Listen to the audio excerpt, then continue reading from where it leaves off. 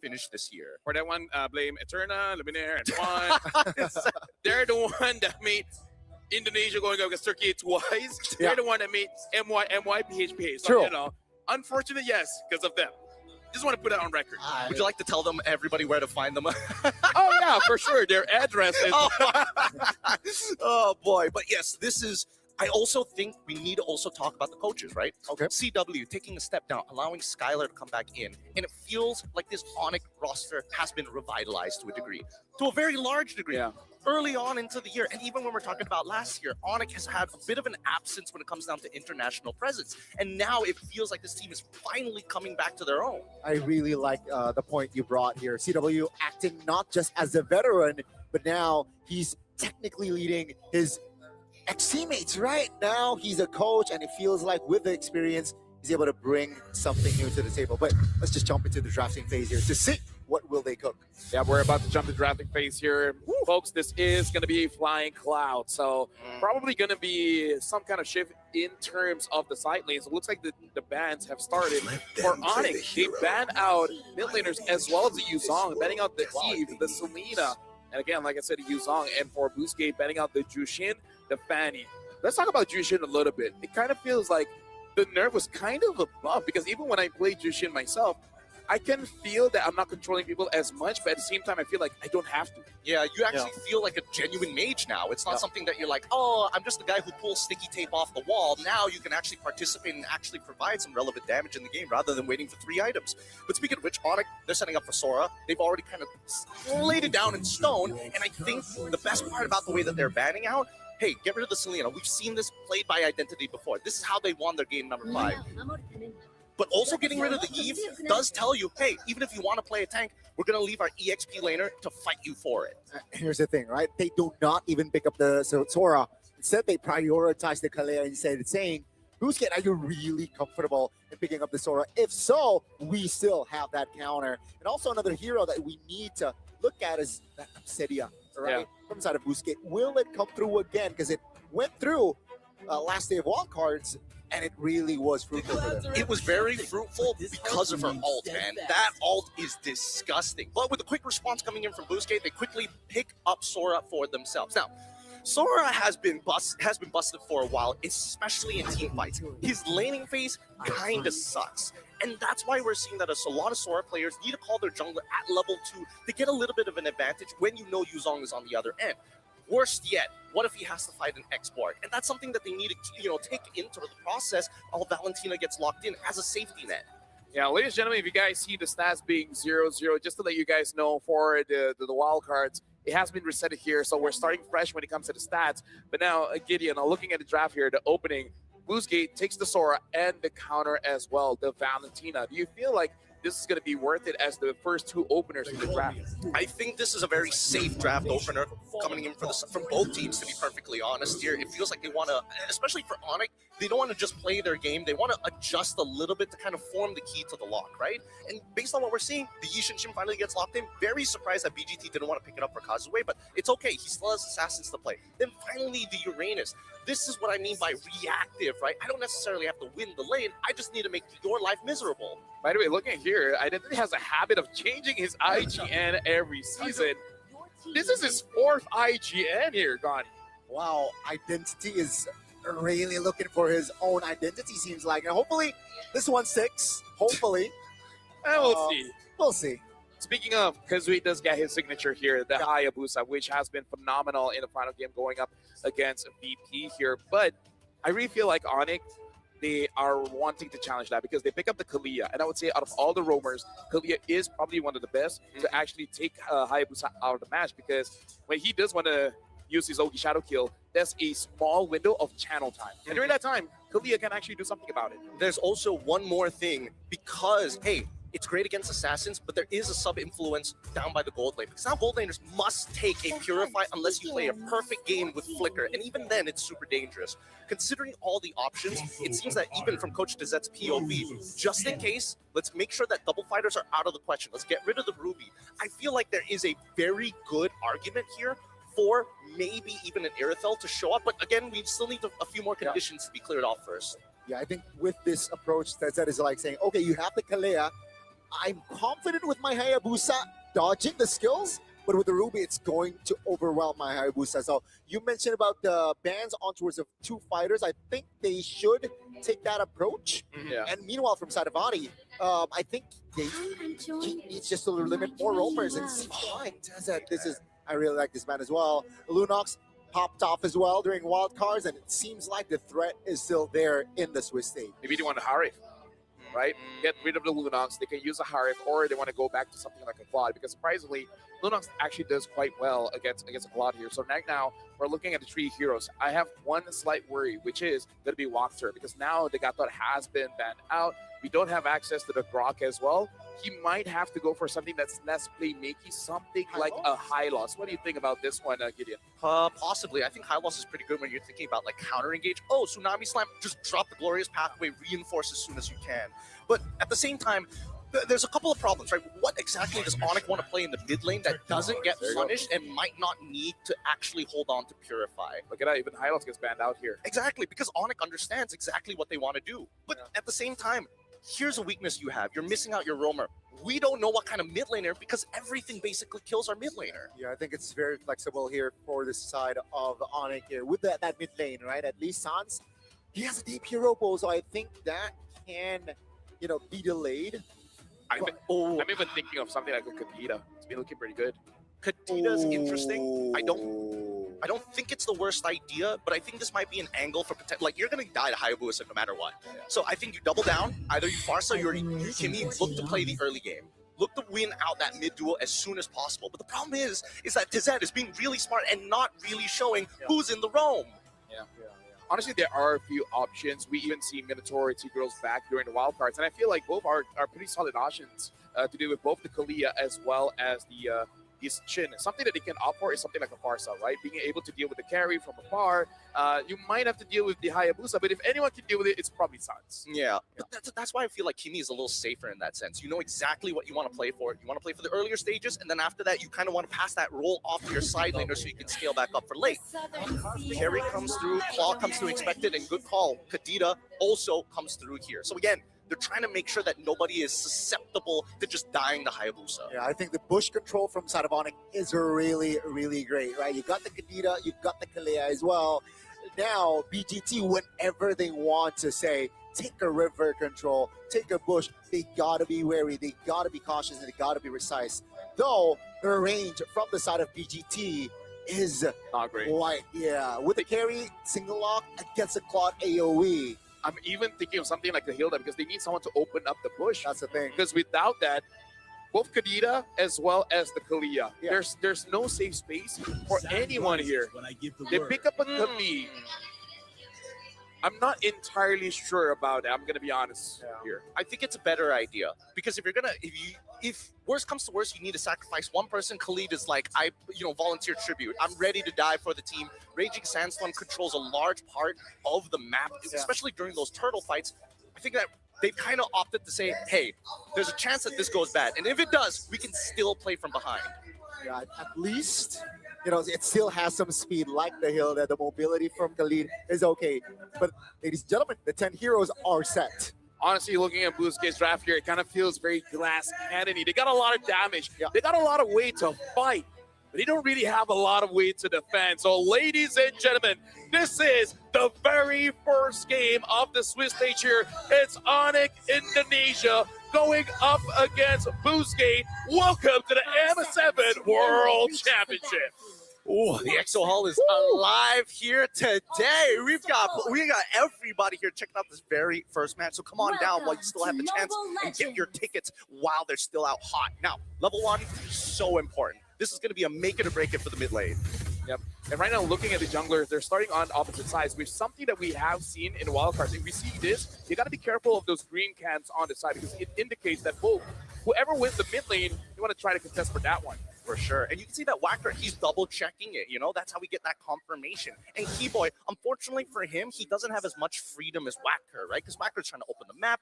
But unfortunately, Keyboy, he's got to make sure that this Kadita is able to move out of the lane safely. Look at this. Xe is putting pressure onto Lupi because he needs vision to know whether Kyrie is invading or not. At this point, the EXP as well as the gold laner, they gotta give information to know whether it's safe to actually take some camps away or not. I mean, no real like extra aggressive movements from the junglers, right? No counter camps, takes. I think both teams are playing it slow. Very, very slow. We look at the emblems as well. Common emblem for the Uranus, no surprises there, but making sure that RX is able to get into position to fight. Skylar should be okay. He's got Flicker, so he gets out of there no problem, but I'm more worried for RX, right? He's deciding to go for, he's trying to make sure that he has Festival of Blood to survive these fights early on if he's able to get the assist, and that's the big thing. When is he going to find that? I also saw a rupture on Exi here, so it does look like they are trying to balance this out to make sure that in the early game, Exi as well as Kazue can deal the damage. Late game, hope everything on RX. So far, Outside, that's gonna be Shadow Kill pops. That's first blood for Kazue. That's textbook in the mid lane. Onyx trying to find compensation. Great disengage there by BGT. 1-0. yeah. Ludwig did not want to risk failing the flicker out of Ogi Shadow Kill, but now Wacker is doing great. Oh, never mind. Oh, that's the first damage from Sans. They have recovered now. Keyboy taking a lot of damage. Identity finds an angle to take him down, and that will be the green light for Busquets to take the turtle, no problem. Exi Try could not get the ball, but I think it's still good. But and this is how Busquets really should use the draft, because this is all about we trying to do everything that we can to make sure that you are denied of certain farm, and they're doing it quite well. But I do have to say, Onyx ID, they have ways to counter. So because we just really has to be careful playing around Keyboy. As long as Keyboy is not there, it's probably all Busquets. Oh yeah, it's about pressure, right? Busquets is designed to pressure their opponents as much as they can. And when we look at the hand cam, you can see the proactiveness of Kyrie looking across that map to make sure, Kazue, to make sure that they know exactly where he's gonna be. Slam on George 1. Wow. Plain and simple. It's just pick off game from Onyx, and that will be Busquets. Losing on the trade in the mid lane. Gotta be careful. Identity still has skills. Looking on the flicker. Oh, Nice. Exi misses that damage, but that's gonna be Luffy surviving. Really good stuff. Really good stuff here. Now, Exi, at the very least, he's going to have some pretty decent damage in the earlier stages of the game, right? He's getting a lot of it through his raw stats and as well as his emblems, but he's building up to that War Axe. Now, the question is, what does he do after that War Axe, right? Because a lot of the conversions are HP base. So if you have more HP, you do more damage in your lightning form. If you have a lot of damage, then you convert it into max HP into your cloud form. And that's the real question, because I feel like this team needs a tank more than it does need a finisher. Honestly, looking at a crowd control from Onyx ID, I feel like it would value him quite a lot to go for a brute force first, and then later on consider whether he wants to go for an Oracle or go for something like the Chastised Pauldron to deal with Skylar. Because personally for me, I don't think Walker can be a frontline here. So even if he does build Chastised Pauldron, it might not actually help them out enough. Yeah, I think this actually doubles down. If they get a 5,000 gold lead, I expect them to build all damage, because truly, if it's just Ogi Shadow Kill and then you let Exi just try and clear up, that should be enough. Which is quite tricky, right? Means BGT, they need more control in the early game. Seems like they're more proactive for the second neutral objective. Remember, Onyx, they lost that first turtle, so they're looking to equalize here. Keyboy looks for a jump. BGT still able to hold formation. Onyx, though, now starts the turtle. BGT Kazue is still on the purple buff. Let's see the take. Onyx trying to take their time. BGT finds an opening with the Raging Sandstorm. Doesn't really find the connection. Kazue finds the steal as Wactor will be the sacrificial lamb. Now it's a 5v4. They will force the fight as Onyx will look for something in the mid lane. Take a look at the bottom side of the map as well. Kazue is rotating towards Skylar. Take a look at her minimap. So Skylar taking a lot of heat. And that will be Kazue slaying Skylar in the bottom side of the map. Oh, thank God Kazue was able to get that auto attack, because he whiffed the shurikens at the end. And again, this is why I was talking about Kazue on this Hayabusa, because it is legit. He has to the changes of the quad shadow, the reduce of the range, but having more cooldown in a good way, meaning less cooldown. So Busquets right now, this is worrying, which is they haven't transferred any of their advantages to real gold advantage, because the goal is not there. They need to get those turrets down.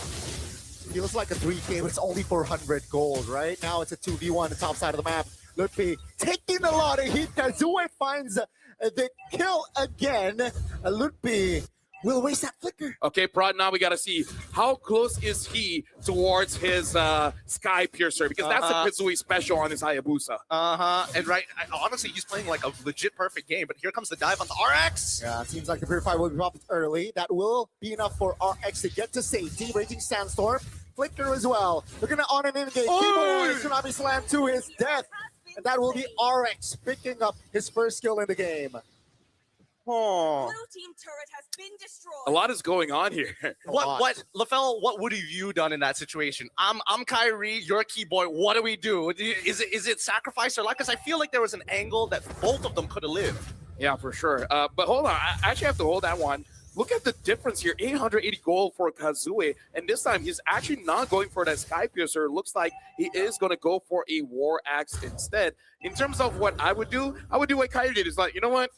You're done. I'm out of here. And 1,000 gold on the Goldinger as well. Yeah. That's significant. And this is something that we hinted on earlier, which is strong teams does have a bit of struggle when it comes to the best of one. Not saying it's over just yet, but hey, Boostgate, that momentum from Wildcard is carrying over here in the Swiss stage. I think right now the biggest difference that we're seeing between Onyx ID and Boostgate is the fact that Boostgate are just actively moving across the map. They are doing a lot of actions in the map. Executions. Onyx ID are thinking and responding. And you can clearly tell when those moments happen, right? They're a little bit slow to actually catch the wave, but when they make a decision, you can see that it's an executive decision. Everybody's able to move as one. And I think right now they're waiting for that one moment that Boostgate just drops the guard for that full wipeout. Yeah. Especially around the Lord later on. Speaking of players goal, RX, Kazooie, XE is top 3. Kyrie is following up, but again, the difference between him, Kazooie, and RX is a bit too big. Now, the thing about Boostgate, the scary thing is they scale as well. And personally for me, a scaling carry and a scaling Claude, I'm actually more afraid of the carry. Yeah. Because even if Claude has that win of nature, it really doesn't help much. Yeah. True damage. I don't know why they categorize it so differently. I wish it was more uniform, but hey, that's just the game, right? But BGT, you can see that the Riverline, especially when they are moving as 4, they just dominate one quadrant of the map. And as soon as they move to the other, that's when Keyboy and Sans have to make choices. Oh, great calculations there, but yeah, you can see your BGT just applying a lot of pressure. They want to use this 3K to his utmost advantage, right? And they're expected to fight. Oh, that's a Tsunami Slam. That's going to be the revive in the back. Let's see! Finds the connection, and the formation of Onyx is dismantled. Kazooie finds a kill. It's a 5v4 now. RX joins, but it seems like BGT's call. Let's take the turrets down. I was about to say we just saw a big power spike for XE because now he has that brute force, making it so that he can engage and he can get out. And that's what we just saw in the mid lane. I mean, it's not like he was like CC immune or anything, but he is but one tanky boy. What a counter engage here. And I'm surprised, out of all people, Identity walks away with majority of his health still intact. Yeah. And taking that rough waves coming in from Kadita. Yeah. Not as much damage as the original Kadita coming in from Sans, but it was more than enough. In terms of goal differences that we're starting to see in this 4.5K, RX already complete. Skylar, half a component away. Okay, they got to be aware of that. But, you know, got to keep it. Like, it was quite questionable that they went in for Identity, especially Keyboy being the top roamer, supposedly went in and committed on towards Identity, who had Purify. I think it's a bit of desperation play, hoping to force a mistake coming in from Boostgate. It's like, oh no, we caught the guy with the Purify, and then everyone comes in, and then Onyx ID will be prepared for that counter engage. But I feel like even they were surprised, XE coming in with the shifting winds, getting all 4. So I feel like they were trying to bait, but XE was just too ready for it. He was one of the game changers right there, and this is why Boostgate got the 6K lead. Now they want to apply pressure in the mid lane. Will they look for a fight? I don't think so, right? They're happy in taking the turret down. Onyx, though, looking for a defense angle. Will be trying to distract. 4 members is on him. And now with this, I think Onyx is okay with defending 3 base turrets here. If Boostgate can keep doing that, which is force out Sans from using his ult, that's going to be huge because once Sans' ult is down, they don't have kill pressure. Oh, hold on. Wachter. On towards Wachter, on towards the Khalid. Everything but it. Wachter lives! Take a look at the back. XE again does the magic. Onyx now again dismantled as BGT. They want to take this fight. They want to take the free hit This time, Onyx survives with 5. Nobody dies. Nobody dies.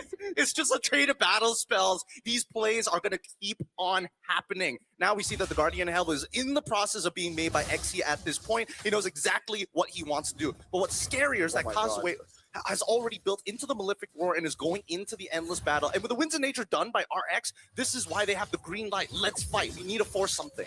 Look at the difference here. 2,000 for the EXP, 2,000 for the gold lane. Yeah. The side laners of Bousquet is winning by a lot because their jungler is almost 1,000 ahead. Mhm. Speaking of, Kazue has a lot of penetration items here. You got the Hunter Strike, you got the War X as well as the Malefic Roar. At this point, no one from Onyx ID is tanky. Yeah, and Lukeby only has just components, right? With only Oracle and his boots being the only completed items. Skylard now finally getting the util, but still doesn't have the completed Trinity just yet. Yeah, he doesn't go for the Corrosion Scythe, opting for defense, which makes sense. Kazue is having such an amazing time, but we did talk about it where if he is going up against RX or Identity, it kind of doesn't matter. Speaking of, Identity does have that Lightning Truncheon. Now doing quite a lot of damage on that resonance, making it so that even if you do use your Wind of Nature, quite a lot of damage will be absorbed by that cloud. And it goes both ways, right? Sans also finished a Lightning Truncheon on his end as well. So it's about precision, right? How accurately can Onyx ID find a scalpel and go straight at RX or maybe straight into Identity? And we've seen that both times those Purifies came in handy. So there needs to be a little bit of tenderizing. We need to see those battle spells come out first. See here, Bousquet already teasing the Lord. Kazue has not shown in the map though. So Onyx, they're questioning here, where is Kazue? Should we fight? Should we take more? And it seems like Bousquet, they understand that it's 7,000 gold lead. So let's just take this Lord dance slowly. Yeah, they can. Look at that bot wave, right? Skylar looking to respond to that bottom wave. They don't want to lose a free inhibitor. Top side as well, also building up a pretty good wave, net neutral for the mid until RX looking to push it in hard. This is the perfect position for Bousquet Esports. I feel like for Onyx ID, they're waiting for RX to get so close to Loopy that Keyboy can respond. Mount Shocker here. That's going to be popped. Stunned. Oh my goodness. Keyboy obliterated as BGT. 2-man petrified by Sans. But great reaction on the flicker with the top boots. That's going to be the immunity. Kazue taking the Lord. BGT. Perfectly executed. Now Sans is a juicy target, but great damage control. Oh! Kazue finds the angle to shut Sans down. Now they're going to be holding right back. Oh, wait, another play! Oh, Xe with the Sora. This is why you pick Sora up as Skylar looks for defense. Terrified again by Xe. What is up with Identity's damage? They're just too far behind. They don't have any MR to protect themselves. Everybody, like Kazue, he's so far ahead it doesn't matter. But Identity is doing a ridiculous amount. Yeah. I would say, again, Bousquet, they're playing perfectly here. Again, Xe looking for the playmate. Kazue jumping in, stun, Tsunami Slam, finally shutting Kazue down, but is it enough? BGT still applying pressure, Loopy flickers out, but here comes the damage for RX. They gotta deal with the Lord. Kyrie jumps up here, Skylar as well. It seems like for now, Onyx can defend. The moment I say play perfectly, that's where we die. Yeah. You know what? My bad. Hey, it happens to the best of us, but there's another one. Identity finally falls, and the overextension is confirmed. But at what cost? We lose 2 members, but we had a Lord-empowered wave push into it. The second one could have been that third inhibitor to get super minions the entire game. I'm not gonna say anything. Are you going to say I feel like that play was could be better. That's a safe word. that is a safe word. But yeah, at this point, I feel like RX is not able to contribute enough, but he's doing his job as a goal laner. He wants to make sure that he is safe. Looking at the items here, having that Wishing Lantern as well. Personally, for me, I kind of feel like they have enough anti-tank items in their whole squad that maybe you could have done something else, but so far this does mean that Kyrie will actually be having a very hard time because there's no front line, right? So he wants to kite around, he wants to play around, but it makes it so that there's no distractions for him. I would say same as Sans. Like they go in and then no protection coming in from Loopy and Keyboy, they will be the next target. You're not wrong, but I think right now, especially for Bousquet Esports, right? when we're looking at the items, it's like, how much MR do you really have? We're seeing that, you know, the initiator tanks are all, and the peelers are now starting to get into the MR, but I think at least with the Wishing Lantern, you'll still do relevant damage, right? And I think that's why Identity understands, hey, RX, your job is the real juicy. As soon as they try to go for you, me and as well as XE will peel them off, like almost guaranteed. There's no counterplay around that so far. Just to say, very interesting. Skylar is changing a bit the items here for the quad. Instead of going for the Corrosion Scythe, now he's actually opting for a Windtalker. So he went Demon Hunter into Golden Staff, Wind of Nature, and then having the Malefic Gun, and then now the last item is that Windtalker. So we'll see how this change of items works for Skylar. Personally, for me, I think he wants, as much as he wants to quote-unquote take advantage of the crit, even though he has Golden Staff, generally speaking, it's the movement speed that actually he wants. He wants to be right at the very edge of his Blazing Duet. Keep the winner crown as well. Perhaps an outplay potential from Kyrie in this potential Lord fight. You know, being both junglers level 15 here, so it's an open fight. Top lane, though, definitely advantages from the side of BGT. They can't take their time here. That's a jump on towards Walker. Petrified everything. Put on towards Walker. It's a 5v4 now, but they have the items. BGT immunity! Oh! Again and again! Oh! This guy keeps playmaking for BGT! That's a Blazing Duet! From Skylar, finding the double RX vulnerable! And Kyrie finishes them all! Oh, man. Kyrie and Skylar look like identical twins at that 2v1 moment. Somebody was about to die, but their push and pull was immaculate to keep them both alive in such a terrible scenario. Either way, Onyx hold out against the damage. And this is great because that score has evened up 10-13 with the Lord already spawned. I'm sorry, I need an instant replay because I need to know, how did RX dealt 0 damage? I understand there's 3 members there. Maybe he was jumping onto everyone, but now Kyrie gets the Lord. Onyx ID with 0, while they have 1 defense back in base. They're turning things around. They really are. I really thought that the Corrosive Scythe would have opened up more opportunities to kind of slow down their opponents and, you know, maybe get a couple of eliminations on the way. But let's look at this replay one more time, right? How does RX actually get damage through? He's hitting Lupti, right?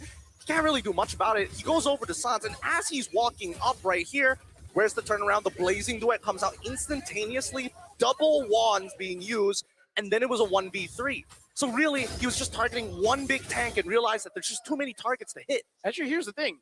He was attacking Skylar for a while, and even though it doesn't hit because of the Wind of Nature, why does it look like RX is doing just no damage? Because he's swapping targets. He's swapping targets like, oh no, Winds of Nature. I gotta hit the Yishin Shin. Yishin Shin jumps out of the way. Oh no, who am I left to hit? Uranus, and it's too late. Looking at the items, everything is fine and dandy. There's nothing weird. Yeah, definitely, right? Especially Holy Crystal already inside of Sans as well. Now we will take the turn in the mid lane, and Onyx, they are not just equalizing here. Slowly but surely, they're actually taking more control in this game. They're looking to close it out right here, right now, ideally, right? Oh, no. Big knock up, but no follow-up. Luffy, though, terrified. Still has the flicker here for that Uranus, but that will be turret. The bottom side taken down. BGT now playing with 2 base turrets. I gotta say, RX gotta be careful. He got hit by Kurita twice. Yeah, our hearts literally stopped. Oh no. We all thought it was over right there and then. Yeah. But luckily, Sans didn't even believe he hit it. He dropped it and walked away. He was like, oh, well. This is a Holy Crystal Kadena. She doesn't need full combo. She does threaten you. Boy, does she not. And now it's a matter of mistakes. How many mistakes can you make in this game? That will determine this best of 1. And better yet, it's about the trigger fingers, right? Wadker alongside of XG are now a little bit more, let's just say, a little bit more cautious walking up for those big engagements. And the same can be said about Keyboy and Sans. That's why precision is really the topic of this game. Yeah, oh, that's going to be an angle. That's Beautiful. That's going to be the stun. That's going to be XC off the board. And Onyx will use his advantage in 40 seconds to the next Lord, though. And they can't take it slow. But it seems like they're just applying more pressure here against BGT. 2 minutes ago, different story. But now with 40 seconds on the clock, 35 now. Inhibitors exposed, walking along with the Lord-powered minions. At least they need to get 1 inhibitor. And ideally, it's not just the mid lane. Yeah. I know, look at his walk there, gets knocked up. He's very low HP. He's got to be careful. Arx doing quite a bit of damage just to deter him away, but he keeps getting hit by Suns. Bro, dodge! Oh my goodness, he lost half his HP in 2 spells. 2 spells. Oh my lord. Like, stop using your second skill. Save it to dodge. You can't tell me what to do. I got Purify. Oh yeah, that's true. It's fine. Oh. Look bit distracting here. The sandbag Kyrie secured the Lord. Now Wactor all alone, isolated, flickers out to safety, and BGT cannot find a compensation here. Onyx, the Lord will spawn now and will walk to the bottom side of the map here. Boostgate, do they have enough to defend? At this point, it looks like they want to fight because look at Identity. He looks like he wants to lock someone down. The question is, who? I don't think there's any good targets at this point, right? Because the way that these fights have kind of been playing, Onyx are not taking an honest front to back. I think they've learned that. They're opening the map as much as they can so they can really stretch them out like dough. Yeah. Eyes on Keyboy, has the flicker. That's a conceal. Eyes on Keyboy, he has immortality. That's so dirty. Oh, looking for an opening. Sun! Burst walked her down. And now with the Lord taking down, BGT will look to grab her. Cancelled. Exy loses immortality. Skyler finds the angle. Doesn't find anyone though. That's the winner crown. They look to find the mid lane. Oh, the dodge, the shadow kill doesn't really land. The pen. Sans looks for an outplay. Kyrie jumping in, terrified, has the immortality. Will lose his immortality. BGT still standing with 4. How? Dude. How is because RX is sustaining through everything, man. He gets low, he jumps back up, he gets low, he gets jumped back up. It makes it so that as much as Onyx ID wants to say, they gotta understand that the threat is real. And Onyx ID and Boostgate, they're having 1v1s everywhere. It's not a collective of 3 against 1. So it's ego challenging all across the board. And whether you notice it or not, it's already 22 minutes. It's already 22 minutes, and it's just the best of one. I can only imagine what the rest of the day has in store for us. But genuinely, that was one of the greatest sequences of pushing and pulling. For all of you casual players out there looking to be, trying to go up in the in-game league, right? Or you're trying to boost up on your rank with 5 men, and you just can't beat the other party Or women. or women. Pushing and pulling is really important in team fights, especially when you use more resources than your opponent. Yeah. Right now, legit, in terms of the items here, I wonder what XE is going to go for. Will he go for immortality? Wow. Oh, hold on. I think they see XE. Yeah, that's a good spot. Uh-oh, XE stunned up. No immortality. Good night, XE. A little bit too ambitious there on the positioning. But Onyx, remember, they have the Mountain Shocker. And this is 22 minutes. Look at that. 1 minute away. XE will not be in this lower fight unless somehow Boostgate is able to delay for 1 minute. Yeah, and I think that XE needs to start making some better decisions, right? When you see Keyboy, he is not alone. You've done this 2 times already. 3rd time, you've got to make the adjustment. Yep, right now, Identity might try to lock someone. The last time, he locked onto Skylar and actually almost got him. Oh, it's a 1v1. Sans trying to distract here. No shadow. RX. That's going to be the Oh! Max finds a clutch steal on the Lord. Oh my God. Onyx, they will collapse on combining members. Identity will be the first one to fall in this sequence. But BGT, Look at the minion. Look at the minion. especially RX, Look at the what a minions. clutch basic Look at the attack. minions. The minions here, but Skylar is fine there. Great calculations for Onyx, but they gotta defend the Lord. I'm just going to say I'm living it tomorrow.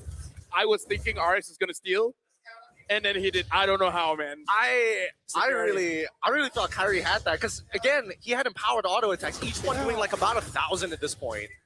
Look at this XG taking way too much damage. He is a playmaker for this team.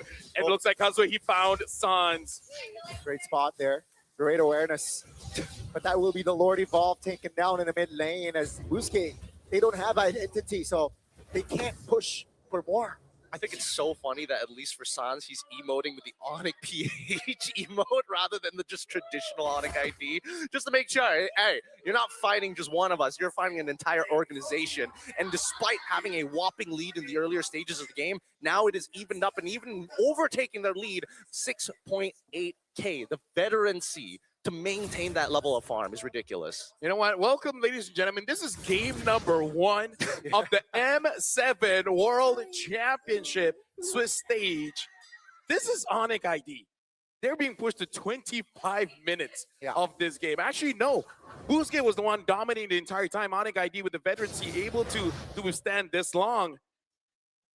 There's no better way to start off our Swiss stage here, Gani and Gideon. I agree. I mean, 15 minutes ago, it was Onyx on the deficit of 7,000 gold. And like 15 minutes later, they are ahead gold-wise, but it doesn't matter, right? 26-minute mark.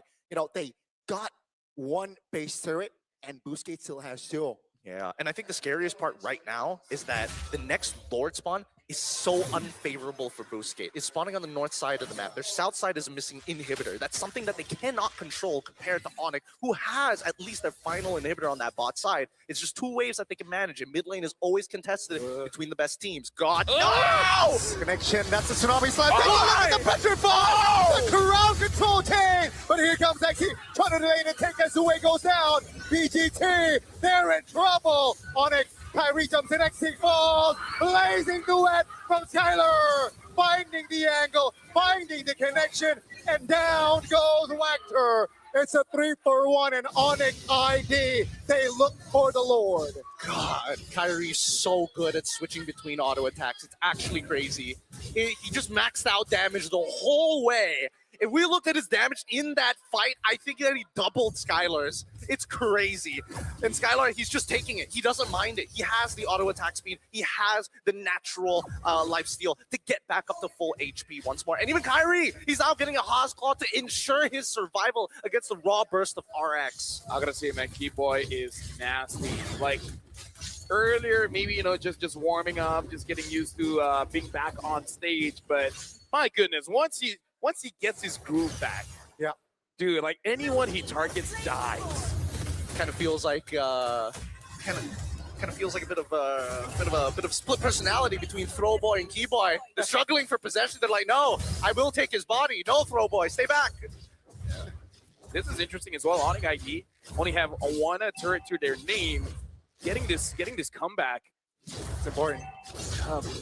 Dude, if somehow Boostgate is able to survive this push, oh my goodness. Like, well, it's just deja vu. Like, will we have the longest game of Swiss stage being game number 1? Imagine if somehow it gets longer. I feel like Malaysians are cursed at that point. you're just unfortunate enough to be dipping your toes in it. Oh, hold on, look at that, Keyboy. Let's see. He has the flicker, has the conceal pop tip already. No immortality though, so gotta be more calculative there, Keyboy. The Lord though is in the bottom side of the match. We gotta look at XC as well as Walker.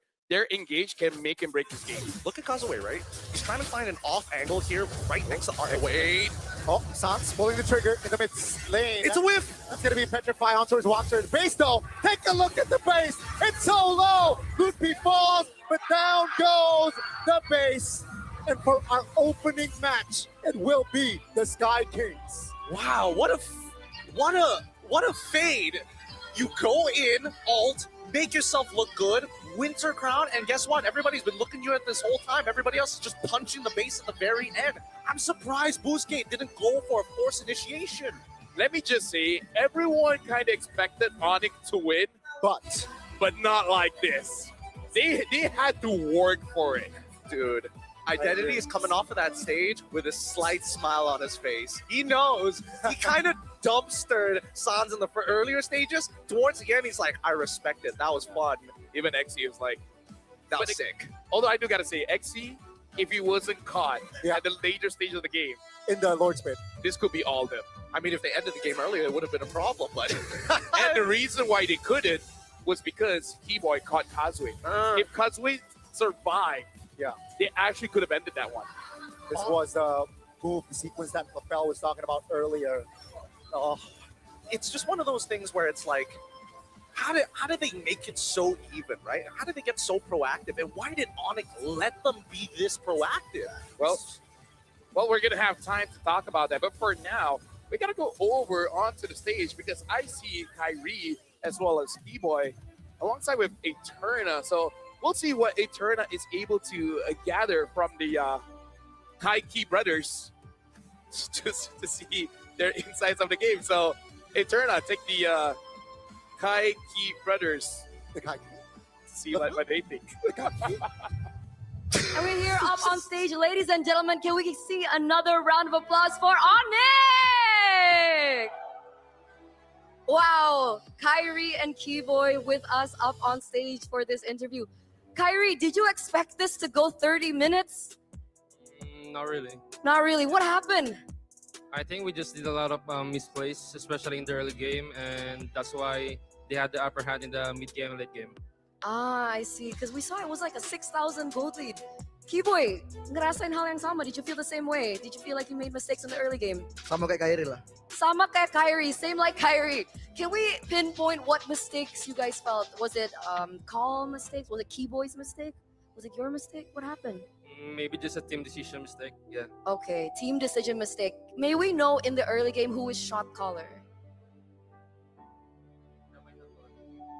We short call all Together. player ya. All players shot call. All right. So, Kyrie, before you headed into this match, you mentioned that his Hayabusa, Kazue's Hayabusa, is better than your Hayabusa. We saw the Hayabusa let go today. Whose decision was that? Was that like did you do that on purpose to allow the Hayabusa open? It was the coach decision.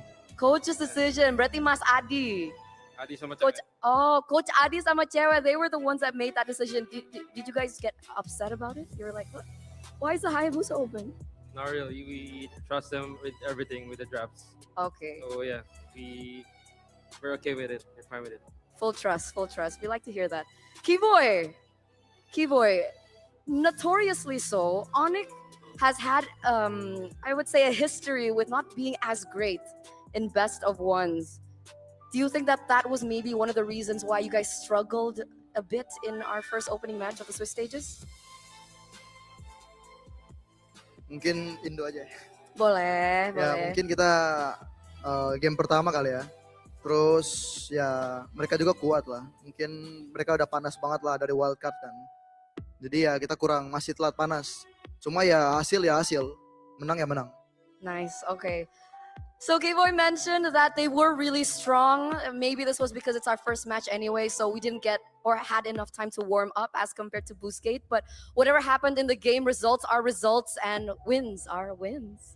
So final message here, I do want to ask, considering that you did and were able to take down a team from Turkey, another representative from Indonesia will be headed against another team from Turkey later on, Alter Ego against Aurora. Do you both have any messages for Alter Ego, who will fight today as well? I think Keyboy. Only Keyboy, okay. Only Keyboy. Boleh, Keyboy silakan. Pesan buat Alter Ego, betul. Ya buat Alter Ego, ya buat Alek lah. Menangin lah game lawan Aurora Turki. Biar kita bisa lanjut terus sampai ketemu di final. Amin. Amin. Keyboy mentioned hopefully that you can do great, you can do amazing, you can win it, so we can go to the next stages of M7 together as Indonesian representatives. Once again, thank you so much, Kyrie. Thank you so much, Thank you. Keyboy. We're gonna give another round of applause for Onyx as we head over back to our casters. Break that down.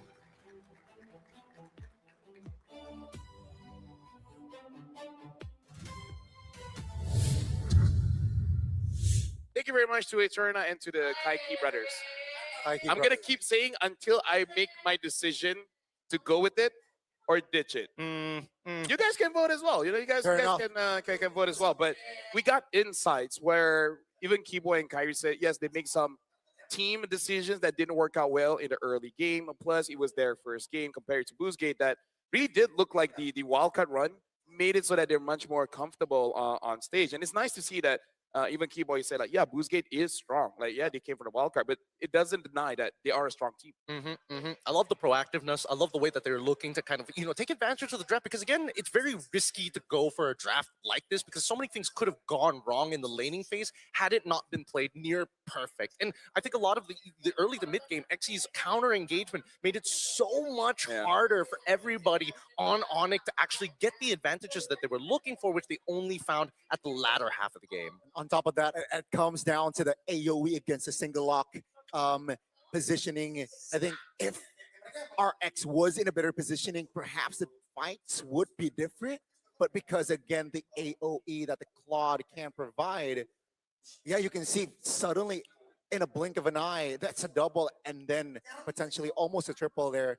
But yeah, it was at the end of the late game, it was just RX versus Skylar. Yeah, I would say it was XC as well because XC was the reason why they've been winning those team fights. So when he's not able to really contribute, it really hurt them. But now we got to look at the MVP brought to us by Official Gaming Phone at Realme. And the MVP is going over to Keyboy, 1 of 5 and a 12. Took almost 200,000 damage with 72% team fight participation. And even though the early game didn't go all that well, but it's kind of, whenever you're using catch heroes, Franco, Cho, the likes, it's all about those crucial late game pickoffs that really turn things around.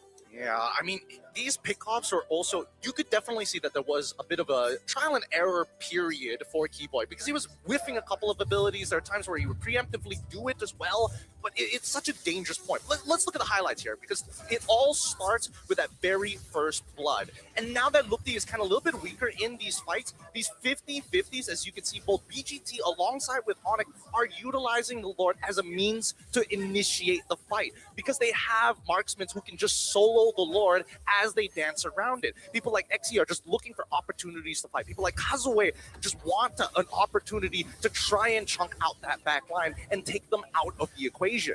Yep. And in this moment, we're soon going to see, this is the moment where I feel like Keyboy really saved Onyx ID. Oh, it looks like we're not even going to see that, but XE does not survive long enough for the War Axe to get any kind of value. I do think that War Axe is a good item on Sora, but I feel like in late game, when you're going up against a Kadita, a Yusunchin, a Claude, all that can basically blow you up before you're able to respond, I kind of feel like you just got to go for something defensive. I think that unfortunately you still need the War Axe because the movement speed is what's really annoying here. True, yeah. Because if you catch somebody with Sora's ult just at the edge, they can just walk out of it. True, so you need the War Axe at max stacks to kind of maintain your distance and maintain staying above them throughout the fight. And I think that no matter what, it's really just XC's positioning more than anything else. Yeah. But here's where it's ridiculous. Or you see that ult go off, you see the Petrify with Winter Truncheon, and nobody was able to clear off this Lord. Why wasn't there a bigger emphasis on one person hold the Lord, the rest we need to force an engage? If not, we're just gonna lose. Can I just say, it's usually the EXP or the roamer's job to pull the Lord and the minion to the side, giving them time. Yeah. But you just couldn't do that because the damage from Onyx is just too much at that point. It's too high. It's way Nobody too was, high. Nobody was willing to be that sandbag, and we almost hit the half-hour Yeah. mark. We almost made it to 100,000. And that's why, again, I was not that good with the pickoff of the Khalid here. I understand it's also a counter engage whenever Keyboy does want to get in, but you saw in those final moments, you need someone to open up the map. Who can open up the map? Nobody. No one. No one can open up the map. So then, Keyboy and Sons, who's countering them? Absolutely no one. And then, when the Lord is marching in, no one can pull the Lord to the side. Like, nobody. I'm sorry, but I gotta say it. Like, I feel like Khalid is okay if you really can end the game by like 14. But once you get to the late, you give nothing to your team compared to what Onyx has. Yeah, for sure. But even so, you could definitely see that there's like an interesting dynamic between the two teams, right? They're looking for that early game dominance, and that's what we see here at the gold curve, right? So many moments being created by BGT, so many questions that Onyx had to adapt midway through. But when they fought at that Lord, and then the base defense came through, Onyx already knew, hey, Skylar, what are you missing right now? And he's like, honestly, I don't think I need the corrosive sight. I've got all the major items. We just need an opportunity to take out their main engager out of there, whether XE or Watker. That's why I feel like it's props to Onyx from that defensive perspective. They wanted to end at 14. They wanted to end sooner. They got the early, they got the mid, but they cannot have that finishing touch. Props to Onyx to defend and then turn it around. And here's the thing, for you guys at home, you guys can check out the AI insights from the Realme 15 Pro, because here's the thing, it has win rate predictions. Can analyze gold. Two. There's a lot. Oh, Whoa. Oh, Wait, so- are you surprised with the Realme 15 Pro 5G that I have in my hands right now? Whoa, is that Wow. Yeah, of course it is. Why would I be lying to you, sir? I used it during the opening ceremony. It's great because it has win rate predictions, can analyze gold, items, everything in real time. It's like having a strategic coach in your pocket. Not to mention, you can also scroll to Instagram, check all the social medias. And All then the usual stuff. all the usual stuff, the AI gaming coach for you. But it doesn't stop there. But if I breaks out, it has consecutive skills. It's a feature that lets you unleash a perfect preset combo with just one tap. It, guys. Wait, what? So imagine you can preset, say, a Gushin combo or a Kagura combo. So you just hit your first ability and then just pump, do everything for me. This phone has macros in it. That's so sick. Exactly. So you play, we carry. That's the Realme 15 Pro, the M7 official gaming phone.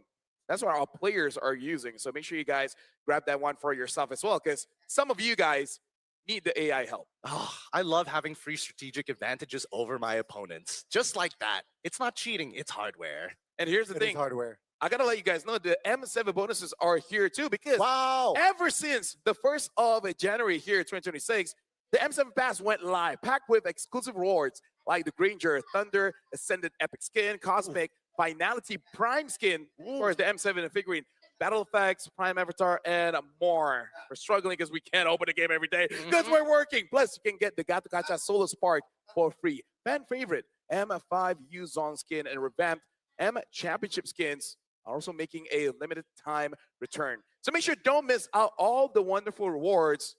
Log in, do the task, and then have fun. So easy, All right. so simple, right? And Or don't have fun. Really up to you. I'm not going to tell you what to do. Yeah, you live your life. Some people want to be miserable. I feel like this is one of those where you're hate queuing. You're just rage queuing at that point. You're calling for your buddies to be like, we're angry, we're gonna queue until we either make it to Mythic or go back into Legend. is that the case? That's so true. But the thing is, for me, it's reverse psychology. But yeah, for you guys, that was an amazing game one. We have 8 best of ones. We're going for a break, but when we come back, the second best of one will continue.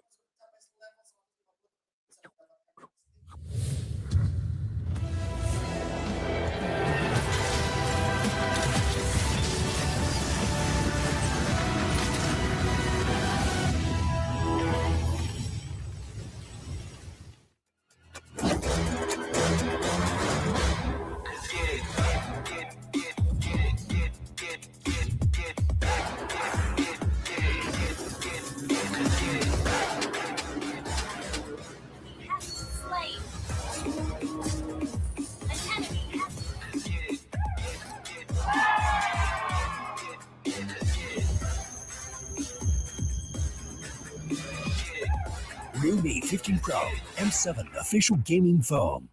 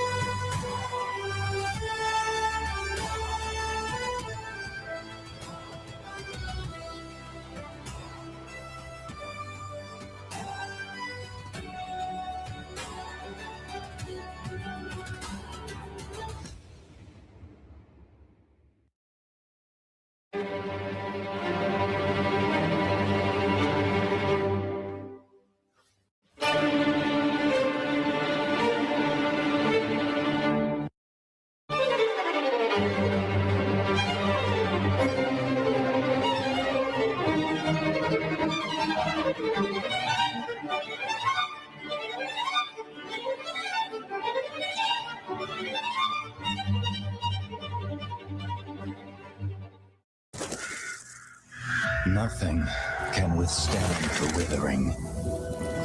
Against the endless erosion, my strength grew weaker by the day.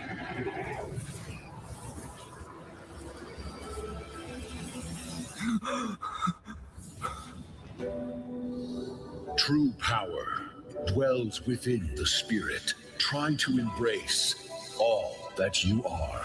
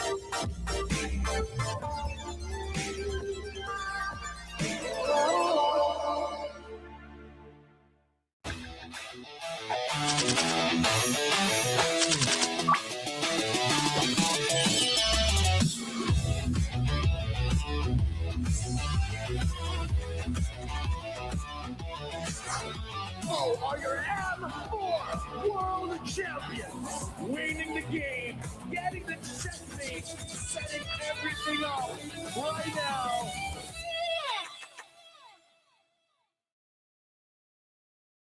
Welcome to the M7 Carnival, legend. You traveled all the way to the Land of Dawn? Don't worry, we'll guide you through all the activities and wonderful experiences we have. Here's everything you can do in the M7 Carnival for ticket prices as low as 20,000 rupiah. First stop is the Stage of Legends, filled with performances, music, cheers, the biggest M7 watch party, and a special performance from Stephanie Poetry on the final day of the carnival. Game recognizes game in the M7 Carnival, as we'll be collaborating with the NBA, and history is made here at the M7 Carnival, the first ever MCGG World Championship. The Go 1 Grand Final will be hosted here at Stadion Maja Jakarta, so come join us and feel the energy. Next stop, the Heroes Playground, to take photos with giant hero statues and meet cosplays of heroes from the Land of Dawn. Come to the Hall of Creators and Pros to meet and greet with top content creators. Teams from MPL ID and Legends are here. Line up, take photos, and even walk away with an autograph. Play games in the Rewards Arena to win prizes from all of our brand partners. It's at the MPL Market. Booths of your favorite teams, exclusive drops, and surprises from your favorite teams. Take a quick bite at GoPay's Land of Dine. We've partnered up with GoFood for your food and drinks. The Magic Map has shown us all 6 zones in the M7 Carnival. We're calling you to play, explore, and wander. Don't miss out on exclusive gifts ready for visitors worth over 2.5 billion rupiah, including M7 limited edition swag bags, exclusive merch, in-game chests, and special skins. Are you ready, legend? Get your tickets soon, because we can't wait to meet you at the M7 Carnival. What is a dream chaser? Dream chasers are relentless, and they are unstoppable, forever chasing the eternal dream. Düş peşinde koşanlar geriden başlar. Aleyhimize yığılan ihtimalleri aşarız. мөрөөдлийнхөө төлөө тэмүүлнэ гэдэг бол дайчин хүний чанар. Галт үлдээгүүр бид хувь тавилантай тэмцэнэ. Un soñador emerge de las sombras. En cada batalla forjamos nuestro nombre. A chaser is new to the fight, fierce enough to rewrite history. Kuzeyin ucundan yükseliyoruz. Bir düş peşinde koşanlar olarak dolunun vahşi gücüyle çarpıyoruz. ساعي الحلم نصر عاصفة الصحراء نحن شداء صراع ولا نلي. Преследователь, западный дракон восстающий, чтобы доказать, наши клыки все еще остры. 追梦者乃东方苏醒的巨龙，腾空而起，施展群雄。 Kami pernah berada di sini. Kini kami kembali bangkit untuk menggoncang dunia. យើងជាអ្នកកំណត់ហ្គេមល្បឿនប្រកួតផ្លាជារបស់យើងដែលធ្វើឲ្យគូប្រកួតពិបាកបំពេញទឹក အိမ်မက်တွေနောက်လိုက်ဖို့အတွက်စိတ်ကနေပြန်လည်ရောက်ရှိလာတယ်။ဒါစီတိုင်းကိုလည်းရှုံးမခံဘူး။ရှုံးချက်တောင်းတယ် Ang naghahabol ng pangarap galing sa pinakamalakas na rehiyon, habang iba'y nanonood lang, kami ay kumikilos na walang pagdududa. Kami menguasai pentas untuk menyempurnakan legasi kami, meraih kembali apa yang sepatutnya menjadi milik kami. Seorang pengejar mimpi bergerak seperti Phoenix, terakhir kembali dan ditempa proses. Sebagai pengejar mimpi, kami menguasai langit. Kami akan merebut mahkota dan menumbangkan para lawan. Ang humahabol ay kumikilos na parang hari. Kami ang mga hari at ipagtatanggol namin ang aming trono. 16 chasers. 16 dreams. M7, this is where dreams collide.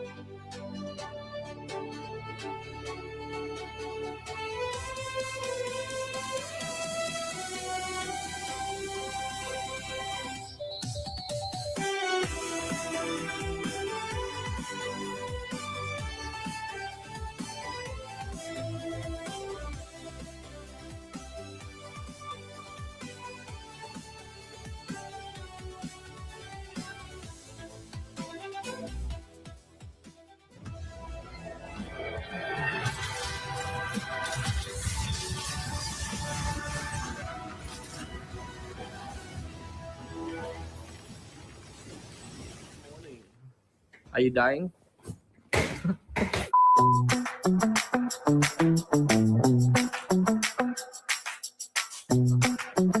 Are you excited for M7?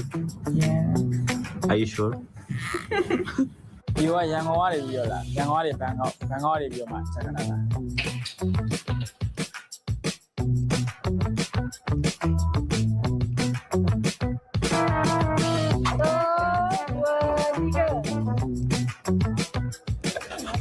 Yes.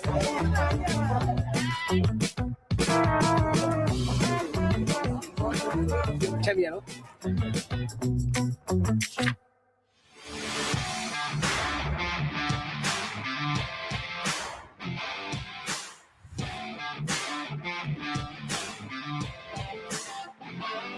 Sir, salamat malam. I think we're excited to fight everyone in this tournament. I hope we can make it. You ready for M7? No, I'm ready to sleep. See these eyes? What I really like in Jakarta, I think the food and the people. Nasi Padang food. I want to try that actually. I think I'm excited to try nasi goreng. Nasi Padang, rotinya juga bagus ya. Nasi goreng, nasi padang is good. I know that some of our players they have lucky charms. I have a good luck charm. My girlfriend. Yeah. I have this one and this one. ကျွန်တော်ဒီအဲ့လို offline ပွဲမစခင် offline ပွဲစတဲ့အချိန်ကနေစပြီးတော့အဲ့လိုဒီ final ပွဲပြီးရတောက်လျှောက်ချိန်ပြီးတော့အဲ့လိုခြေတစ်ခုပဲတော့မလဲဘူး To all the team at S7, good luck and have fun. Shout out to all the teams here in M7. Good luck to all of us and let's put up a good fight. Good luck to everyone, and we'll see you soon. Not changing socks is an interesting strategy. I dig it though. Welcome to the M7 World Championship. This is the Swiss stage. And let's talk about what happened in game number 1. That was Onic ID going up against Boostgate. And people did think that Onic will win, and they did. But I gotta say, Boostgate, there were just like 1 or 2 mistakes less. Could have ended that one with them getting the victory, Gideon. I mean, the same can be said about Onic as well, because that early stage of the game really was looking heavily favored towards Boostgate Esports. 2,000 leads coming across both Gold Lane and as well as EXP Lane by the time we hit the 12th minute and 14th minute. But the big change is experience at the end, right? The draft could only go so far. Results is still results, though. You know, Onyx still got the dub. They're in the 1-0 seed, which, you know, 2 steps away to securing the top 8. And unfortunately for Boostgate, yeah, they got to fight in the 0-1 seed. Who will join Onyx and who will join Boostgate later on? Game 1, it was 29 minutes and 4 seconds. But now we're looking at CFU going up against BS. Aggression Overlord.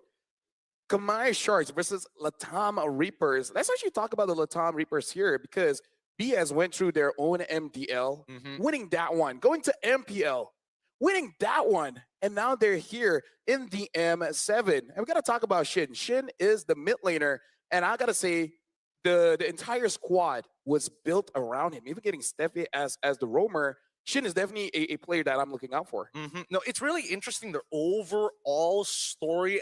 Based on what I'm looking at, the notes that I've got, right? Basically, what we see here today was not exactly the initial roster. They found only a lot of success during 2025, 2024 being a pretty low year for them. 2025 was last year. Yeah, I'm sorry. 2024 was a little bit of a downslope for them, just in general, getting a lot of 3rd places, 4th places. But then finally, at the very end, is where we get to see them reach the very top. And this is after teams like A7 start to dissolve. Other teams like RRQ Akira have finally dissolved. Those powerhouse teams from Latam has really shifted the power level of all Latam teams to a position where, at least from the MDL all the way into the MPL, we've got a pretty even roster. Yeah, and now we got to talk about CFU as well, because just to remind everyone, back in M6, they almost eliminated SRG, which ultimately finished 3rd in M6. And I would say they didn't even really slow down. Not a lot of changes, but still looking pretty good. Before that, we got to talk about the top 5 pick heroes here. Yisun Shin, Zushin, Hayabusa, Gatakacha, as well as Eve. Now, Gani, patch happened, but at least in terms of the top 5 picks, not much has changed. Yeah, I think it's still as expected, right? You get the pairing of Gatot Kacha and Yves, which is very strong in that mid. And then you can see some little bit variety with the Jushin. Technically, pick or ban, right? Technically, and of course, you can see the classics, right? Yisun Shin and Hayabusa. We saw that matchup even in our opening match just earlier. Yeah, I think that so far, all the picks here, they're all very, very good. The ones that really require you to, like, there's no plug and play hero other than maybe like Jushin and arguably Gatokacha in certain scenarios. But then when we start looking at Hayabusa, he kind of fits in a majority of comps. Yeah. Yisun Shin, not so much. Yves, you need specific conditions to make it work. There's just so many factors that we're looking in the meta right now that even when I talk to players, even from Falcons, right? I was sitting with Sano in the car on the way to the hotel. He was telling me that it feels like right now, everybody is still trying to get a full grasp on the meta, and there's a lot of holes in the meta game right now. Well, this is day 1 of the Swiss stage. We will see the pocket meta develop here in M7. I would say at the 4th day, we will have a good idea of what is going to be the priority here. But talking about the Hayabusa as well, I feel like as a roamer, it's going to be easier for my Hayabusa if I just open up the map just a little bit so he has a rough idea of where to target his shadows, right? Because the reduction, you kind of feel it, but the lower cooldowns does make it so that if something bad does happen, you're able to get away. Honestly, in all of these picks, the most surprising was Jushin, because everyone said this is over. We're not going to see Jushin again because she's not going to be carrying a lot of people. But the damage is actually surprisingly strong, especially if you time it to make sure that you lift up the roamer or EXP, whoever has the highest HP, I think the mana change really just steps Jushin up and still puts it on the map. And you can see it keys to for best of 1 for CFU. Yeah, it's so just aggressive. Exactly. So this is basically like the keys to victory as one of the strongest, best of one teams on paper, be hyper aggressive. But Gideon, we kind of talk about this before the stream started. Every single team here in the World Championship, every single one is aggressive. So it's kind of like everyone is playing roughly with the same kind of instincts. That's the thing. I feel like we've kind of misconstrued the word aggression with the way that teams are actually trying to understand what this word is, right? Really what it means we're looking for here is purely based on who are risk takers, who is willing to say, I have a 55% chance of actually making this work. That's better than 45. We're going to take it. That's what I see when I look at aggressive. Speaking of, we look at that. We expect the early aggression coming in from BS and trying to outmaneuver that. And now as well, control the tempo and build leads without overextending. They're going to kind of have to say, everyone has to do that.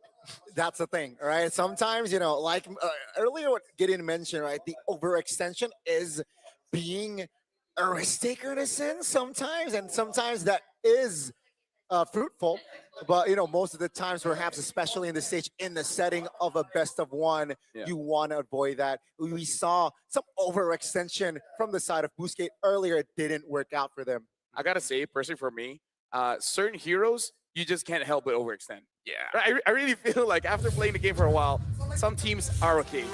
But right now, let's introduce the teams onto the stage.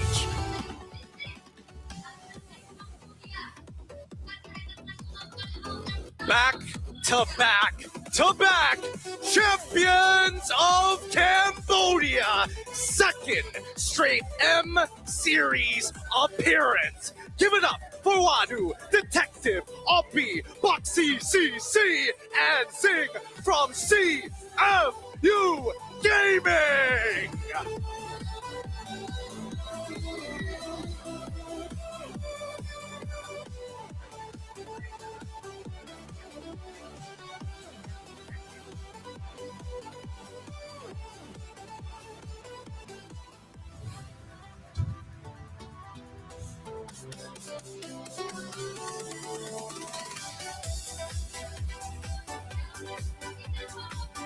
From MDL to MPL and now the World Championship stage. MPL Latam Season 4 champion with Orochi, with Hyde, Shin, Steph, and Doom. Ladies and gentlemen, please welcome Black Sentence.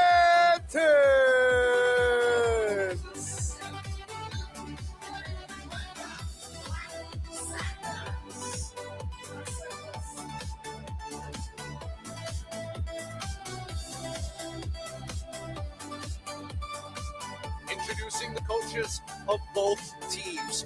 From VSC, it is Coach Subasa and Lane Time. From the side of CFU, it is Coach Tamago as well as Bob. They're going to be the brains for their bronze as they get ready for the drafting phase. I like these names, just Bob. It's great. It's simple. Keep it simple. Straight to the point. You know marketable. what we're talking about. Marketable, right?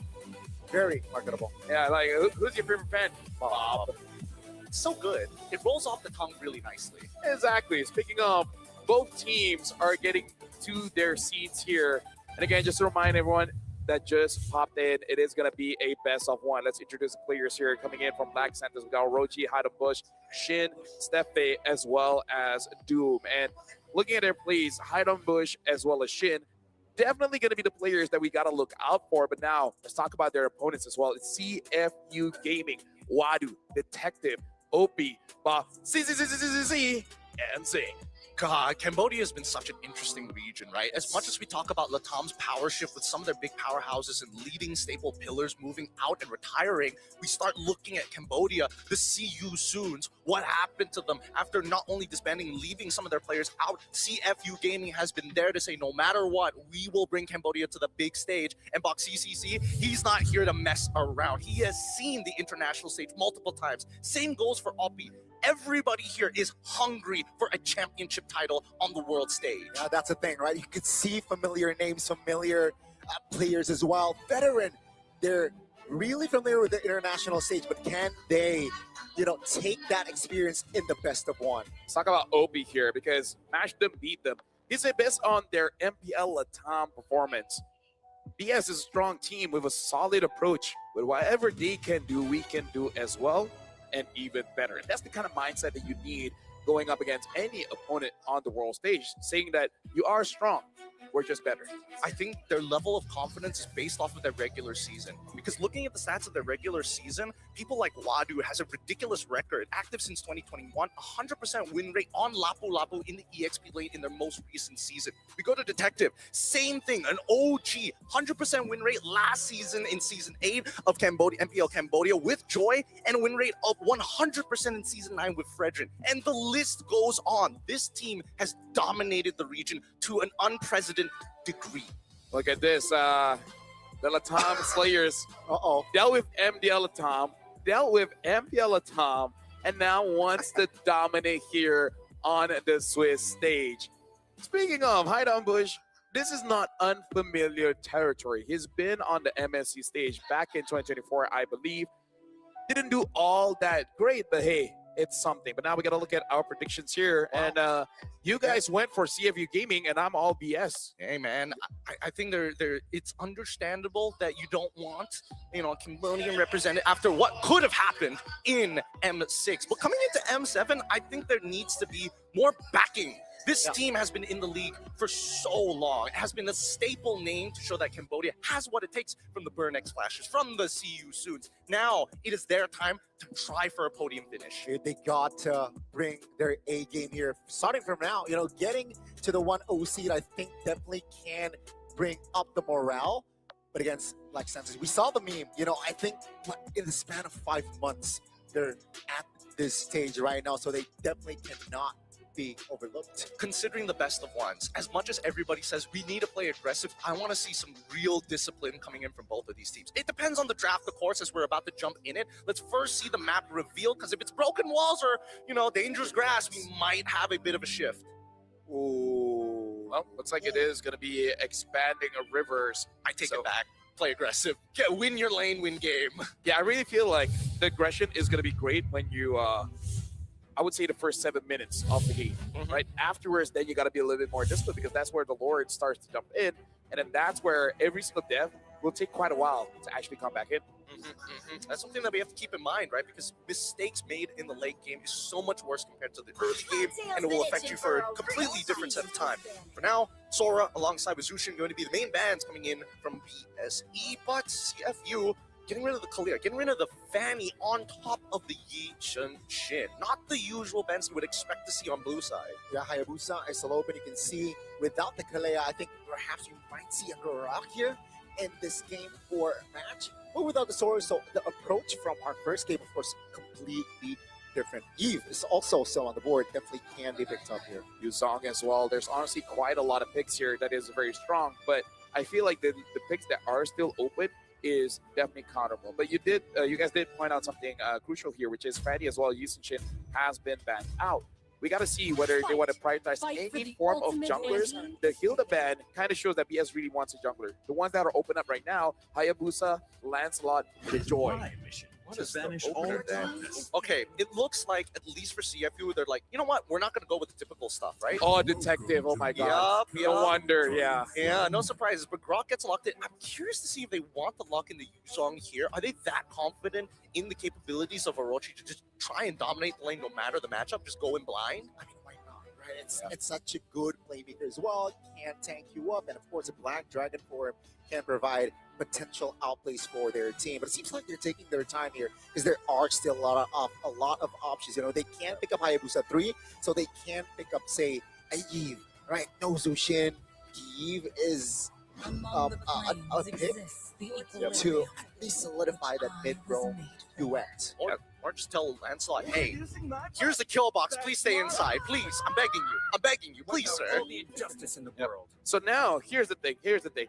The Eve is not without its counters, right? Picked up and now it has to deal with the Claude. We gotta look at how fast CFU lock their heroes.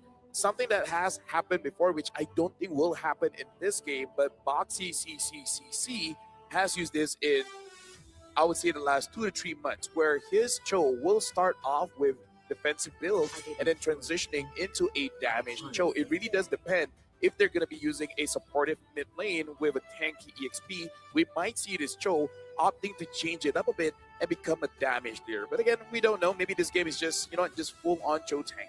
I mean, we got to make sure that we have that perspective, right? We got to keep a lookout for it, because so far there's really good reason to do so. Both Yve alongside with Carry are susceptible to full damage Cho if necessary. Valentina will follow up ban from the side of BSE, while we see on from Coach Tim Go's side, making sure that Fredrin is out of the way. I mean, Lancelot will have a disadvantage going up against a Fredrin. And keep in mind that Cho pick was early just to force that Purify, right? The Lancelot will have plenty of angles when the opponent is on a Purifier. So, and to add to that, they have a Claude that can't jump to the back line as well. That's going to be the Lapudo. Ban out. Oh, very fast. A Yuzong pickup denying it from CFU, because honestly, the lineup from BSE does not want to deal with a Yuzong. So we got to look at the ban for this Phoveus. Quite a good ban. Now I'm really wondering what is going to be the EXP laner, because I would say games of CFU win and lose based on Wadu's performance. I'm thinking of something like the Alice, but we'll see whether Wadu really wants that pick or not going up against the Yuzong. Well, I don't know. That's the big risk that I'm trying to figure out, right? Where, if they're going to take a risk, where are they going to do it exactly? And I think that so far, BSE, after seeing, hey, they decided to go for the Cho this early, after knowing that we have Rocket as well as Yve. Now that they have to go for the Cloud to find another Trinity builder, they could have gone for Moskov if they wanted to. It gives CFU a little bit more flexibility. And this is what we were looking at. Now we get the Glue, now we get the Kagura, one which the matchups do decently well, and then finally BSE shows off. You know what? No Hayabusa, doesn't matter to us. We're going to go with Joy. We need the diversity of damage.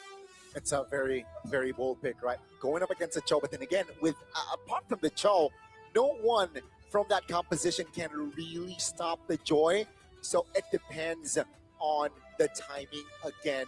Keep in mind, folks, it is still just the best of one. Who will join Onyx in that 1-0 seed, and who will join Boostgate in that 0-1 seed? It could be anybody. It could be anybody. And I think right now, based on what we're seeing from BSE's lineup, there is potential. If one of them wins the lane and they get a little bit of support from their jungler, I think this game could be done 8 minutes, 9 minutes even.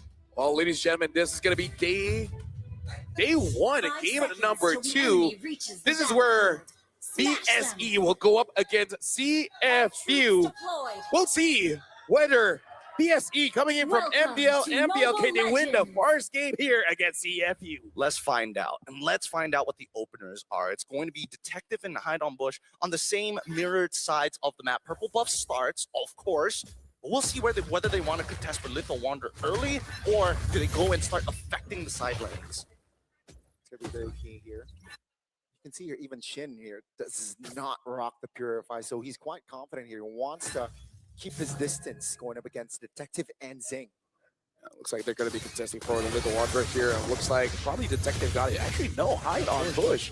On the Joy secures it. Pretty good so far. Boxy is taking a lot of damage, and I don't know if he wants to take any more than that. Still able to keep his distance as well here. No flickers really triggered, apart of course from that retribution. So both teams are keeping the distance pretty well. Yeah, I gotta say, as a Grokkamate, you're not really all that worried of dying early. As long as you're close to a wall, you kind of feel like nigh invincible. If you die, you're probably going up against 3 members, and you're just not dodging anything. Even as a tank, you gotta learn how to dodge. Yeah, you gotta sidestep, you gotta maintain some pressure. Oh, good take from Wadu. Right, works out exactly how they were expecting it to be. Wadu's playing a really strong game against the Yuzong, giving him like no opportunities to find good trades. But then also at the same time, I think the fact that he's trying to be like this aggressive while still having Wilderness Blessing on his side, it feels like he's kind of stretching himself a little too much. Yeah, I want to see how Black Sentence make sure that Shin gets that level 4 really fast, because again, he is kind of the ace of the team. We got to see how he influences the fight around the turtle, because going up against a Lancelot, it is going to be quite difficult, especially this is Detective's Lancelot. Not easy for Black Sentence to actually get his turtle. Definitely not easy, but we might see first blood here in this fight. That's Detective taking the turtle. That's real worm collision pop. Immobilization onto his Boxy. That's a 3-man immobilization, but no clear follow-up. That's a pullback. That's going to be Detective and Wadu securing Steffi. So that's both roamers going down. But keep in mind, CFU, they got the turtle. Very much a lot more worth it for CFU in that fight overall. At least it gives Detective what he's looking for, which is a level lead onto Side on Bush. But it now gets a little bit scarier, right? Because now the side factors are coming in, and the play! Yeah, that's a flicker. Also the way of Dragon. What will it be enough? It will with 3 members on Orochi. So CFU will take that kill. It's beautiful, man, because even if Joe kicks in the wrong direction, Patrick is there pulling it away from the turret. But I gotta say, Black Sentence, I feel like they're just a little bit too excited. They're so excited, they're going down. Wadu might just fall next, but luckily he's able to hop onto the rock. Now an overextension.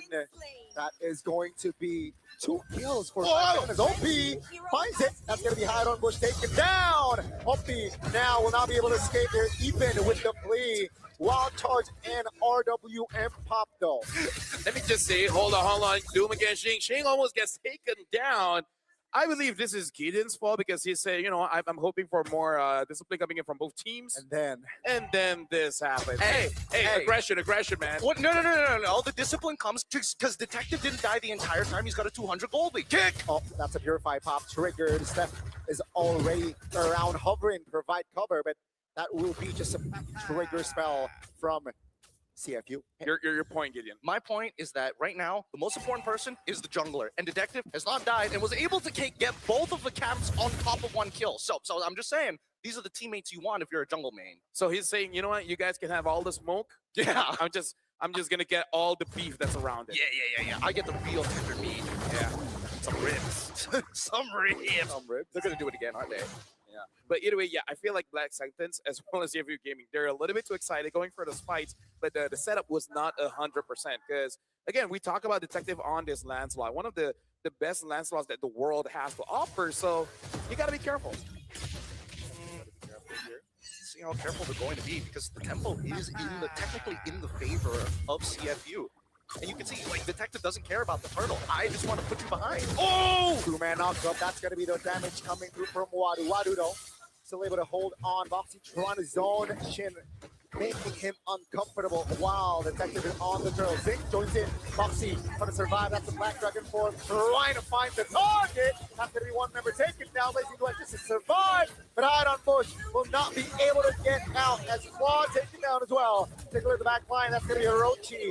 Next on the chopping block. At the end of the day, it's a 2-4-2, but CFU, again, they get the turtle. Really big mistake here coming in from Zing. I've never seen somebody try to outrun the train. It doesn't work, but at the same time, you gotta start thinking about your angles with that BMI. You don't necessarily just have to go backwards. I'm sorry, it's hard for me to take it so seriously. They were engaging all the while, and Patrick just has this goofy ass smile, just yeah, I can't. And then with the movement speed, he's like, look at that.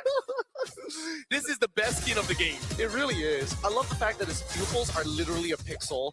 It's so funny. Oh, Zing. 2v1 Zing. Unaware of the whereabouts. Great capitalization there. The gold laner from CFU goes down. Yeah, which shows the aggression coming in from Orochi as well as Hide on Bush. They are not shy of engaging onto anyone. Probably counting the timers as well, understanding that Jing does not have that Purify, so it's now or never. Now I want to see whether this dive is going to work. Because when you see that Grok there, I get nervous. That's why whiffs the entire ult. At least they got it out of him. Wow, that's a tech charge, a big one, right? And CFU, they're taking their time here. 500 gold just for them. Yeah. As long as you wait for the turtle, you should be fine. Because by the time the turtle spawns, the tech chart should be around. All the while, CFU as well as Black Sentence, I feel like it's still good on Black Sentence. Doom, nothing bad has happened to him just yet. Okay, wait. Oh! The last Purify OP though, jumping in. Yin Yang overturn combo. And that will be Doom falling the first time in this game. That was good from Stefan. That's how you save a life, ideally. But, I mean, that's still a lot of resources being used. Sin actually lives because Boxy committed so hard onto that initial dive. They still maintain their bot tier 1. Black Dragon looking for an engage. That's a flicker from Boxy triggered. They want to kill this roamer. It seems like Orochi. They will get it. Now, will there be a response? Seems like Black Sentence will sacrifice their top turret for this turtle. Thank God that looks like Zing will be here for the fight. Mobilization, Detective jumping with the Lancelot. Petrify a big one! Hide on Bush says hello to the turtle. Down goes Detective. Opie finds a kill onto its Doom. The second time in this game. Hide on Bush though. Still able to provide the damage, but not enough rage. Opie flees! Oh! Perfectly timed on that flicker, and he survives. That was nice. Someone check Hide on Bush ankles. Are they still there?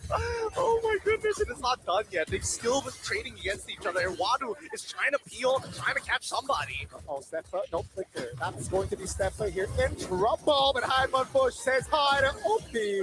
Finally, he finds that kill. So when does it end? When does this war end? The fights, the consistent trading. Luckily, at least for those who have short ultimates, are just getting in and back into the fight to use their resources once more. I mean, this is basically just a boxing match, and the ring is just getting smaller and smaller. They're just Yeah. forcing each other to fight here. Looking at the build so far, it looks like it is going to be a Holy Crystal for Hide on Bush, and for a Detective on this, Lancelot will be going for that brute force. In terms of the gold laners, they're roughly at an even playing field. The roamers, a bit of difference, but who cares about roamers, right?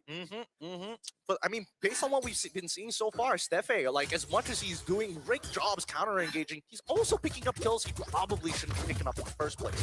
Moxie, on the other hand, he's like giving all the kills, but he's also dying a significant amount. Well, look, can't have both of the both worlds. Probably not gonna go for that damage now. Not Just having... you wait. You know what? My bad. Do you know that he soloed the Lord? He did solo the Lord. That was great.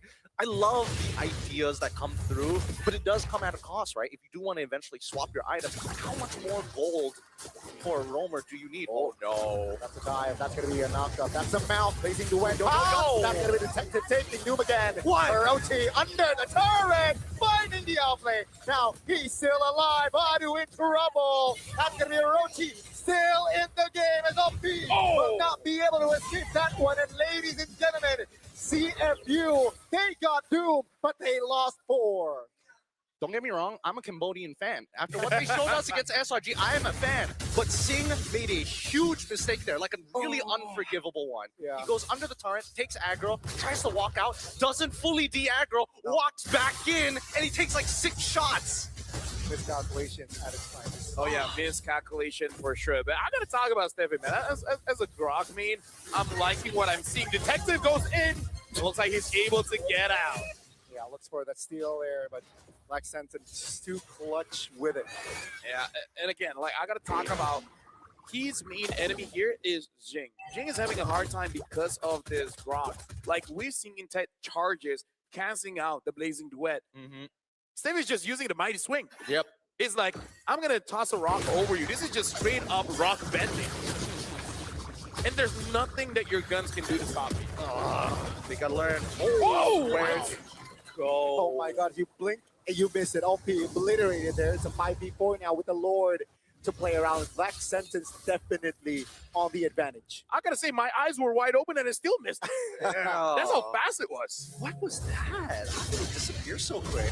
That was wild charge and got the burst. Oh, Roxy in trouble. And mobilization in the back. That's gonna be normal. Very vulnerable. Wadu trying to find the escape, but Detective says hi and takes him down. Take a look at the bottom side of the map though. Wadu will be the trade to 1-4-1, 2-4-0 rather. Hide on Bush. Lazy web from Sing. Oh, the stun. The icing on the cake. Down goes Orochi and Steph. Sing finds the important shutdown. Oh, at least we're saying he's learned his lesson. Just wait for the Grok to do things. Yeah. Wait for him to throw out those spells. And once he's done, that's when we go in and hit hard. But my goodness, this glue is doing a lot of work here. I mean, based on what we're seeing, Doom is like really struggling to leave the fight because of the glue passive stacks. And not to mention that his spacing is really awkward.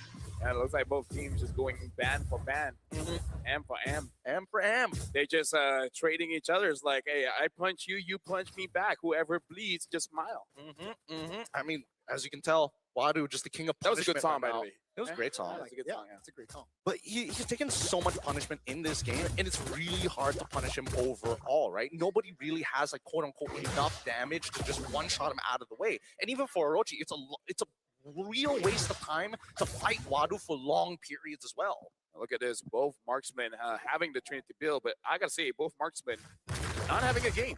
They're like, I go in, I die. But you know what? You guys got this, right? You guys got this, right? Right? Oh, Doom. Detective into Rumble. Hot on Bush finds the connection. Now take a look at Doom, and that's a quick double 1-2 from Hot on Bush. Take a look at Zing. Still able to rotate around, but that's just 2 members off the board, and Black Sentence can double their gold lead. Let me just say, this Yuzong has to go to anger management class, man. Like, he's angry. He goes in, jumps onto anyone that he sees, and he gives them the smoke. As Yuzong should be played, as he should. Oh, Doom's here. Wait. Oh!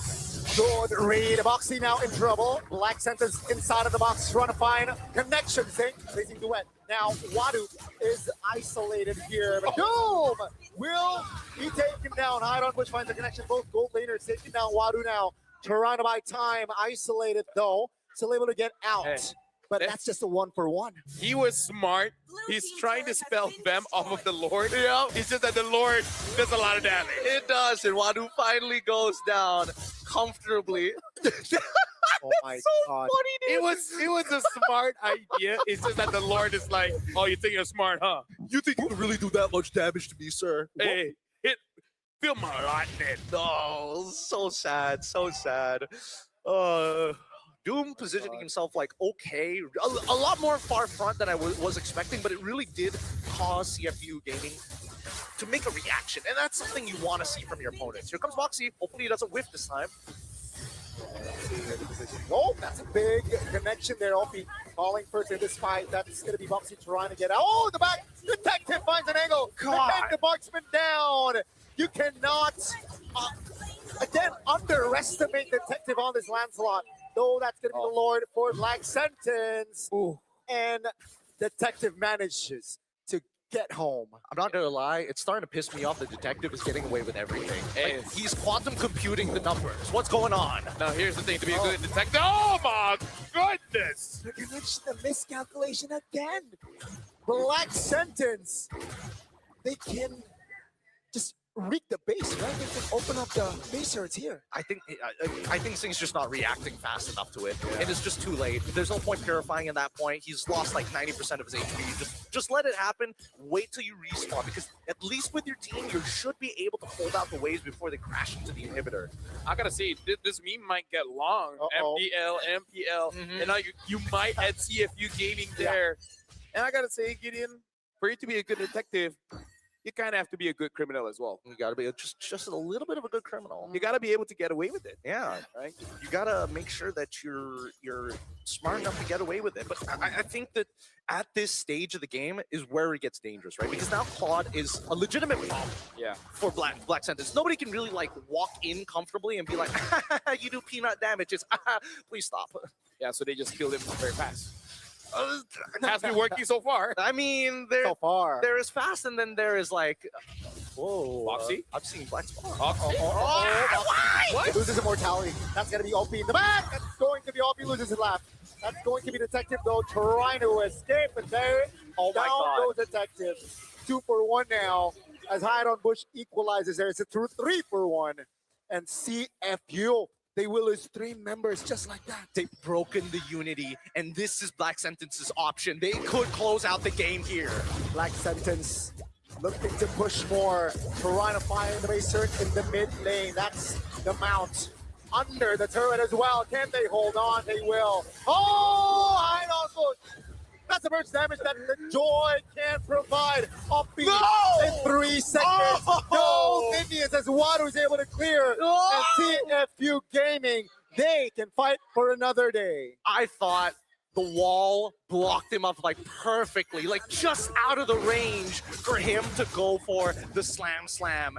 I really thought they could have closed it out there, but at least for CFU, they are given one more chance. They cannot afford another loss like this. And so far, seeing he has been underperforming. I don't know whether he needs to make a call to say, hey, my ping is not good, because he's just not reacting to things as fast as we usually expect to see him do.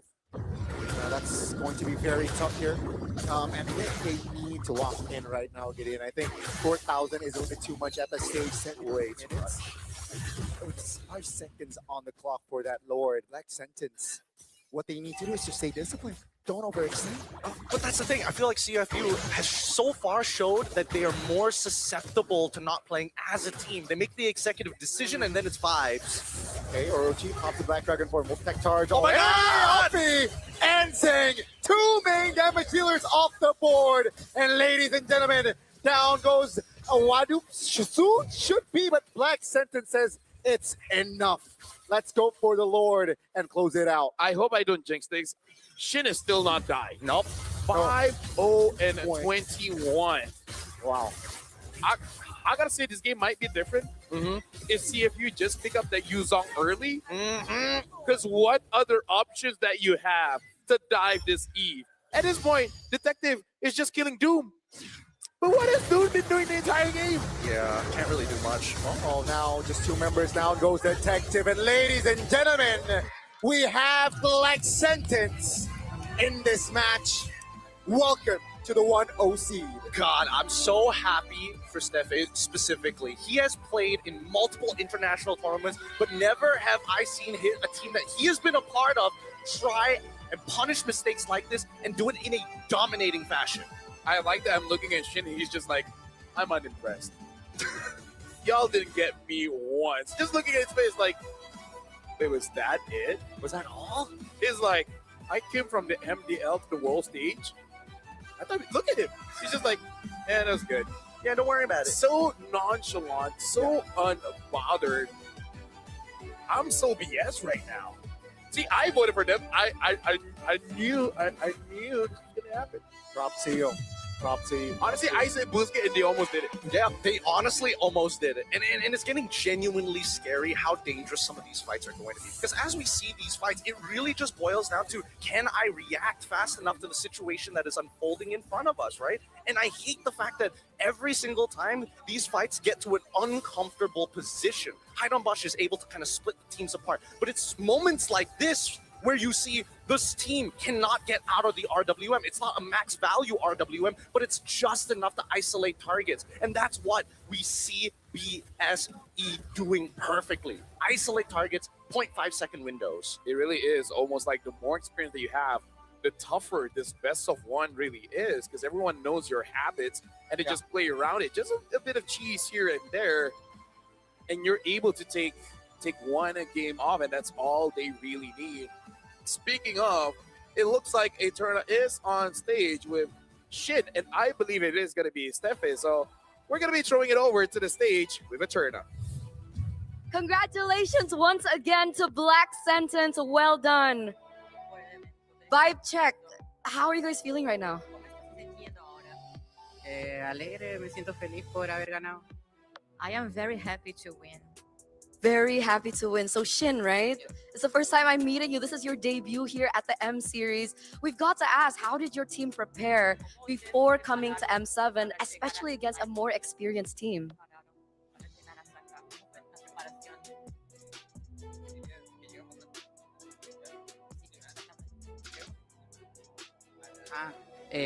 Llegamos en diciembre para practicar, estuvimos jugando varios días, harta screen y practicando. Okay, we arrived here in December to do practice, and then we've been practicing till now. Oh, so they've been here for quite a while, since December. Is that right? So a month? A month? Were you guys here for a month? Yes, for a month. Ah, okay. Okay, that makes sense. So for Doom, I'm curious here. I'm super curious. Doom, you guys were able to qualify for M7 through MDL Latam, and then you went to MPL Latam, and then you made it all the way here. How were you able to do that? What was the preparation like?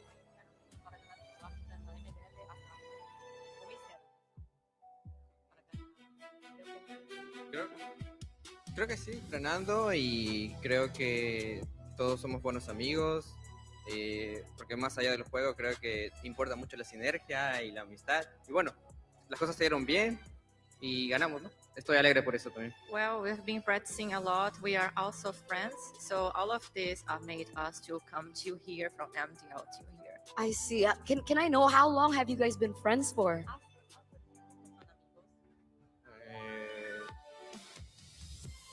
somos conocidos, pero con Shin yo llevo mucho tiempo. Con Shin años, como 2 años. Almost 2 years that they are friends with Shin. Pero el equipo se hizo este año. El equipo se hizo en agosto del año pasado. And from the team, they are friends since August from last year. Oh, so with Shin 2 years, Yeah. and for the rest since August.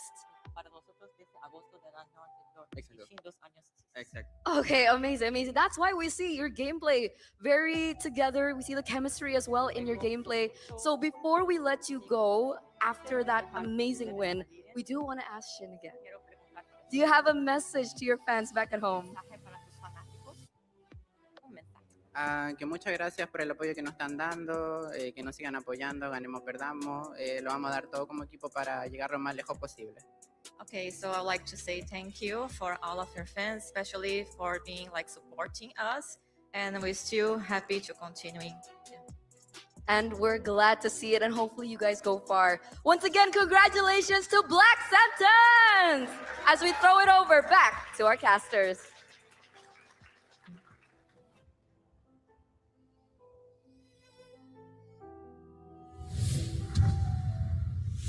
Thank you very much, Eterna, and shout out to the translator or manager or assistant. This one I don't know, right? But she did a good job of listening what they're saying, translating, and then saying it back. Yeah. Hey, not bad. We're talking to the greatest analyst of all time, they say. But even so, I do think that at the very least, this game is really showing us. I don't know if this is going to be a trend for the rest of today's first session, but goal laners are kind of getting shafted here. Like, let's be real. Skylar had a bit of a difficult time, but he eventually found like his rhythm. Every other goal lane. This is the goal laners now. He was on wire. War Axe, why are you such a good item? I mean, here's the thing, man. It's their fault. It's their fault. It really. I don't want to victim blame, but here's the thing. All right, I think Doom, that composition was just so tough.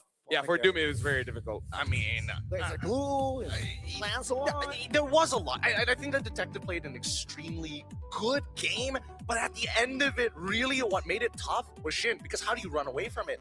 Every single time somebody wanted to walk away from a fight, Shin says, no, I'm going to slow you down just enough, and if I am lucky enough to have my Yuzong to initiate that fight, more than enough space for me to lay down the RWM and isolate those targets. And that's the beauty of these team fights, because each time it's never, oh, I initiate so hard that you lose the fight. No, it is, we take our time, wait for that right moment, and then once we take out that first target, everybody else is free game.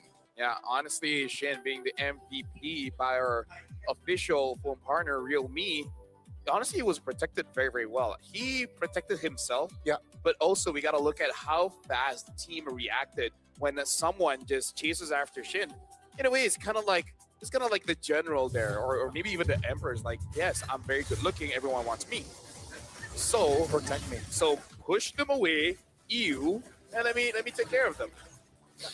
And that's what I imagine is going on in the comps. I mean, it's fair. It's fair. And keep in mind, right? He went for the flicker, not the purify. So he knows that, you know what? There's going to be a lot of dives here with the Kagura and the Lancelot. So why not just, I trust my teammates enough. And let's just let me bring the flicker. They've been friends since August.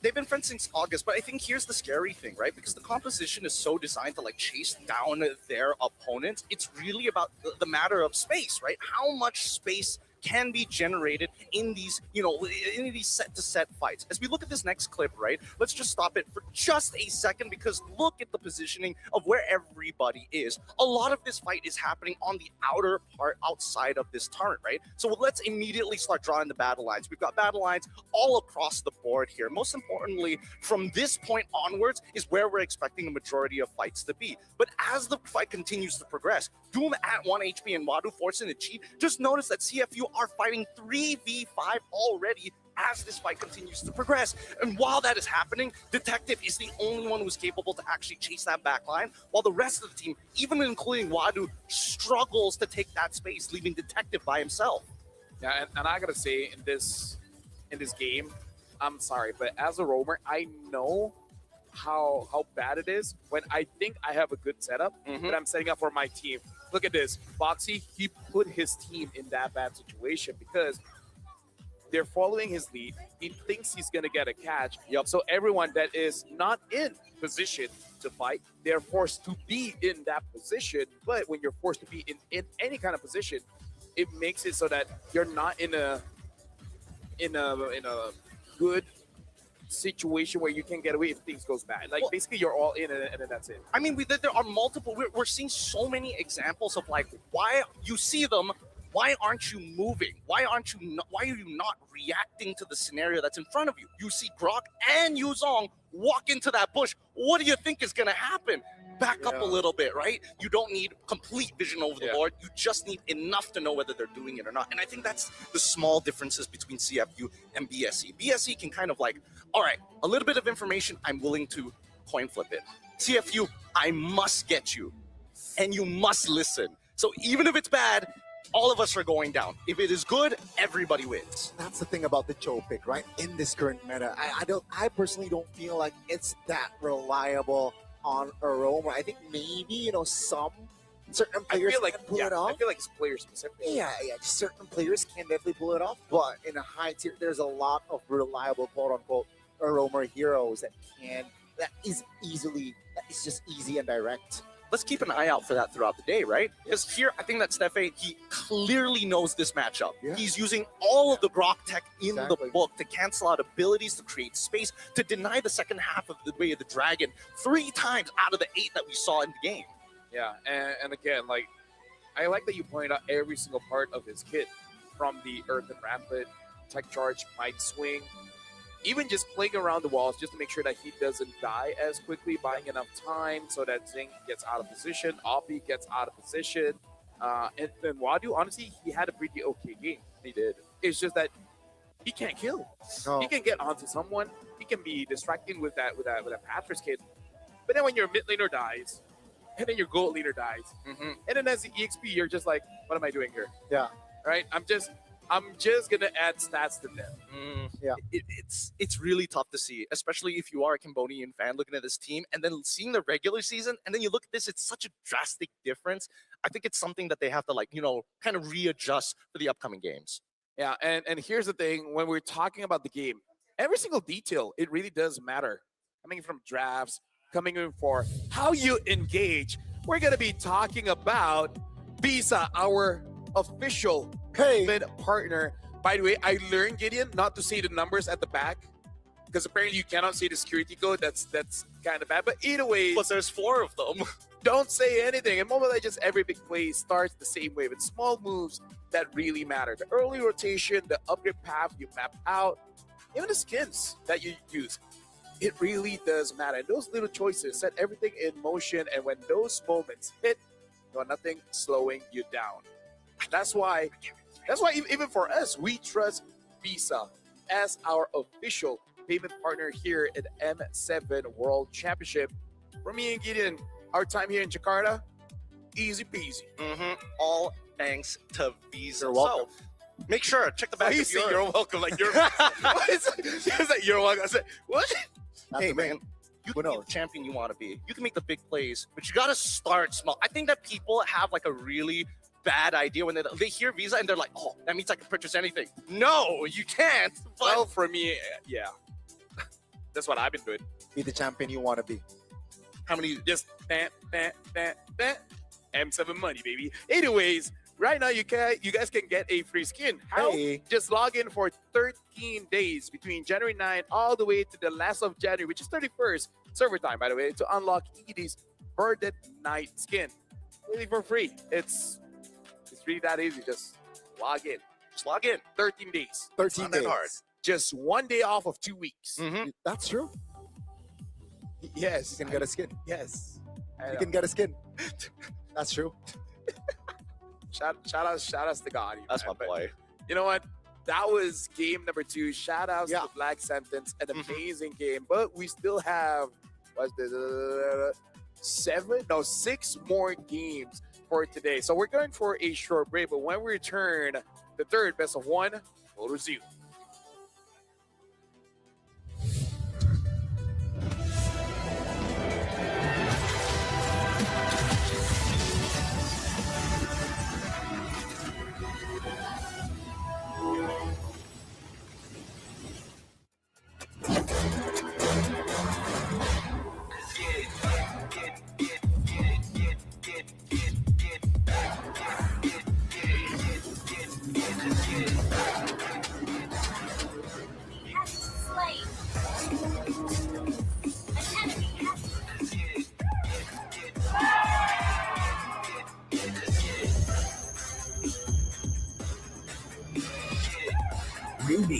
Pro, M7 official gaming foam.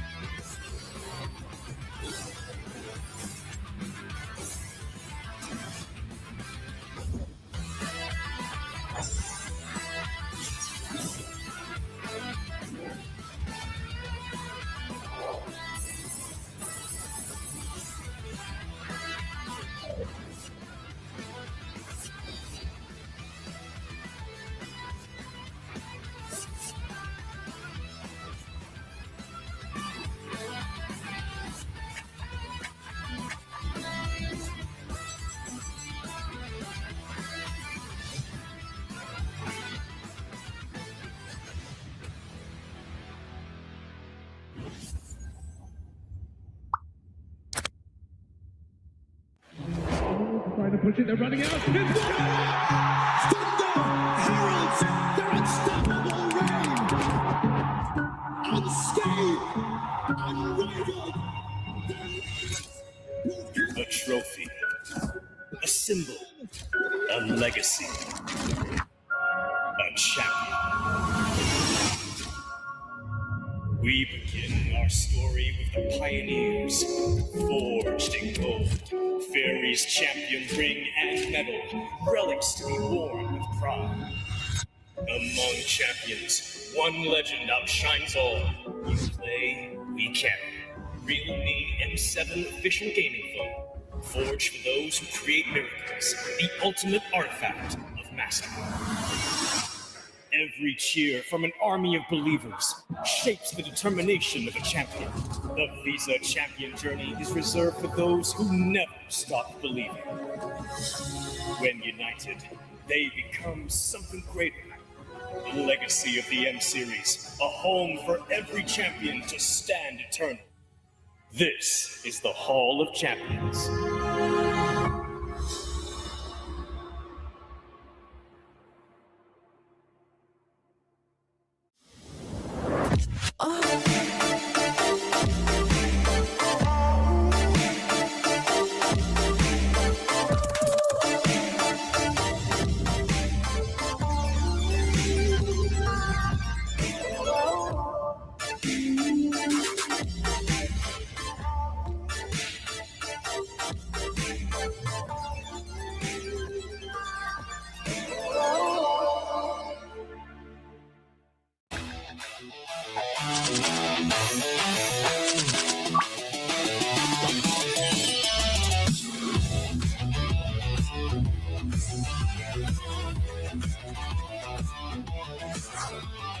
Are your M4 World Champions, winning the game, getting the checkmate, setting everything up right now.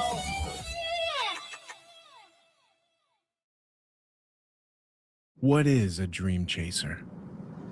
Dream chasers are relentless, and they are unstoppable, forever chasing the eternal dream.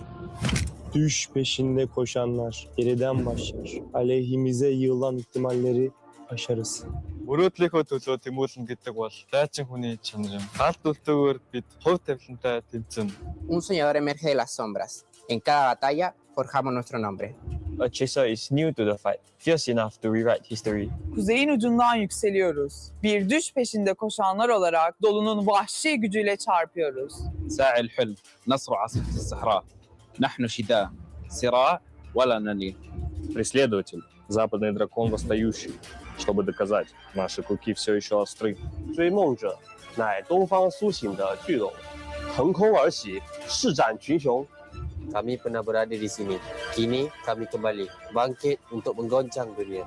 យើងជាអ្នកកំណត់ហ្គេមល្បឿនប្រកួតខ្លះជារបស់យើងដែលធ្វើឲ្យគូប្រកួតពិបាកបំពេញទឹក အိမ်မက်တွေနောက်လိုက်ဖို့အတွက်စိတ်ကနေပြန်လည်ရောက်ရှိလာတာ။တားဆီးတိုင်းကိုလည်းရှုံးမခံဘူးကျော်ဖြတ်တောင်း Ang naghahabol ng pangarap galing sa pinakamalakas na rehiyon, habang iba'y nanonood lang, kami ay kumikilos na walang pagdududa.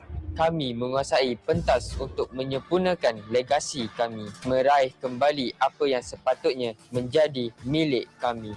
Seorang pengejar mimpi bergerak seperti Phoenix, terakhir kembali dan ditempa proses.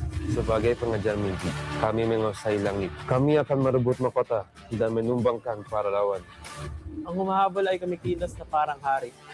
Kami ang mga hari at ipagtatanggol namin ang aming trono. 16 chasers.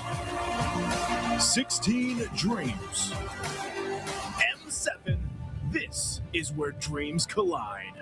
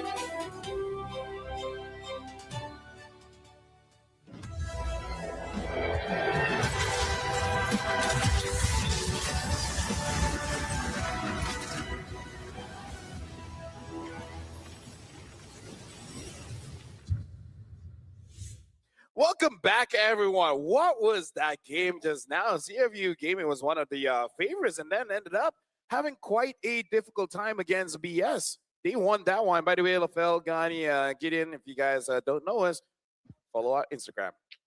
Kind of will help us with more jobs. But either ways, in that game so far, in game number 2, I'm talking about here, it really does seem that marksman goat laners are still trying to figure it out in the meta, because we know that marksman goat laners, after the patch of increasing the goal in the goat lane, Demon Hunt Sword got buffed, they're viable, but it's definitely not easy to play. They're definitely not easy to play, but I'm also surprised at the caliber of gold lane play we're seeing so far. I mean, based off of the wildcards alone, I was expecting it to be a little bit higher considering the vast amount of plays we've seen from not only supports, but even EXP laners and, of course, staple junglers. But now we need to see these roles elevate themselves. If not, they're not going to be able to get out of this Swiss stage as easily as that they're hoping. And it's clear that these teams have like a pre-premonition of what is to be expected in this first round. Yeah, I feel like with gold laners in this match, a lot of targets now on their back as well, right? Composition-wise, I think are targeted towards that side. So, if other roles can step up, it will allow them to perhaps sneak into seed 1-0. Yeah, now we got to talk about Team Zone as well as Yangon Galacticos, because new names and etc. But they've met before, especially Stitch, Lena, and Blink. They were from Burmese Ghouls. They were able to defeat Zexora and Aizen back in the M5 group stage, which caused them their elimination. Which, by the way, again, just quickly, shout out the Big 10G Zexora, man. Talking about doing all you can to put Mongolia in the MLBB map. Like, he's the face of Mongolia at this point. Aura. And the guys from Physical Asia. But other than that, Aura, dude. They're just aura farming. And honestly, I think there's like some really good sacrifice here. They've technically already made the 10,000 back by qualifying after the wildcards in so far the Swiss stage. The question is, how much more can they get out of this, right? And I think even so, Mongolia has always been positioned in interesting positions, right? They've been like, oh, they face off against Turkey very, very often previously, Scrim partners, because the servers. Now everybody else is feeling their influence. It's really, I think their story is amazing, and I do hope that Zone goes far in the Swiss stage as well. But against Yangon, it's going to be tough, because Yangon, on paper, they're somehow better in a sense. Yeah, let's talk about, by the way, I think I'm going to keep this one. Let's talk about the Big 10G Zexora. Zexora on facing the former Burmese Schools members who defeated Lil Gun back at M5. He said, I'm excited to meet them this early. Can't wait to see who wins this match. Now, I like that whenever he talks, there's a sense of confidence and humility at the same time. It's like, I respect you guys, but I need to make sure that I'm on my A game. I always wonder, and sometimes I even try to imagine, I can't imagine it, just Zexora just saying a dad joke, just saying a joke in general. It feels like he's so logical, and he's always thinking about the most practical way of doing things. I think he has dad jokes. We just got to learn a bit Mongolian to understand it. I think that's a good point right there. Do you think his teammates would consider him to be a funny guy? I'm curious about his personality. You know what? That's something that Eterna can ask. Yeah. It's like sort of a funny guy. And then they're all just looking at each other like, don't say anything. No. Don't say anything in Mongolian. Yeah. Either way, I think that with Mongolia being in the position that they're currently in right now, the Yangon Galacticos, I think they've got a pretty decent shot, because it's not like the Mongolians are invincible. They have holes in their game. And the one time that we did see the Leomore clutch happening in the end, luckily somebody was able to pull them out of the situation. I don't know if they're going to have that many breaks in a game at this level. And again, keep in mind, right, Zone, it's at least from the best of 5 last time around the wildcards, it took them a while to really pump it up. So perhaps it might happen again this time around. Yeah, we got to look at the keys to best of 1 here. This is for Zone. Stay focused on your own draft. Don't overreact to surprises. And I feel like this is an interesting point for 2 things, because they do react quite okay with that Leomore pick, where again, Big 10G Zexora is like, I haven't used it in a year, but they were able to pull it off. But more importantly, Han was the one that said, if we ban his Lancelot, I want to see what he can do. But the thing is, once the Lancelot ban, he actually wins. We got to look at the second part here. Maintain a low error early game and punish opponents' mistakes. I don't know if that's possible after seeing the last 2 games. It feels like there's a certain kind of energy, a certain kind of vibe of being on the stage behind us that's building up a lot of pressure for these players, right? It feels like they're kind of like crawling in their own skin. It's uncomfortable for now, because of course it's day 1. Yeah, we got to look at this. Introduce a few surprise picks of your own if the opportunity allows, which I feel like it is best of one. Day one, I feel like whatever is open, that's the best for them. They're just gonna Yeah. get it. Especially looking at wild cards. Kenny has been amazing. Zexora has been amazing as well. But again, it really is when Zexora has other heroes. But for now, let's introduce the teams.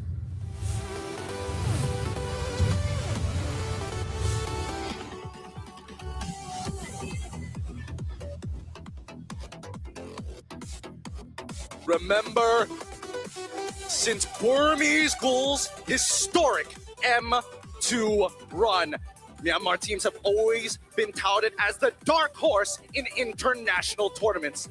The same can be said about YG this year, except some would already consider them as true contenders. Give it up for the Yangon Galacticos!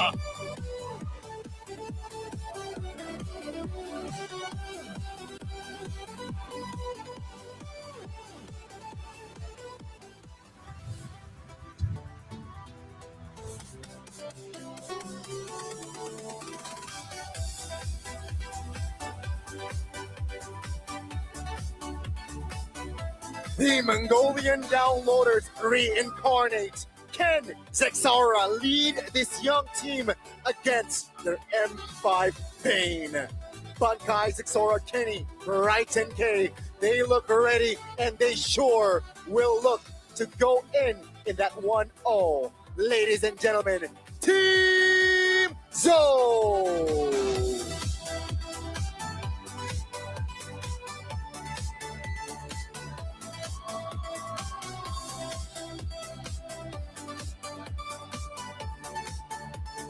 Our live audience is blessed with the presence of our coaches, the brains behind the brawn. From Team Zone, Coach Summer and Beku. From the side of the Young Galacticos, Coach Marvs and M-God.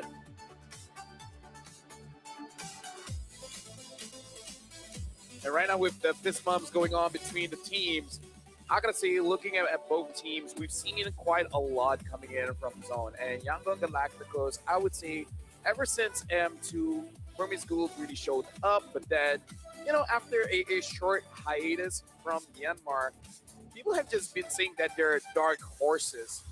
But I don't even know if dark horses really tell the tale of what Myanmar really is. But for now, let's introduce the team. We got Team Zone here. Bankai, Zexora, Kenny, Bright, as well as K. And again, my player swatch is definitely the Big 10 G, Zexora, as well as Kenny.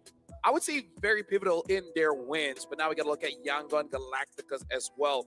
Ying, Han, Lina, Blink, as well as Stitch. And for Han, he's the one that said, you know what, if we ban the Lancelot, what else do you have? Well, it looks like Zexora, the bootcamp in Malaysia helped out a lot because it does seem that his hero pool has widened quite a bit. It has expanded quite a bit. And I think that the draft is going to be really interesting because they're going to start pushing each other, right? It always comes at a cost. But I think first things first, we need to know what map it's going to be on and which side Team Zone as well as YG are going to be sitting on. Keys to best of one. Don't solely rely on surprise picks, but also rotations. And we're talking about the Yangon here, Galacticos. Yeah, I think the coordination needs to be precise as well. And of course, the communication needs to come through clearly. And they need to exploit Zone's tendency to group up early as 5. They gotta decide in game, right? Decision making has to be on point. If they're rotating the 5, what are they gonna do? I would say there's two things. Either get lane dominant heroes that can, number one, either prevent them from moving around the map anyways, or if they leave, threaten the objective. Or you just gotta draft a way that you can box them in. Something very simple, something like an Eve, something like maybe even a Minotaur / Tigre, something that can really pull all 5 in. So honestly, there are a couple of ways. Either the side laners or the mid duo can do it. You gotta look at the talent prediction here, and finally. No way. Really? Hey, this one, I would say that this is I thought I voted. Oh, you know what? Whatever. Yeah, I think this is one of the few times we're hoping, or at the very least, when we're expecting a team to have a bit of a favor over the other. At least for me and Gani, that's how we're leaning into this. But I'm this changing. one was I'm Team tough. Zone Your team zone? I'm changing. I don't want to be sitting with you guys. That's fine. I'm okay with that because at the end of the day, it was a really hard choice to figure out which one of these teams. And obviously, BG still is lingering as a legacy in my mind, and that's why I leaned more into YG. Yeah, I think another thing that needs to come to mind, it's just that experience as well, right? Yangon Galacticos can definitely provide that surprise here. They need to enter that 1-0 and zone. Sure, that was a epic best of 5 last time round, but in a best of 1, I'm pretty sure it was pretty mythic. it was not just epic. I agree. Immortal I'll glory? change it. I'll change it. All right, it was pretty immortal. That last match. I just had another one. Undying. Man, it was so top global. It's crazy. No one can top that off. This Glory Hunters MMR specialists. Just keep on putting on. They keep ruining my games. Why are they so good? Either way, we gotta look at some of the things here. Yango can actually be quite cheesy. Blink is 6 for 6 with Hellcurt in the previous matchup. But hold on, we gotta look at the maps here. So far, we got a diversity, and we're gonna be continuing on. I hope you got walls because we're gonna break up. Wait, hold on, pause. Not in that way. Yes, break those limits. Break those limits. Oh boy, Broken Walls is a really interesting type of map. It's a map that doesn't necessarily tell you, hey, you got to completely change your grab because you have access into the jungle. But it really benefits teams who have strong laners. People who say, I don't want you to move out of the lane. You sit under the tower like a good little boy, and I'm gonna go fight your jungler. Yeah, that and the team that has more proactiveness, right? Definitely can find weird, peculiar angles, and let's see, it all starts from here. YG will take the blue, will ban out the Kalia and the Lancelot, and on the other side, Coach Summer, all right? I really like his character as well. IRL, he will ban the Zora and the Garafel. Something about saying IRL feels a bit weird. Hey man, we're coming Makes to that me feel age. old. It really does. Right? I felt it too, and I'm like, just don't say it, and I won't grow up. Me and Gideon just look at each other like, did you say IRL? I'm 02 born, all right? Wait, you're born 2000 something? That's Daijo okay, my guy. This is making me not Daijo Boo. This is okay, you know what? Oof. He's 02, so you be a good boy and don't cause the daddy's problems. Well, you have to take a deep breath for that one. All right, because I'm thinking the rest of the talents are hearing backstage. We'll see if they heard that one. Let's see if the name sticks. We'll see. But now Boygon. Yushin Shin already banned out here, but I'm questioning whether or not they want to hold things up because at this point, now that Sora is gone, there's one other. Oh, you know what? Oh, they're willing to fight it. They're like, Bankai, you want to fight? He's like, yes, sir. Ban out that Eve. Let's take out one problem. Leave you in lane. But here's the thing. Here's my problem. Lance and Yusuchi was bad. I feel like Zone wants to take out that Hayabusa quick. I'm thinking too, but oh wait, no, Kalia's already banned. Jushin. I feel like yeah, Jushin. So they'll pick up the Jushin, and then Zone 1. If they don't pick up the Haya, that's gonna be weird. So they pick up the Yuzong to deal with the Jushin. The Yuzong is expected. Yep. Now the Haya. The question is whether Haya is going to get let through here, or whether they double down and be like, you know what? We are expecting another assassin on the opposite end. Let's just go Lunox or Kadena. Ooh, that's also an approach here. But it's like that's a hard read. Like you expect them to go assassin just for this. So what will they go for? Will they go for the safer approach, right? I think picking up a Hayabusa is safe because the other option is the Joy, and if the Joy's not there, they pick up the hard. Okay, 2 playmakers. They want to play around the zone and the crowd control as well. I think the safest is Haya Hylos because Hylos with your shit is pretty strong. Yeah, and I think the Hayabusa might have some trouble going up against Yuzong as well as Gato, sure, but you know, be a man. If the Hayabusa gets picked up for the side of YG or Joy, either or. Yeah, because I'm thinking, why would Gato be a higher priority here? I guess they're trying to say that we don't care what the is going to be, but here we go. Hellcat alongside with Boxia. Very unconventional ways to play the game.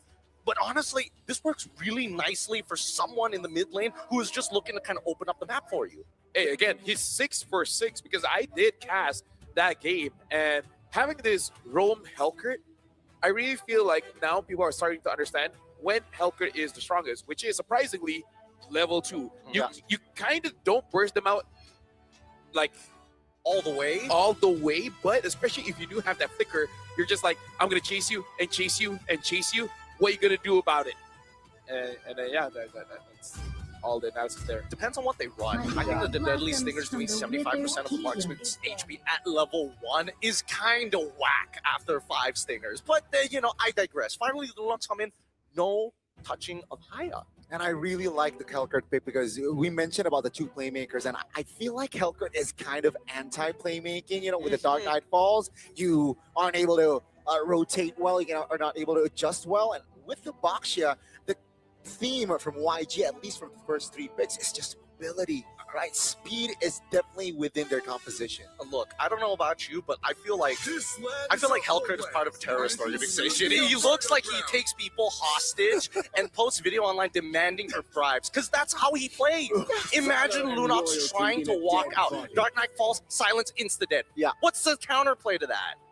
I miss you, Gideon. It's great being back on the M stage. And, the Lunox. I always feel like I'm meant to be challenged, and you're there. You push me more and more. It's just you're going band for band here. Yeah, obviously. It's our egos. Yeah. I'm the versus. You're the good boy. You're the GBG. Okay, Lapu, Arlit get banned out. Liamar get banned out. So it's going to be a final jungle ban? It should be. It's really like, I dare you to pick up Haya. I double dare you. Try me. Try me, sir. So Zone, they will have either Haya or Joy. Unless they have something else that they've been hiding. Like a Amon, which probably not. But Yeah. Right. That sort of like... I think they'll go for... Ooh, actually, okay, wait. I'm thinking... Which one Helkert likes more? I think that's the question, right? Personally, I don't think it matters. It doesn't matter who he fights, because if you get silence bursted down before you can press any buttons, like, okay, dear Lord, help me. But other than that, I think Your team is Hayabusa is out. What is he left with? So Joy. Joy is going to get run down by the Baxia. Yeah. So, like, Joy likes to sing, and Helkert's like, shut up. Silence. There you go. Yeah, no, this kind of puts them in a really awkward triangle. Yeah, you go for Fredrin, you already get counterpicked. And yes, I mean, there is a nerf onto the Baxia, but it doesn't penetrate. Wow, this is good. On the 4th pick as well. So they really want to hide their gold laner here, I feel like. Yeah. But then how do you deal with the Helkert? I mean, I There's don't know. a chance that the Lunox is going to be gold. There is a chance. Not saying it is. There's a chance. It's just dangerous. I really am... I'm so critical of this Gato pick. There was no reason for being it. that high. Yeah, being that... I mean, Technically one, first pick. it's being that high. Yves is already out, and you were going to lock in the Yuzong, so Farsa was a non-issue. So I get it if you put Lunox into that second position and Gato somewhere else. Bro, another speedy hero, right? I'm liking YG, not gonna lie. Win or lose, they're very brave to bring out new things here on the Swiss stage. Hey man, who knows? Z1 whips out with the Minsatar Gold Lane. That will show him something. Okay, Claude. All right. Thankfully, very straightforward, but it's still a hyper volatile comp. It is, and no real form of peel, no real... The output damage from the 2 teams are actually insane. You got the Benedetta, you got the Helkert as well, but on the other side, you got the Claude and the Lunox, which will pop off in the mid-late. So both teams are kind of similar, like damage output-wise later on. Yes, damage output-wise, it is pretty similar, but the scaling is significantly better. Better for our teams. And I think that at the very least, when we look at it straight up, it just makes a lot of sense, right? Hey, we have a couple of tanks, we have an anchor to hold it, but your backlines will always be threatened at any point as long as we have ults. Now it looks like Blink going for that execute. He just wants to kill people instantly. Ladies and gentlemen, this is the 3rd game of the day, and Yangon Galacticos coming in with a very new draft, trying to defeat the guys that made through the wildcards, Team Zone. It's going to be one hell of a fist fight here. Welcome and obviously, to there's no Mobile bad Legends. blood, but obviously there's history between the 2 teams. And we'll see how this plays out, because there's going to be purple buff starts on either side. Yeah, and now we're going to be looking at the side lanes here. looks like a Bankai as well. Stage slightly delayed, just making sure that if anyone invades, he's there to kind of back them up.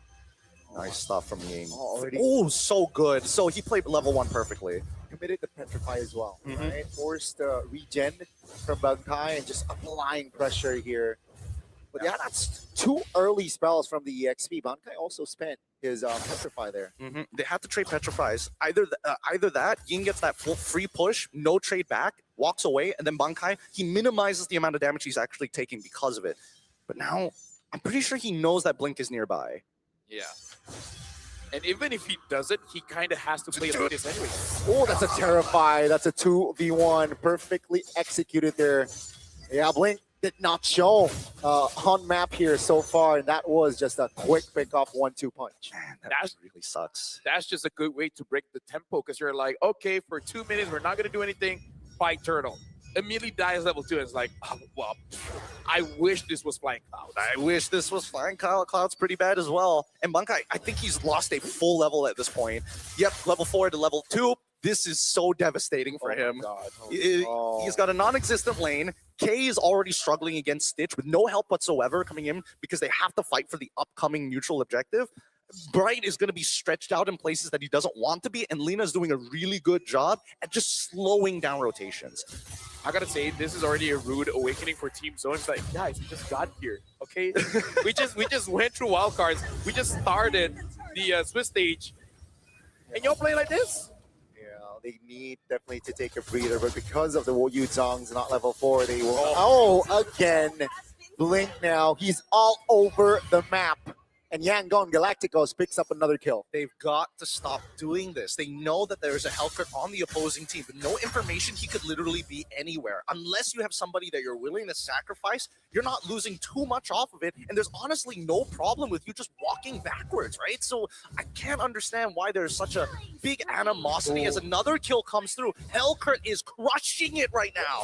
I mean, like, here's the thing. This is one of those things, right? How do you train against a Hellcurt? Because I'm pretty sure in scrims, not many people are showing off the Hellcurt, especially if it's your opponents. You kind of want to keep this under wraps. Yeah, but then how do you communicate to the rest of your team, right? I think that once, especially if you're the support, you have to start communicating. I did not see him on the top side of the map. The likelihood that he's mid or down to the bot side should be enough for Bankai to make a choice. Either way, it's still going to be tough anyways, right? Stitch, he's even got a freeze. Yes, he's got a perfect freeze underneath his turret. I gotta say, that usage ban, perfect. I like that. I like Sky Piercer for Zushin though. So Lino really wants kills, but also keep in mind that Blink hasn't used his Dark Knight Falls here for the first 3 minutes. So I mean, if he did, we couldn't see it, you know. True. Get it? True. All right, John Cena lover, let's calm down. He's retired now. He's the 11th He tapped out. He tapped out. He's 9 seconds left for the next buff to actually spawn, but I don't see. I want to see whether Yangon Galacticos is going to decide to set up a dive, or are they going to really interrupt Joy's farming pattern? Sorry, that was a tank, by the way. One Deadly Stinger, half HP. Has the Hep to seize, by the way. Has the Hep to seize. So, yay, Blink. Yay, Blink. Wait, why are there so many people up here? Why aren't they clearing their bot side? Wait, hold on. Oh, that's Zixora here. Look at, Dark Knight Falls finally committed. That's going to be Zixora caught. No jungler here, as the turtle will be free for Han. Now the Order of Brilliance has been used, so that's bad news for Kenny. Forced to use the Flicker AOG defensively as well. Now, do they have enough kits to re-engage? I don't think so, but that's the BDF spent from Bankai. At this point, Team Zone's got to look for someone that has a clock because they need to buy some time. Yeah, I don't. Okay, if I'm in Team Zone's, Bankai. Yes. Oh, that's a terrified. That's a damage. Oh, Bankai trying to hold on, but the overwhelm damage is enough. He played it as good as he gets. Again, that's not his fault. It's not his fault. There's just a huge lead. Keep in mind that Blink is literally almost the exact same EXP as Ying. Here's the thing, right? I feel like out of all the EXPs, if you're behind on a Yuzong, it's one of the worst feelings ever. There's some EXPs you don't mind playing from behind. Yuzong is not one of them. Yeah, Backhawk can relate. It's it's painful. It's really painful. You want to be proactive, but you don't have the numbers to do it. Oh, Cursed Helm purchase coming in from Hans. Wasn't expecting him to complete it. 100% kill for Blink, by the way. Yeah, 5 kills. All towards the roamer, quote unquote. And here comes the mobility The Boxer can provide already on top, trying to apply pressure. And it's just, what, 5 minutes, 3,500 gold? That's massive. Dude, and here's the thing.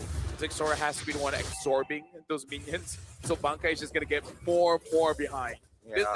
This is an EXP leader's nightmare. It's the worst. He's gonna have to like shift his build. He's gonna be like, okay, War Axe. No, don't even bother going for the Fury Hammer. Just go straight into tank items. There's just no other option that you have left.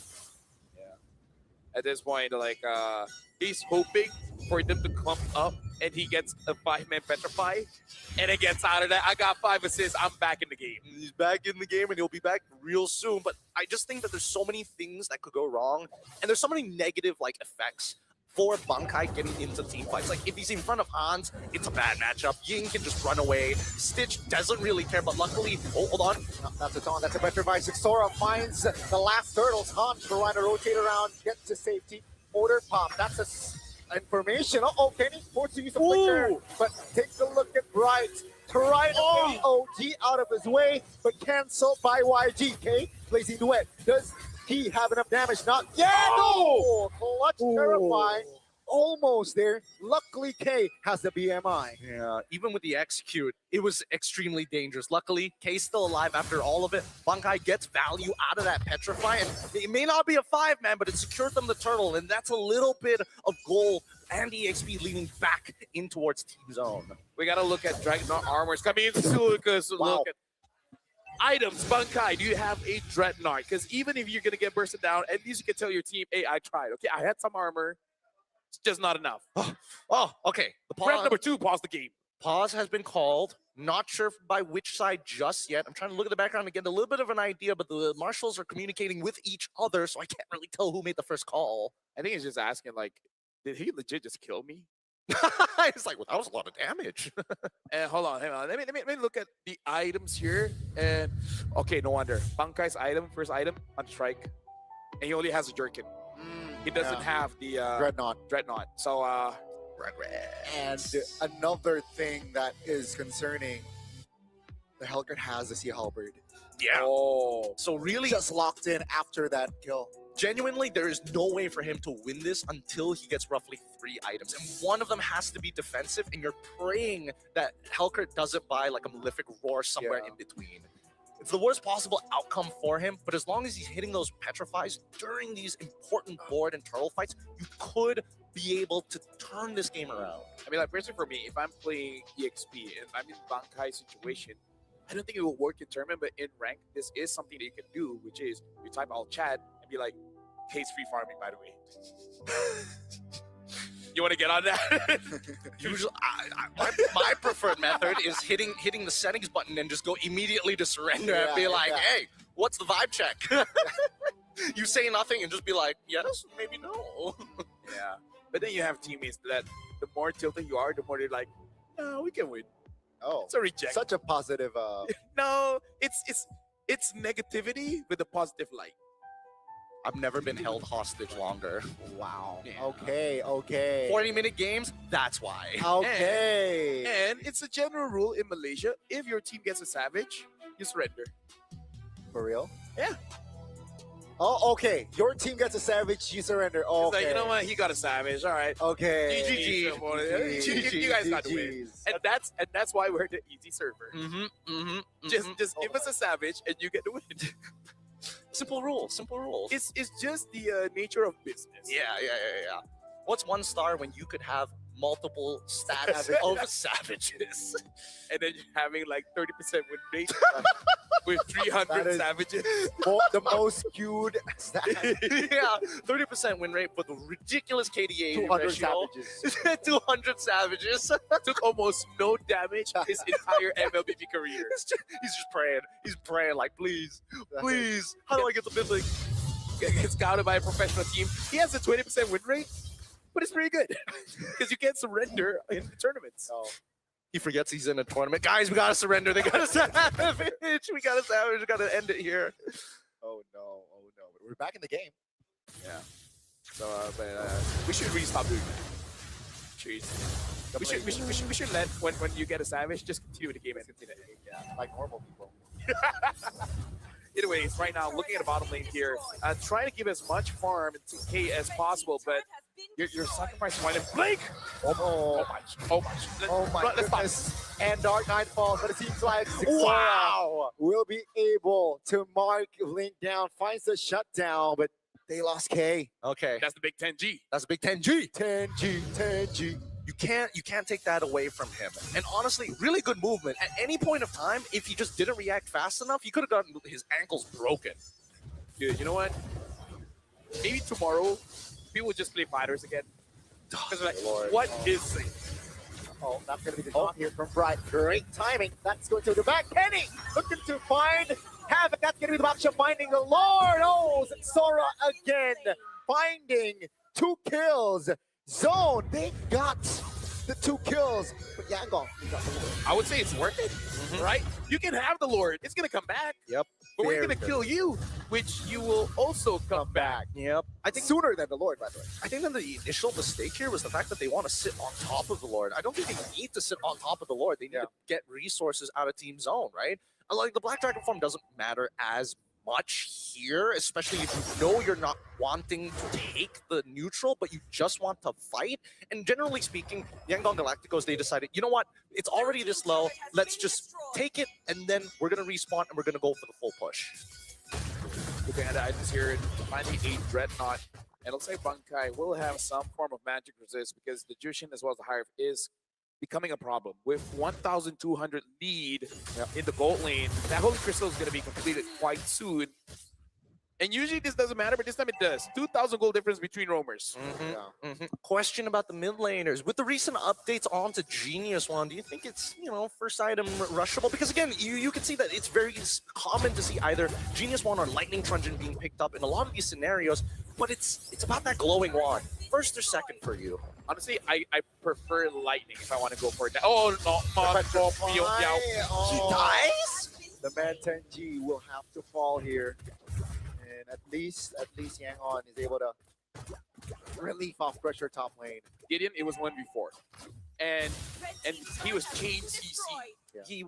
He was. I don't blame the chain CC. I'm just surprised Ying did that much. I thought that Zixora would at least be brought down to 60%. I wasn't expecting 100-0.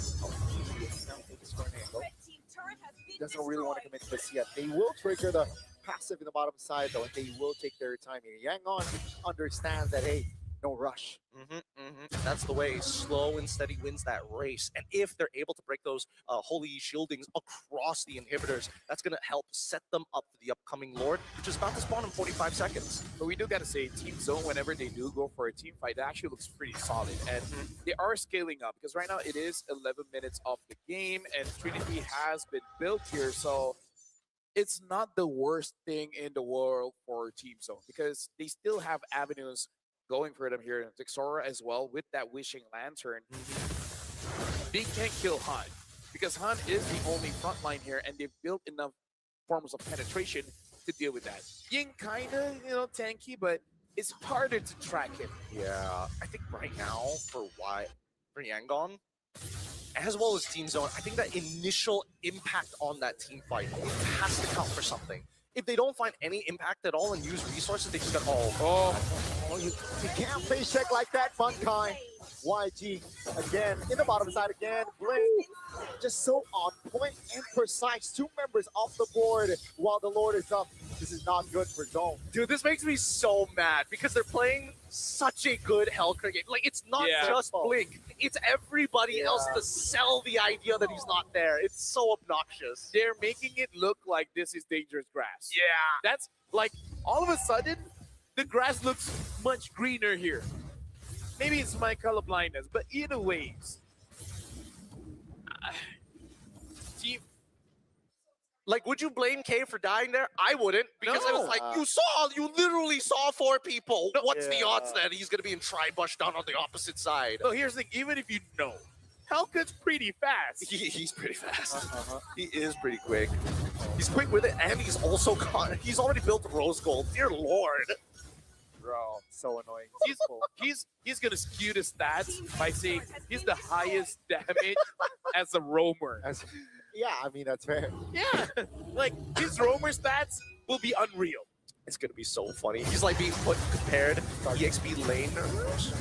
On. Yeah, they want to defend this mid lane turret. Oh, two-man petrify, no clear down, follow up. No! Okay, the back, finding the Lunox, but Kyrie repositions it. Sora! Whitelow still able to get out. The EMI, though, will get back to safety. That's the defense on the mid, a valuable one. Oh, that's really unfortunate because K should have died there, but the auto ended up going into the turret rather than to K. Just missed it by half a second. Unfortunate for YG, but it's not over. Coming for his pocket. Oh! Taken down, and Sora will fall for nothing. You know what? I changed my mind. Ying has got me feeling some type of way on that Benedetta. That was sick. That was great timing. I'm speechless, dude. EXPs are great. Yangon is oh my goodness, like teams for the wildcards not having a good day today. They really aren't. Definitely, man. The last turret here will fall from the side of zone. Bankai and friends trying to hold on, trying to delay the game here while waiting Zixora to get back up, but Yangon, they make it look so simple playing this game. Yeah, they're just like, I'm gonna wait in this bush, and trust me when I say someone will walk by. And being 9-1-3, you can one-shot anyone. I swear to God, if I go into a public game and somebody says that to me when playing Hellcrit, I'd be upset. I'll be upset for sure. Because look at Blink, he's always in these weird off angles. And now it's starting to trigger some pattern recognition, and I hope that Team Zone starts figuring out that his usual spots, mid lane brush, tri-lane brush, and also lane brush, whether it be upper into the enemy territory or your own. I gotta say, if I was K, I think he'd be like, I wish I was a Lapu Lapu. Right? At least I can do something. Yeah. Because let me just tell you folks, it's kind of unfun if you just get one-shotted every time. I've been one-shotted a few times, and I'm a roamer. I can tell you guys, it's not fun. It is not great. It is not great at all. But now that this comp is finally fully scaled with the help of Stitch, Lord, non-factor, non-issue. Where did it go? Disappeared in under 10. Yeah, definitely here. No contest as well. And potentially with this Lord, this might be the final push that, again, allow Yangon to rise. It's going to be difficult. 8,000 goalie here for Yangon Galacticos. I mean, at least there's no bushes inside of the base.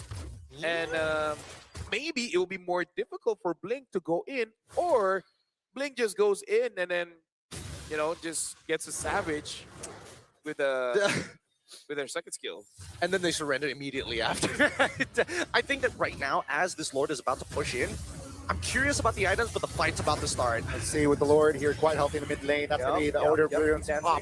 Uh-oh, that's going to be them trying to hold on here. Zone, can they do it? That's the Benedetta final blow in the pit. That's going to be Bankai trying to hold on. Two-man knockup, but it's not enough. Now, YG trying to hold on as Stitch is still alive. The damage is there. The magic power will not go further. It's a 1-for-1 in Zone. They have defended. Now, that was a clutch unbreakable buy that got Pikachu, stopping the Harvey in his tracks. And again, this Harvey is going for Flicker, not Purify. Okay, so now at least Bright can deal with the damage of Blink. And noticeably, Blink is 9-1-3. Yes. That means he was not able to find any angles to actually jump in and kill anyone. Yep. Well, but, okay. This is the hardest part about the Yangon Galacticos comp. Finishing off the game is not going to ever be easy because you're basically doing it 4v5. So the only time we're expecting Team Zone to actually finally lose this game is either they get backdoored, or B, where we see the Hellcrit having to fight around the Lord Pit. And that's the most ideal scenario for Yangon Galacticos. Yeah, quick look at the items here. Quite a lot of damage items for Ying on this one. With the Sea Halberd, Malefic, Roar, as well as the Blade of Heptases. And you can say, you know, Rose Gold as an offensive, defensive kind of item. Full build here by the Hellcrit. Already full, right? Also, the Zushin here, even on 2 kills, still holding on to that Sky Piercer. I mean, like, here's the thing. Shout out to Team Zone.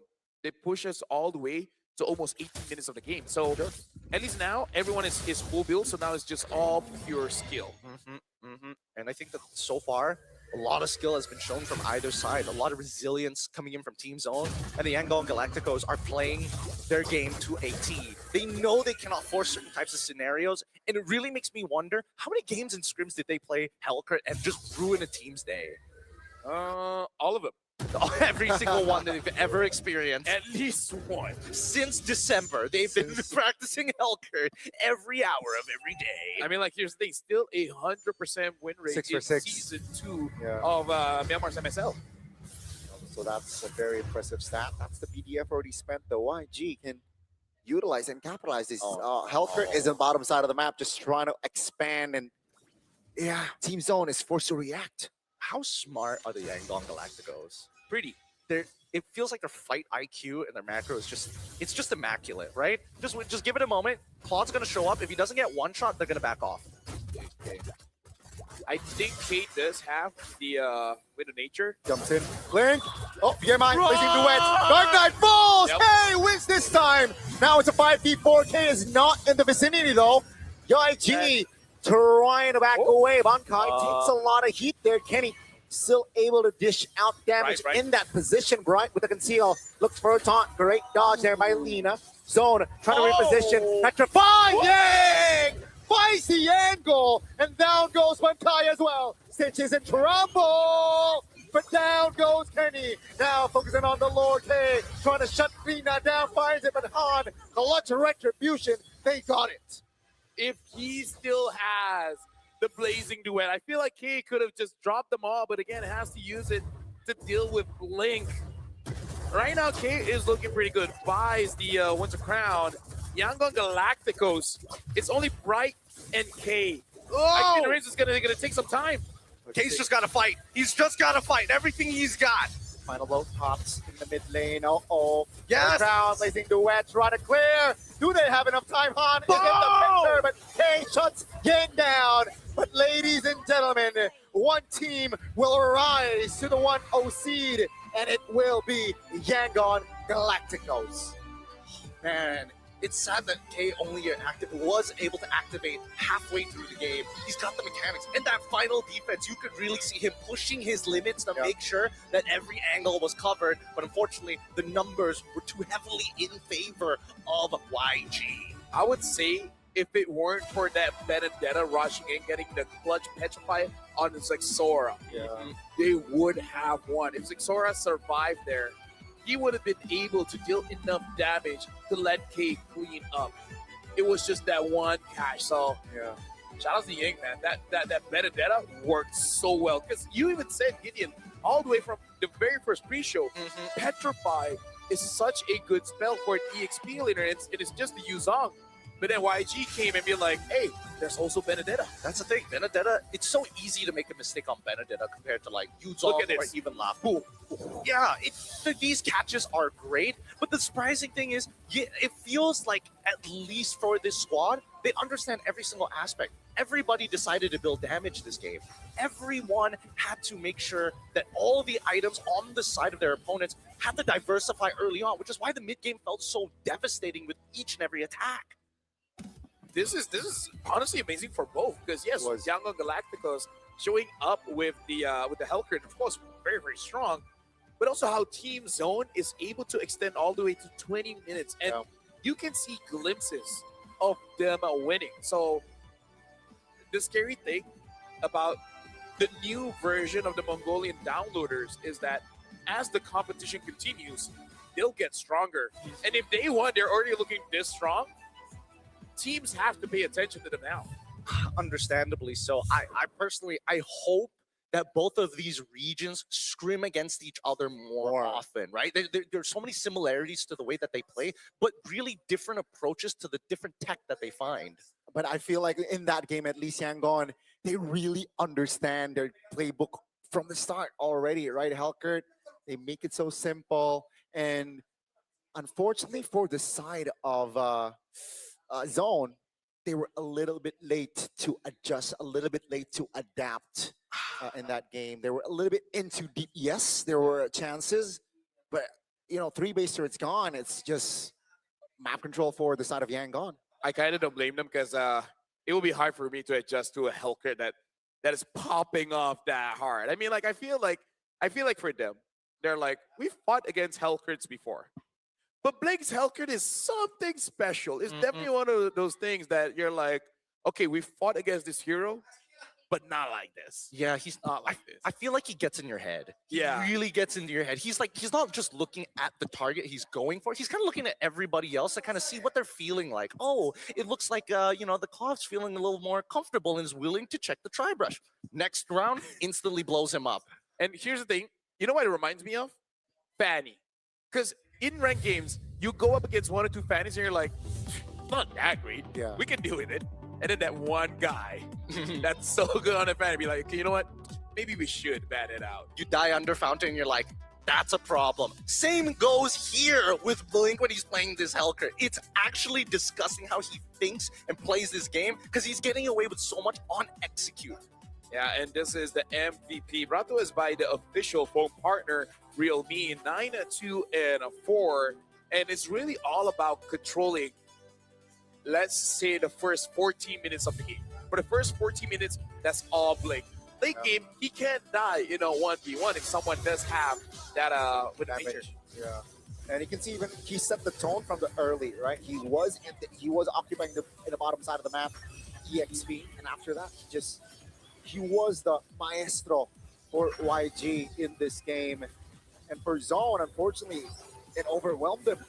It did overwhelm them, but I think, the scarier part is when these, points in the brush get consistently contested every single time. And you can see that K was also a very big proponent as to why this game got really, really tough. Even though we were seeing that they decided to go for a layered approach. Every single time that they find an initial pick, we got to start layering other people to try and look for trades back. Finally, when you don't see the Yuzong actually get one shot, he makes plays of his own, but he can't finish them off, right? So you can see the deficit. Each step of the game, there is a point of attack for YG, and they will take every single advantage. It feels like dying to 1,000 cuts. I would say ouch. That definitely MVP performance from Blink, but my close second is here. Because I would say when he is involved in that fight, pivotal of actually locking down a key damage dealer and able to do a lot, because this is not the only time he caught Zexora, right? True. Even in the highlights before, we see Zexora getting caught by this Benedetta, which caused the death of his Joy. And it's something that I feel like teams want to be careful of, because I feel like this kind of got into their head where I think teams are like, we might be willing to ban out this Hellcurt, but are we willing to ban out this Benedetta? Oh, yeah. And I think that there's a bigger reason why Benedetta shouldn't be banned out in comparison to the Hellcurt so far. And I think there's like, it's not like, oh, we just have to play a little bit better. There's counterplay to this. It's a coin toss, and that's something I don't like in the meta game, especially when we're talking about Hellcurt. I'd rather just ban him out, save me the time to think about it later. Ideally as second phase ban, never a first phase ban if I'm on red side. That's the thing, YG picked it up first phase, that's right? the They were crazy that part. confident in executing this Hellcurt play. And the thing is, you're going to let go of something, right? You're going to let go of the Yuzong, the Jushin, the Eves, the Yi and Shin and such. Speaking of, Ying had a Bloodwing. Ooh. Yeah, just setting off the item, because we saw when he engaged onto Zexora, almost died, so I was like, this also gives me shields. But yeah, like Why not? I feel like we got to talk about this Benedetta. We've seen Benedetta tank, but then Ying is like, I can just do damage. It's fine. I live by you dying, and I love that kind of mentality. Yeah. It's so good. It's so good. Let's look at this heat map, right? Because there's got to be something about his pathing, right? Looking at the way that he's controlling River, it's always, I show up into the mid lane, I'm looking for gank opportunities consistently. But funny enough, the moments where you do actually see him like walk through lane, that's when the waves are going to be pushed in. You know what I'm seeing here? If you look at the movement, it's really going to the lanes, because he doesn't go look for the buff all that much. No, right? no. That's something that we have to notice here. He's not using this Hellcurt to pressure jungler. He's really pressuring the side laners, and more importantly, the EXP, because he doesn't even visit the gold lane that much. So maybe that's why we're seeing a lot of action, because he knows his target and he doesn't stray far away from it. He's very proactive. And keep in mind that he's also he's also pathing in a way where it is slightly off of the jungler, right? He starts off one of the camps to build up the spikes, or even goes to the mid lane to pick up onto the spikes as well before actually going into the combat to get all 5 stingers for the insta kill in the first place, right? And I think those are the few things that most people don't really think about. They're like, oh, I'm in the perfect position. I got no stingers. If I sit there too long, I will lose stingers. So it's about timing, and that's something that Blink has got down to a T. Yeah, I think his, again, just early game pressure was able to allow YG to get more control. You know, taking down an EXP just allows your jungler to get that first turtle and perhaps allow, you know, the domino effect is just so long. But I like that you mentioned that, like, first 15 is just like horizontal movements there. He's still going. He's still going for the horizontal. It's a 90-minute game. It's a 90-minute They want to show everything. 43,000 damage. That's a lot. As For Roamer. Roamer. But I really feel like I don't play EXP as often as he did. But for me, if I'm level 2 and the opponent's already level 4, I'm kind of telling my team is like, guys, we can't do turtle. Yeah, it's over. We can't do anything actually. Yeah, it's really, really tough overall. But hey, at least we have more to share. Yeah, and here's the thing. We got to talk about Fairy here. You guys can actually download Fairy games. Play MLBB. You can play 1v1 and win up to $20,000. And here's the thing. It's not just money on there. You can even get like electronic appliances, trips overseas. How though? Whoa. It's all in the app, because I actually did see the app, because, you know, Fairy does a lot in Malaysia. In fact, some of our friends played, and I think my friend got a TV or something. What? Got a TV? I'm not kidding. Was that friend you? No. It's not a caster. It's not a caster. Oh. But yeah, you guys can download on the App Store or Google Play Store. You can play 1v1. There's no teams, because everyone keeps saying, like, I don't have a team. How do I do this? So play Fairy. Okay, you can win up to 20,000 and many more prizes from the app. So it's kind of like you get as much points as you can, and then you kind of redeem it. Wait, but then if I go into this 1v1, can I use all the skins like the Gatot one? Oh yeah, for sure. Because for you guys, don't you guys love free stuff? Because the Gato Kacha's electrifying Solar Spark skin is free when you hit level 45 on the M7 pass. Keep leveling up and claim your reward. I love hearing the Indonesia casters laughing. They're having a good time there. We're having a good time. Shout out to Owl. Yeah, good vibes, good times all the way through. Honestly, I gotta I'm work level on 23, by the way. Oh, That's well, unfortunate. yeah, not yet. But I am hopeful. After this, it's Tianfeng Yaguai going up against Team Falcons, which is going to be the 4th game of this 8-game best of 1. So we'll go for a quick break, but we'll see you guys for Tianfeng Yaguai against Team Falcons.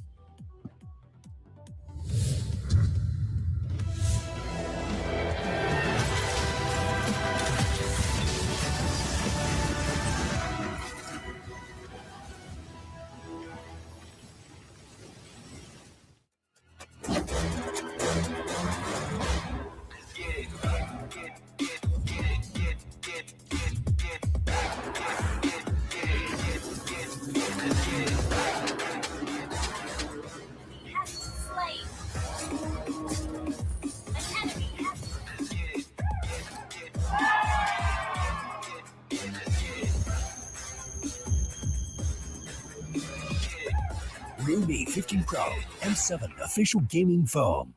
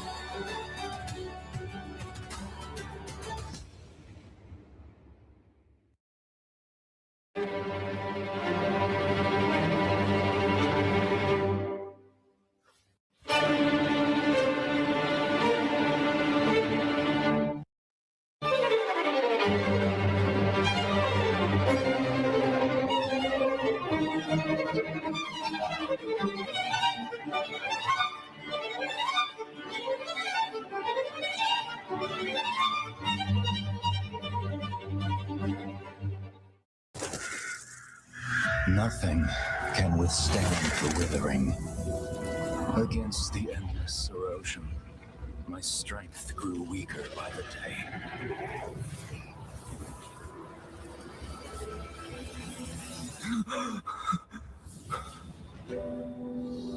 True power dwells within the spirit. Try to embrace all that you are.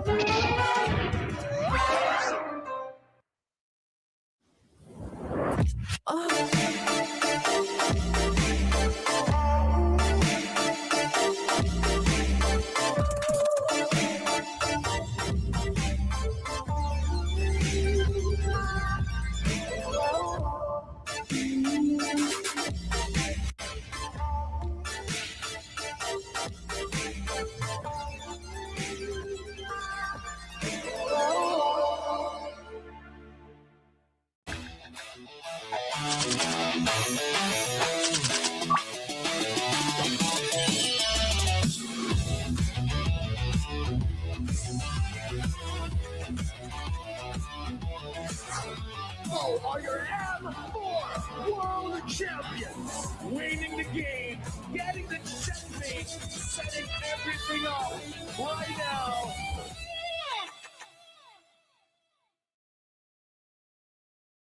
Welcome to the M7 Carnival, legend.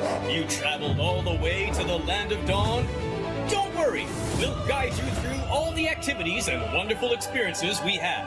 Here's everything you can do in the M7 Carnival for ticket prices as low as 20,000 rupiah. First stop is the Stage of Legends, filled with performances, music, cheers, the biggest M7 watch party, and a special performance from Stephanie Poetry on the final day of the carnival. Game recognizes game in the M7 Carnival, as we'll be collaborating with the NBA, and history is made here at the M7 Carnival, the first ever MCGG World Championship. The Go 1 Grand Final will be hosted here at Stadion Maja Jakarta, so come join us and feel the energy. Next stop, the Heroes Playground, to take photos with giant hero statues and meet cosplays of heroes from the Land of Dawn. Come to the Hall of Creators and Pros to meet and greet with top content creators. Teams from MPL ID and Legends are here. Line up, take photos, and even walk away with an autograph. Play games in the Rewards Arena to win prizes from all of our brand partners. It's at the NPL Market, booths of your favorite teams, exclusive drops, and surprises from your favorite teams. Take a quick bite at GoPay's Land of Dine. We've partnered up with GoFood for your food and drinks. The magic map has shown us all 6 zones in the M7 Carnival. We're calling you to play, explore, and wander. Don't miss out on exclusive gifts ready for visitors worth over 2.5 billion rupiah, including M7 limited edition swag bags, exclusive merch, in-game chests, and special skins. Are you ready, legend? Get your tickets soon, because we can't wait to meet you at the M7 Carnival. What is a dream chaser? Dream chasers are relentless, and they are unstoppable, forever chasing the eternal dream. Düş peşinde koşanlar geriden başlar. Aleyhimize yığılan ihtimalleri aşarız. Мөрөөдлийнхөө төлөө тэмүүлэн гэдэг бол дайчин хүний чанар. Гал төлтөөр бид хувь тавилантай тэмцэнэ. Un soñador emerge de las sombras. En cada batalla forjamos nuestro nombre. A chaser is new to the fight, fierce enough to rewrite history. Kuzeyin ucundan yükseliyoruz. Bir düş peşinde koşanlar olarak dolunun vahşi gücüyle çarpıyoruz. ساعي الحلم نصر عاصفة الصحراء نحن شتاء صراع ولا نلين. Преследователь, западный дракон восстающий, чтобы доказать, наши клыки все еще остры. 追梦者乃东方苏醒的巨龙，腾空而起，施展群雄。 Kami pernah berada di sini. Kini kami kembali bangkit untuk menggoncang dunia. យើងជាអ្នកកំណត់ហ្គេមល្បឿនប្រកួតខ្លះជារបស់យើងដែលធ្វើឲ្យគូប្រកួតពិបាកបេងទឹក အိမ်မက်တွေနောက်လိုက်ဖို့အတွက်စိတ်ကနေပြန်လည်ရောက်ရှိလာကြတယ်။တားဆီးတိုင်းကိုလည်းရှုံးမခံဘူး။ကျော်ဖြတ်တောင်း Ang naghahabol ng pangarap galing sa pinakamalakas na rehiyon, habang iba'y nanonood lang, kami ay kumikilos na walang pagdududa. Kami menguasai pentas untuk menyempurnakan legasi kami, meraih kembali apa yang sepatutnya menjadi milik kami. Seorang pengejar mimpi bergerak seperti Phoenix, terakhir kembali dan ditempa proses. Sebagai pengejar mimpi, kami menguasai langit. Kami akan merebut mahkota dan menumbangkan para lawan. Ang humahabol ay kumikilos na parang hari. Kami ang mga hari at pagtatanggol namin ang aming trono. 16 chasers. 16 dreams. M7, this is where dreams collide.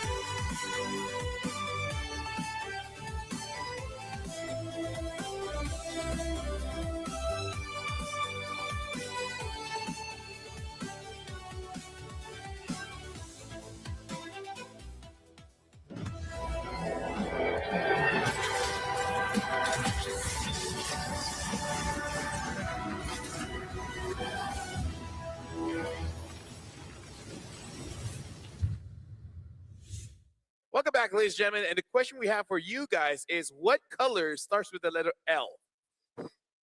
I'm sure that's something, but we can't come up with it right Without now. light. Yeah, light is more of That's illumination. It's not a color. Say light blue. It's a ray. It's a ray. Yeah, light is just something without the presence of darkness. Anyways, welcome to the M7 World Championship. This is day 1 of the Swiss stage, and Hellcurt might be a thing that we have to start looking out for, because Yangon Galacticos just went up against Team Zone, and to Team Zone's credit, they hold out all the way to 20 minutes and honestly almost had opportunities to win that one. But Yangon Galacticos, man, that was an amazing showcase, Gideon. It really was. It's great case study on how teams should utilize their Hellcurts, how Hellcurts should actually look to micromanage their stingers to make sure they have insane value throughout the game. And Gotti, that was like our first, without counting Guinevere, tank jungle. That's true. That's true. And let's see here. Was the Hellcurt open a little bit too soon or not, though? Because if that was one of the cheese picks, maybe, at this stage, wasn't it too soon? But that was, again, just clean MLBB coming from Yangon, who will join Onic in the 1-0 seed. Hey, there's only one other team that could potentially join them at this stage. And I don't know if they want to play Hellcurt as well. Is it the FYG? Or do you think that maybe even Falcons might go out of their way to show something new? Yeah, because we got to talk about making the most out of the breakthrough here, because both teams, Dianfeng Yaguai as well as Falcons, in the previous M series, they could not get, I believe Dianfeng Yaguai could not get out of the wildcards, and then Falcon could not get off group stage. So both teams didn't have the best of times, but I do believe that Falcons actually did quite well in the best of ones. It's just that when we start to transition to best of threes and etc., and when people started to figure out that Bruno should get banned, that's where they really started to suffer just a little bit. So both teams really want to make a breakthrough this time. Well, here, funny thing, I was in the car transport on the way from the airport, coming back to, at the very least, to the hotel. He was telling me a lot about what happened during their M6 run. And again, yes, there was a Bruno problem, but for Sunwin, especially in that mid lane, it was a very different experience. I think this time around, the meta is more suited for him with his hero pool that he has right now, but it's still a toss of the die, right? Yeah, now we got to talk about its M70 year. China rises as the next MLBB powerhouse, because I really feel like one of the bigger changes is that the China Masters played on the global patch, right? Making it much easier for them to transition into the patch that everyone else uses instead of the ones that they are more used to. And this time, they're not going through the wildcards because they became the champion. And quite an interesting one because it was through a reverse sweep, but still, the fact that it was on a global server does make it so that they're not struggling in terms of what's good now, especially because the patch, for me, is still relatively new. Yeah, at least they've caught up. I think, that's the big thing. Before it's like, yes, they have a leg up because they're ahead in terms of the patches, but it's still different. At the end of the day, the raw execution is going to be the most important part, especially in a meta which demands you to make cool plays to actually win the game. We just got to talk about as well Super Ken and Vel, right? This is technically their homecoming here, attending their first M series. Shout out Sasa as well, ex-Onic ID, one of the coaching staff for the FYG. And let's see how will they fare going up against a team from MENA. Yeah, and honestly, they're kind of the same lineup as well for Team Falcons, except this one, they have a Boyet. So we got to look at the keys to the best of one here for Dianfeng Yaguai. Create maximum space for Super Ken to farm and snowball. And I still remember the clips is basically all around on him on that Lancelot, making crazy plays that we're all like, how do you survive that one? I think that here's the scary thing. Teams that have super junglers, whether it be Super Ken in this case, a better easy case study would also be Kazuya, right? Because if they're going to play the exact same way to kind of get Kazuya in these positions to make these super plays, I think that right now, Super Ken is in a phenomenal position because he has access to some players who, again, really will go out of their way to make sure that his life is easy while still securing and prioritizing power picks dedicated to their goal. Because again, Long, staple name from DFYG for all 3 consecutive years. What about boys there? Long from Malaysia, Sasa from Malaysia, Vel played in NFL Malaysia. They're looking good. I'm actually very happy to see them here. They've got, now I hope I don't jinx it. Yeah, that's the thing. That's the thing. It's always dangerous. We always hurt the ones that we love. So I think I know now. Do you hate me, Gideon? No. Borderline. I appreciate it. I'll take that. Love brings pain. Love brings pain. Love brings pain. Think about it. Think about it. Love. If you don't feel the pain, did you really fall in love? Fair enough. Big philosophies here, but I think it's time to bring out the teams, boys.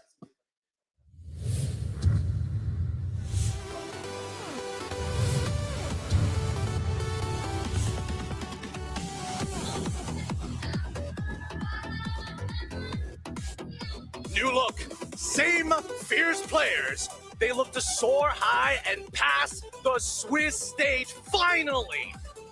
But with them, their lineup of Sanji, Boyette, Cuffin, Troll, and Sano come to represent Mina under the banner. It's Falcons! Team Falcons soar!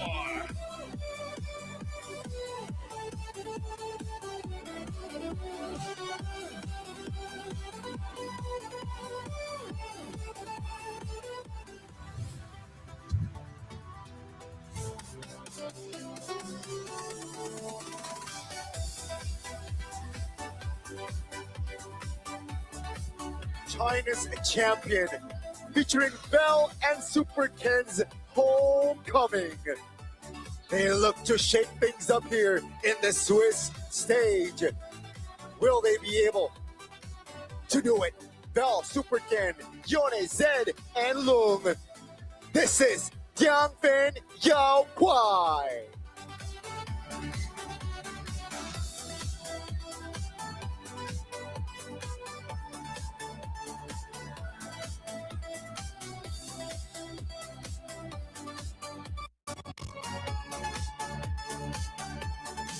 Now introducing the coaches who will arm their players with the best weapons possible before they meet each other inside the land of Dawn. For DFYG, Coach Sasa and Lopes. For the side of Team Falcons, Coach Howie Byrne and Kakashi. And now the fist bumps going in. Again, for Tianfen Yaguai as well as Team Falcons, they are in a situation where both really want to get to the knockout stage because, again, the slots are super limited. Only 8 slots for you to get onto the knockout stage, and unfortunately, 8 teams will be eliminated. And I feel like for Tianfen Yaguai, a lot of pressure is on their shoulders because Guangzhou Gaming was supposed to be the second team to represent China coming out from the wild cards, but they were just so close. But again, not enough. Tianfen Yaguai, we've got Bell, Super Ken, and Yon.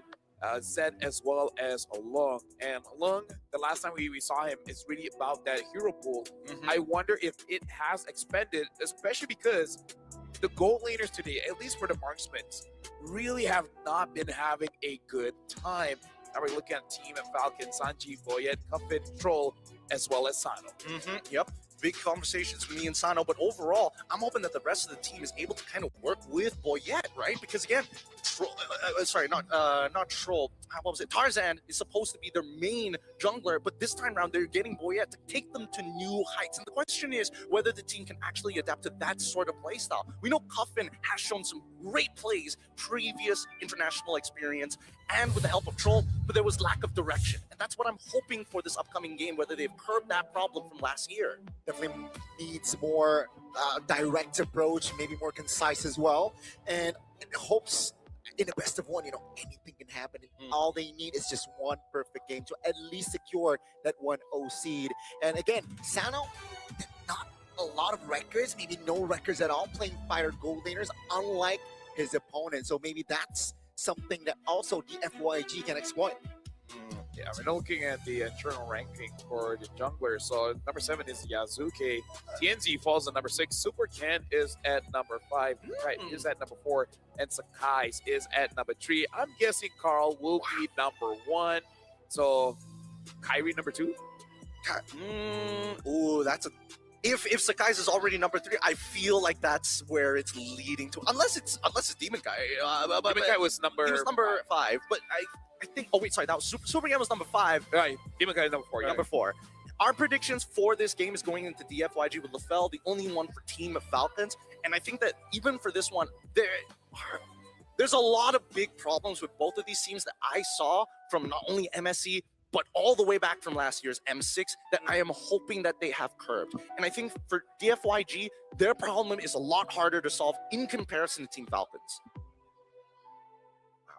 Well, we'll see, because especially I want to see how Lungs will play around with this kind of patch, because we know he can use fighters, but he really wants to use those marksmen. And let's go back to that conversation. We really have not seen a good marksman game. In fact, the one gold laner that won was a mage, the Arif. Although we gotta give props to K, right? Oh yeah. Dealing with the Hellcurt is not easy, and towards the end, when he's full build, he actually looks pretty solid. He does, but it also takes up resources that don't naturally come from him, like the Winds of Nature, for an example, right? Our map reveal has shown us broken walls once again. Same problem as we saw in the previous matchup, but this time, let's see what approaches both teams take. Let's see here, right? It's going to be the FYG and Team Falcons who will take blue side here, at least in this game. I think, again, so far, teams that are on blue have more. Tail's been itching for a real More fight. safe, right? There's dictation there. Oh, Team Falcons, they banned Esmeralda out early on, so that's very specific. But why? The question is why. There's always a good just for Eve. Is that the only thing that they've considered at this point? I was thinking maybe Uranus, but I was also thinking, like, if you are banning out Esmeralda, you're looking for the direct counters. And there is the possibility of anything that has a shield. Yes, Eve, also Angela, the list goes on. Among the planes exists. It's going to be the Eve here picked up, so it seems like they're not too concerned, right? They know that Jushin is banned. That's going to be the natural response. The Yutong and potentially an assassin here, like the Yushin, or even the Hayabusa, who's still on the board. Oh, this one's really scary. Did you say Hayabusa? Hayabusa. Okay. Hayabusa sounds pretty, That's the next skin. That's the next skin line. We got the Hayabusa, man. Yeah, it's an entire skin line, except it's all in onesies. Think about it. Hayabusa? Whammas? I love pajamas. But yeah, now with the Yuzong lock, we saw Gaton in this situation before, but they go for the Cho, which is early, but at the same time, technically flexible because it could go into the goalie. Not sure if Lung wants that, but hey, who knows? I feel like I don't know whether he's broken out of his traditional marksman archetype. I feel like he'll always lean in, similar to Sano, in terms of just wanting to have something with range, or can scale up into the late game. I feel like maybe this could be, I'm reading into this a little bit too much, whether Zed's hero pool is actually smaller than we think, which is why they lead back into the Cho, which is generally a good Swiss Army knife. If not, I would have imagined that mid lane gets picked up. Matilda! Matilda and This Fred. feels like, what, 2 years ago? Yeah. That's a classic combo there. You think they're gonna go Ixia? They'll like really double down. They double down on like, oh, if you get our Eve, you can't get our Ixia. If you get our Ixia, you can't get our Eve. I feel they want a Claude or a carry, because I feel like carry Matilda would be pretty strong. I'm down for that. That actually sounds like a really good idea. But overall, there's still a couple of answers that need to be, dealt with. First, number one, do we have a mid laner that can deal with this tank? And I mean, yes, there's obviously the Farsus and things like that. The Luna Ossus, of course. But for jungler, it gets locked in first. So now this is where it gets interesting for the bans. Yeah. Here's the thing. I feel like for Yaguai, they kind of is Claude or Moscow. I feel like those are the two heroes that can deal with this Is kind Bruno of just out of the picture? I feel like it is quite difficult because you need some kind of shred, and Bruno is all about that crit and not really on that shred. So I really feel like it's either Claude or Moscow, because Lung has shown that he does like to use that Moscow. The carry is okay, but dealing against Eve, it's so hard. Yeah. I think there's a lot of potential problems that could come out of this. I feel that if Lung ends up getting something like, it limits down the pool, the Arlet is getting banned out. I mean, like, Arlen Fredrin is pretty strong, no? Yeah, with the ground control, can definitely overwhelm that composition. I think it means that their mid lane or whatever it is kind of like mid-range. Mid-range. Yeah. It's a really good read into the situation. Funny enough, Falcons are the ones who ban out the Claude. Yeah. Again, like, Falcons want to make sure that definitely Yaguai does not get it, because I feel like with this kind of draft, you can get away with any marksman, even a Beatrix. Yes. It's so annoying. The Uranus ban comes through. The FYG, they sniffed that one out. But I feel like Falcon, if they don't mind not having too much damage, they can go for something like an Alice and still pressure quite well against the three heroes of definitely Yaguai. Yeah, Terizla as well, the good setters. There's multiple different options here. And I think that, especially when you're up against a Yuzong, if you can negate how much lane pressure Yuzong actually provides in that lane, things like playing like Esme, for example, Uranus, and there's one more that was supposed to come into my mind. I was thinking maybe if they wanted a little bit more damage, they could go Benedetta, but again, same risks as our previous best of one. Not worth taking. Definitely not worth it. Falcon will lock in that Valentina. So no two real worm replacement in this game, and potentially a big ultimate later on. Let's see, first pick in the second phase, DFYG. They have enough crowd control. Now they need burst though. I would feel safe-ish is Kadita, but dealing with the Matilda will be a bit annoying. So they still go for the far south fight range with range. So the Lapu is still open. I feel like Lapu is pretty solid for Falcons. Yeah, super solid, super solid. And I think this is what they've been waiting for this entire time, right? Because they've set this up really well. They've got like a strong mid trio that they've been working on. And then on the opposite side, you got the duel and then your EXP laner. So that's one side of the map. Once the mid laner reveals itself, then it becomes very clear how they need to approach this. Lapu comes to mind, you're right. And a potential marksman, right? For without the Claude. I think they may even consider something like a higher theory. I feel like it's still good for Falcons at this point. Because again, I feel like any marksman they pick up will be good. Yeah. I like that Harris pick. Provide burst as well. They could also go for Ixia if they wanted to. And I think that's something that we have to keep in mind, considering that we've seen it pop out a couple of times. Ooh, Moskov, great way to kind of just deny the opponents. Go into carry, I dare you. Try me. Because again, only Moskov as well as Claude really deal with this kind of draft very well. So they go for the Ruby instead. So this is going to be a usage in hyper carry. I like this actually. Yeah. Ooh. Harder to deal with now. With again, a composition like this has a lot of turtle pressure, and I think that's going to be the big problem. I'm curious to see whether Sanji is going to get some actual value from this Lapu, because if he doesn't find that early first kill during that turtle fight, this game is going to spiral out of control. Realistically speaking, looking at this kind of draft, I feel like the one that will suffer the most is probably Boyet on this Redrin, because dealing with Cho, Ruby, there's you got. Even if he does find an opportunity to catch Supercan. So it's a dangerous fine line we will be seeing here as we head on into the Land of Dawn. Yep, ladies and gentlemen, this is the fourth game of today. Yeonfeng Yaguai going up against Team Falcons. Can Team Falcons actually soar, or will the monsters from China bring them down? Let's find out. Once again, both junglers going to be starting on the same side, and the Hall, they're happy. Troll taking a little bit of damage in the earlier stages as expected, but I am liking this opening in the mid lane. They're not doubling up on each other. They're splitting the sides. They know that the matchup, they have more damage for now, unless Matilda gets 3 of those soul blooms on you. Definitely got to capitalize on that power. Tier Z just providing info, right? All right, you know, Fredrin starts blue, starts purple, and DFYG can decide on what's next. Passing ones. Yep, level 1, Vel already putting quite a lot of pressure onto Sanji, zoning him away. And yeah, before level 4, Troll taking a bit of damage, able to get out of there. Before level 4, Sanji will have trouble going up against this Luzon. That's a Spear of Misery. Super 10 in trouble already.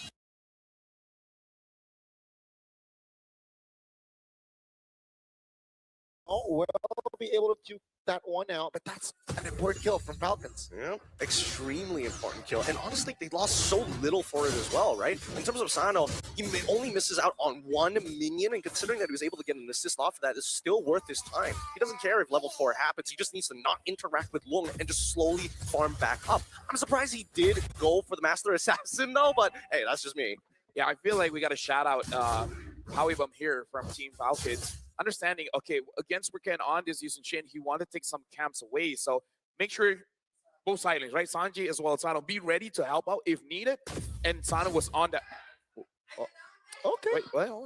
Whoa, Zed. Oh, wow. Huh? Zed? He wants to see if the camera's on him. Okay. And I feel like the direction, I think he's like, okay, I think they're looking at me. I can tell. I can tell. Oh, man.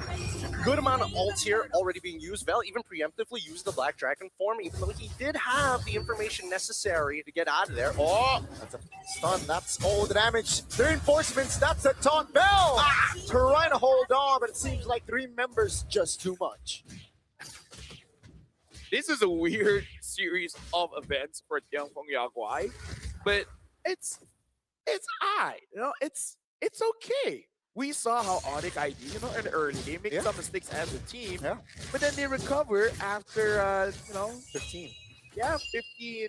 Some say 22 minutes of the game. Oh man, that's like 13 and 20 minutes away. It's gonna take so long before that point. It's just agony. But at least it's just a 2-0, right? The gold lead is barely negligible, and it's still jumping between the two teams. And Super again, just wait. Oh, okay. Boyette with a drive-by, dude. That was swag. Shout out Troll too, right? With the guiding win. Yeah, that was great. Yeah, Super again probably like, I don't see a Frederick, do you? Nah, you're good. Oh, Frederick jumps in. It's like, that was the fastest Frederick I ever. Was that Frederick or Superman? God, it is so fast. So very, very fast. In terms of first item purchase, oh, wait, hold on. Why does... he was able to find that kill earlier. Slight lead there, completes his tier 2 boost as he wants to go into the War Axe. Hunter Strike first Fury Hammer already completed by Bell. Only a component though. I'm not sure if he wants to finish it. Considering the lineup that he's playing against, you might as well, because they're all generally squishy other than the Fredrin. Yeah. Right now, either ways, again, because of the goal is not all that much different, no one is really getting punished. And the important thing is for Super to get inside. Real World Collision, that's also the certainly Eagle locking Super Ken down. Another well done executed there. Team fight. And the coordination is insane from Team Falcon. You want to hear my analysis? I feel like Mirko was glazing Super Ken a bit before the game, and it's costing him. I feel like Mirko just be quiet for a while, and they were all good. This is some real meta stuff right now. He's in the back just freaking out. I was like, how does he know? Oh, kick! Onto a Troll. That's a taunt. That's Troll taken down. But that's all about it. Boyette will take the purple. Buff still. This is what I learned. Sometimes it's outside of the game. See, once we do the analysis, he gets his first kill. I sure hope. Coincidence? I sure wish not. I sure wish Mirko's vlogging this, and the whole time he's silent. As soon as he speaks, that's when it happens. Oh, the opposite is just as true. But with 7 seconds left on the clock before the next, at least orange buff comes back up, you notice that both Falcons as well as Dianfu and Yang Guai, they realize that they've hit a break point. First item is going to pretty much decide how these upcoming fights are going to work. Oh, that's another kick on towards one. Will they have enough damage with the Petrify? Bell will take Sanji down. So that's like a warning sign for Falcons not to overextend. I mean, yes, but also Bell is taking advantage of some Yuzong tech here. Most people are like, oh, the problem with Yuzong is that his dash is always a fixed distance. Not if you jump into a wall that's longer than your dash, then it looks like you basically jumped on the spot. Yeah. And last one Oasis for Troll. So next time that happens, Troll probably will give enough shield and heal to make sure that whoever gets isolated will be able to survive. Unless you're Sana. But other than that, you should be okay. For dive here. A 3v2 potentially. Feather airstrike spent, but calm, composed Sano will able to defend and clear the wave bottom side. Yeah, very good movements here. And this also deters Super Ken from actually trying to go for an invasion of his own. Boyette, as long as he maintains his gold against Super Ken, that's great, but eventually they need to make something happen, and they might find it here. Oh, that's a flicker early one from Yone. Boyette again just takes it away. Oh, that's an engage there by Zed. Take a look at the FYG's positioning though. From the flanks, long jumps in. That's the stun that Ruby can provide. Fear of destruction finds its mark, but it seems like Sanji will be taken now. That's a Petrify. Sano takes the turret, but DFYG holds on. Yeah, honestly, that was good coming in from Ewan because he was definitely caught the moment he found Boyette, but able to get away. That's good. We talk about good, but after they backed away, I think Super Ken just leashed the turtle for him. Yeah, that's a 3-1 for Boyette. Do they have compensation though? They want to fight now. Boyette is the target. Remember, they have the Flask Oasis in hand. Zed with the kick. No clear target. That's going to be Boyette falling surely, but no! He holds on because of the Flask of the Oasis. Now, finally, with the help of the Farsa, he falls down, but that's still a triple from Cuffin. Yeah, and everything that could have gone wrong went wrong. Yi-Wan is fighting his hardest, and the Spirit of Destruction. Super Ken, he's out. Oh! Perfect timing on the Traceless, but it seems like Sanji isn't able to close that gap. He survives. Indonesian crowd loving it. Loving the fact that he makes it out with 1 HP, but it doesn't change the fact that Team Falcons now have momentum on their side as they're looking to break up the mid-tier 1. DFYG, again, so many moments. These fights are really, really messy. The initiation looks good, but as soon as the team fight goes longer than 3 seconds, everybody's got a different direction. Yeah, you got to start hunkering down and say, what's first step? And I think the first step is, Vel, your main target is Cuffin. All right? Sano eventually will become a problem, but right now Cuffin is the problem, especially because he does have 4-0 and 1. So that shutdown gold will be something that Yangping Yaoguai can really utilize to complete their items here. So I feel like that's step number 1. Get on to Cuffin, and then make sure you don't waste your resources on people that just takes too much of it, like Boyet. We saw every single member from Yangping Yaoguai wants to get Boyet. He's the jungler, yes, but he is a veteran that's 0, 1, and 5. At that point, it was 0, 0, and 5, right? So it really makes no sense, especially because the turtle was already done. Yep. You're not contesting for anything. So they got to go down and be like, okay, what's really important and what's less important? The priority has to be on point here. They have to talk about this. They really need to decide what those priorities are now so that everybody can be on the same page when the fight actually occurs. Oracle already purchased by Vel at this point. This next upcoming neutral objective is going to be really hard to contest for Yangping Yaoguai now. So it's all about pushing and pulling, right? They're waiting for the key components to come out first. And obviously, Cuffin would be nice to take out first, but he's got Purify, so we got to do a little bit of push and pull. That's the thing. The coordination from Zed and Vel needs to be on point here. BDF is the call. Take a look at the lore here. Below 50%. That's going to be Sanji. Misses the stun. Super can't find that Lord. Now, will they look for more? Lil Conte. That's going to be him. Trying to buy time for his team as Cuffin finally finds the unstoppable. Super can't traceless outside with Vel. Trying to buy time, perhaps look for a kill, but in the mid lane, you can see action between the mid laners, but wings by wings, back to safety. Yep, Cuffin doing a really good job at using his lead to be oppressive against E1, who technically, as of right now, is only the second strongest scaled up hero in the composition of DFYG. Other than Supercan, everybody else is just a tier below when it comes down to the scaling. With the Lord push, though, this could pull this back for Yangping Yaoguai. Great comms between Vel and Supercan. Yeah, Sano has to be careful now because Yuan just finished his Genius 1. And now at level 10, that's quite a lot of stacking onto that, reducing of the defense. So it's going to hurt the Moskov quite a bit. As they dance around. Where can he find? They don't even want to split themselves up to try and catch that bot wave. They're willing to sacrifice mid and bot tier 1. I don't think Cuffin has used his Purify to this point, right? Not really, at least from the side of DFYG. Creates a lot of threat just yet, but they will lose towers though because of the Lord push. Yeah, right now for Yangping Yaoguai, we can definitely see that they're slowing down because even they understand in terms of scaling, they're actually not bad, especially Super Cat. I feel like for the first few minutes is getting back into the groove of playing on stage, and now I think he's there. They're making some good calls here. As soon as they see the Dragon Boat come out, revealing the entire map, they're already taking guesses where they could potentially be. And I think this is a really good response coming in from the side of Falcons. They've been drilling themselves to have good habits, and I like to see that. Now with Boyet, with the Brute Force Breastplate, that's when things are going to start speeding up. It's even for Supercan on the opposite end, getting a Blade of Despair. Luckily, he doesn't have the Malefic Roar just yet, but we'll see. The last couple of items, I'm not sure which situation is better. Yeah, right now Sano hasn't been influencing the fights all that much. We got to see whether this Moskov can really do much because, again, Marksman so far hasn't been doing all that great in day 1 here. Zed probably thinking that he wants to get a target, but I don't think there's any good targets for him to hit. See, you're waiting for someone to pull the trigger. Oh, Shocker. That's Circling Eagle. Real world relation. 2 tons! Oh, take a look at the damage. Now Sano jumps in. Sanji will finish him off. Now it's a 5v4. Take a look at Yeon trying to escape with the wings by wings. Finds it, but that's Vel taking a lot of damage. Team Falcons can they close this one out? Seems like not just yet. Now with a feather and strike, Sanji will feel the heat.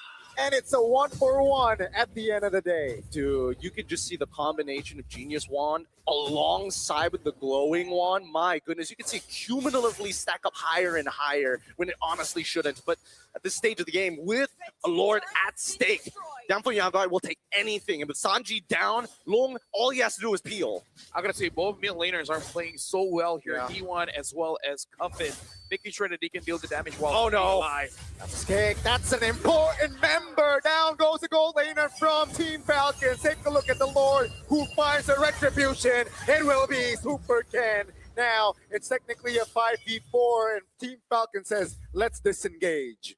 Yeah, for Team Yaguai, they got to be careful as well because Super Ken did take some damage in that previous Lord fight. So, gonna heal up first before they really, commit. Especially because they did get the Lord. So, you just got to wait on that. By that time, Sano will revive. And he has to be careful of that because, again, Sano has not had a game so far. He does have his Trinity, but looks like it's not enough. Yeah, and I think worse yet, the sieges are so much better for DFYG. Oh, wait, hold on. That's a taunt. That's a roamer, though. Let's see. I think Zed can die here. It's a 5v4, but it will relieve off pressure, definitely. No, look at all the ults already been used. Yeah. Poor ult. For Zed. On towards a roamer. And now with the, oh my god. Uh-oh, let's see here. No resource. Not a lot of resource there for Team Falcons. BDF can feather airstrike span as well, though, from DFYG. So never mind. Yokai also used a lot of ults. So now we're break even. I've never seen two teams spend so much for a car in my life. It's secondhand. I swear it's like brand new. I don't know. 30 million, it sounds a little expensive. Yeah, I think they're like, oh no, we used a lot of ults. What are the chances we can make them do the same thing? And then it's like, okay, guys, we're all good. We're even. A little trigger happy indeed. Certainly go, on towards one. Dude, Yuan from the flanks. That's a far shot, by the way. Very ballsy move, but nothing comes out of it just yet. No, they just want to show us that it's so low cooldown that it's okay. Yeah, I agree, but at the same time, Troll, you gotta stop pressing that button so early. You gotta calm down for half a second. The last one made a lot of sense, but this one you had literally zero space to play. What was the play there? Okay, let's ask the question. Was it Troll or Boyette? What if Boy is like, hey, bro, bring me in. Bring me in. Let me put a 5-man taunt and let all 5 members feel my blade. Boyette physically getting in front of Troll and be like, send me in, sir. Oh, they got you on. Yeah, that's the wings by wings. Oh, perfect time as well. That's a shutdown, an important one. Finally, one mid laner goes down. It's working out. It's working out for them. And Yanfeng Yaguai, they need to know that, like, as much as you want to stick as 5 together, splitting up is a pretty decent idea, but vision will always be number one. If you don't have vision over your opponents, you better be careful, sir. Yep. If you don't know where you're going, are you really going anywhere? That's a great question right there. You've been listening to a lot of Jaden Smith, clearly. Oh. Your idol, your role model. I'm listening to Jake Paul. Come on, man. Okay. Oh, that's different. Oh, that one hurt. That one hurt. Yeah. Ooh, yikes. Yeah, still talking with a broken jaw. That's the best part. With the mid lane already shoved in, wait, hold on. What are the state of the waves? Neutral. Mid's getting shoved in right now. They're holding mid prio while they let Falcons take care of it. Sano already getting the winds of nature. I don't think this is a good idea. Well, I know look at the Lord here. Lung is also looking for an opportunity to use the Don't Run Wolf King, and Sanji's almost on 15. Now they got vision. Yeah, they're pulling the trigger right now. Yuan, no flicker. Oh, Yuan! Again, obliterated. That's going to be Super Ken finds it. Take a look at Bell in dragon form. He holds on, but the taunt, the damage will come through. He will be the sacrificial lamb as Guffin picks up the godlike. I mean, like, at that point, that was as 50-50 as he can get. I was looking at the junglers. I don't think either were really stunned up. Bell, he let it be a 50-50. He's like, I'm going to deal with Sano. You guys got to deal with Boyette. And then Super Ken's like, I got you. I got you. I super got you, or I can do this, whichever is the tagline. God, it feels good that Super Ken is kind of finding back that form when he first made his debut with the lineup of Megatron. And I think that, whoa, Zed really going out of his way here. Yeah, has the immortality, but will lose his immortality. I believe. Oh, bought enough time. He still keeps his immortality, but no, never mind. Spoke too soon. Casper's. But yeah, that was an attempt from Team Falcons. Hey, 70 minutes now in the game. Oh, dude, this whole day is just gonna be 20 minutes plus. Hopefully. Yeah, hopefully, because that's 4 more. And if that doesn't, if the experience is not the same, I feel so bad for the next shift. Oh my goodness, they'd be missing out so much of the M7 experience. They need to feel what we feel. If not, why are they even here? You know? Yeah. You can jinx it. Say they have 10-minute games, you know, maybe then. You know what? They'll have 5-minute games. Even better. I love that. Okay. Great. I have that power, LaFell. I like that Gani went from Boot Boy Gani to be like, you know what? Jinx them. Just jinx them. Oh man.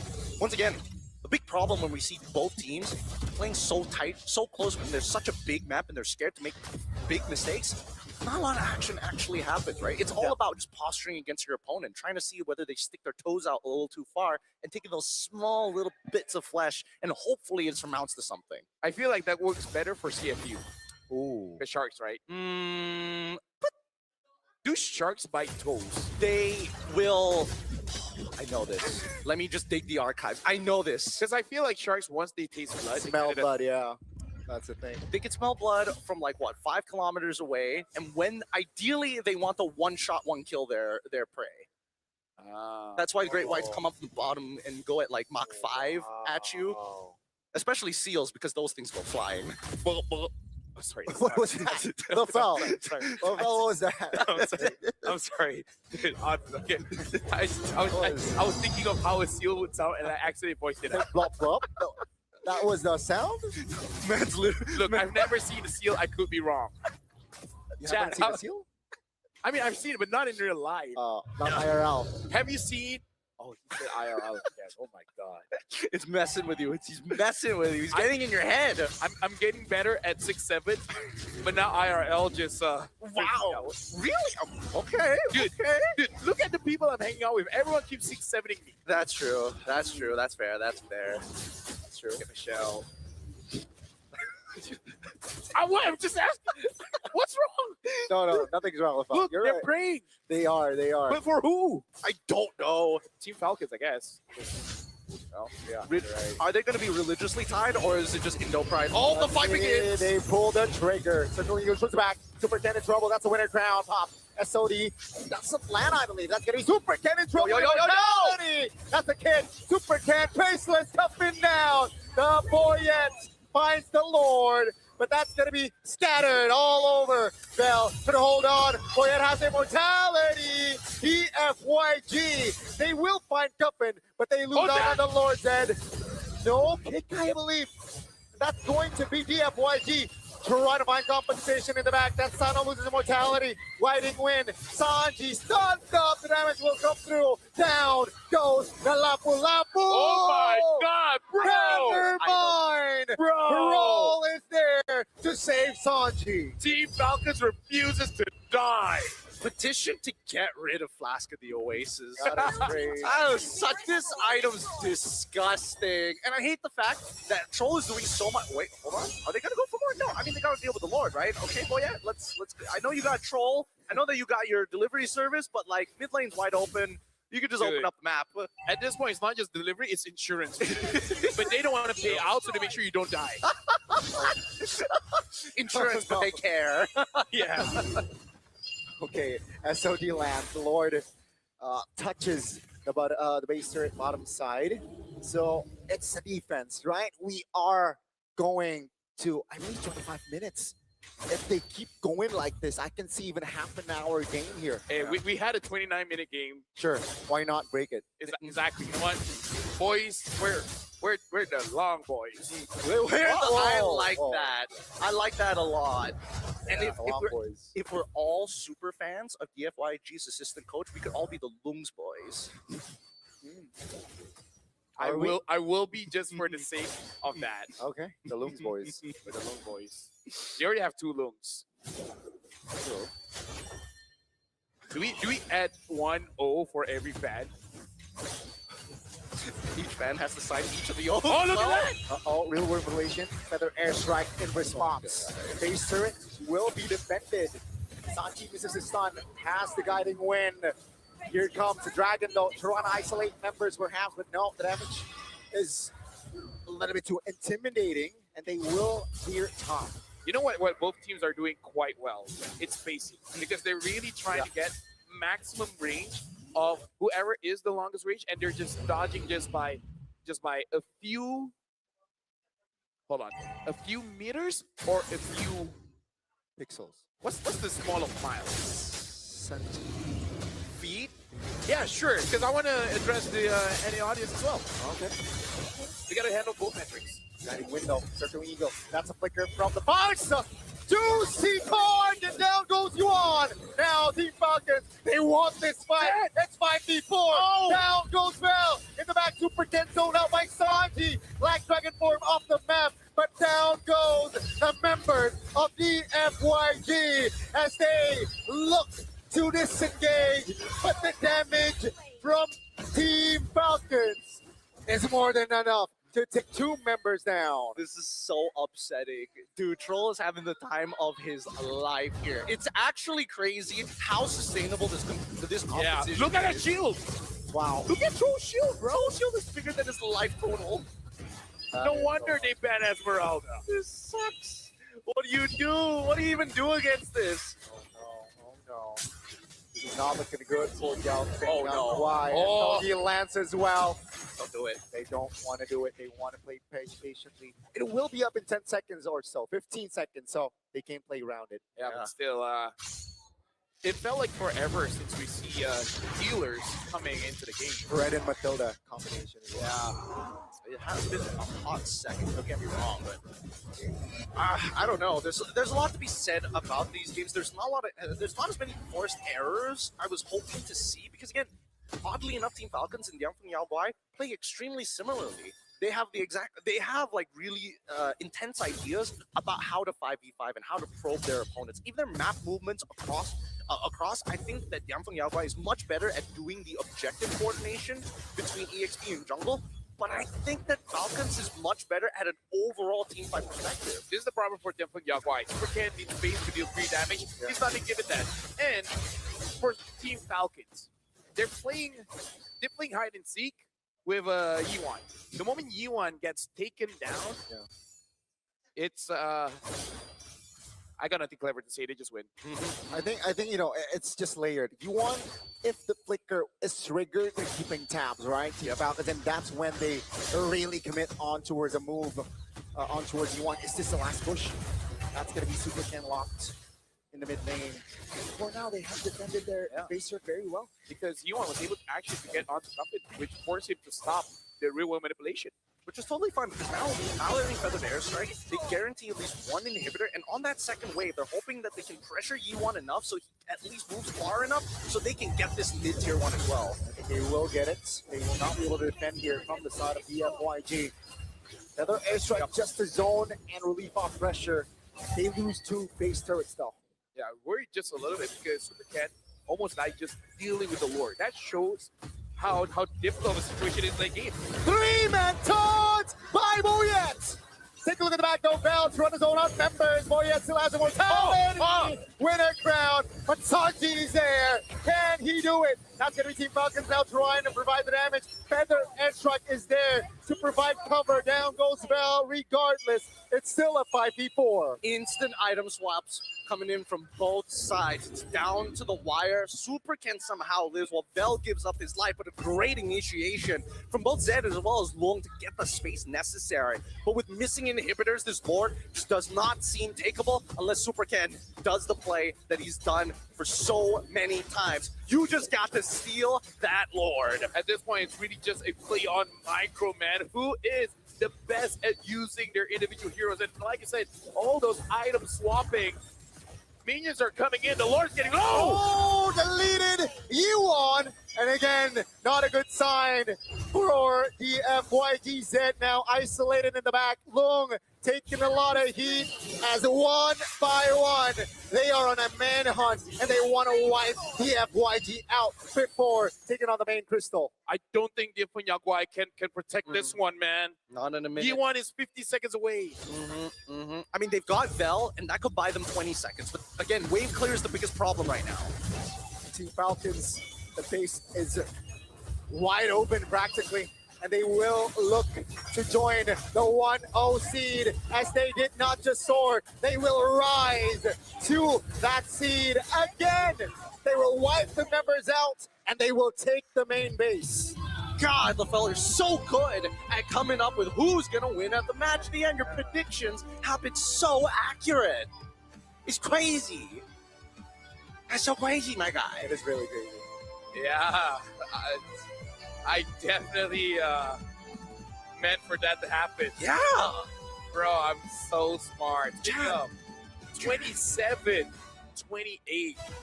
That is quite a long stretch of the game, but something about Falcons, man. Yeah. In the best of one, they're really like showing all the way from last few years, like something about best of ones. I don't really like it. They really do. In-game decisions, I think, are just more. I personally think that Falcons have a lot more mental stamina. They are a lot more, I wouldn't say they're the most patient when it comes down to the play. But if you tell them, 150 fights and then do your 151st fight, they'll still say yes. I think that DFYG at this point in time, as these fights get messier and messier, it starts to all blend together. There's a lack of clarity as to how do we actually deal with this fight when we are so close together. Boy, the fact that Boyet was able to find a 3 to 4 man pawn, why are you in the point in the first place? Yeah, I feel like they're able to have this kind of, I would say, tankiness when it comes to their mentals, because something that you can say about the meta teams is that they can handle the heat. They can. Yes.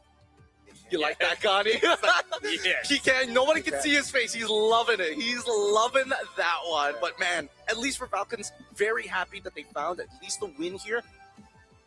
You think the second match for them is going to be harder than this one? Because I don't know.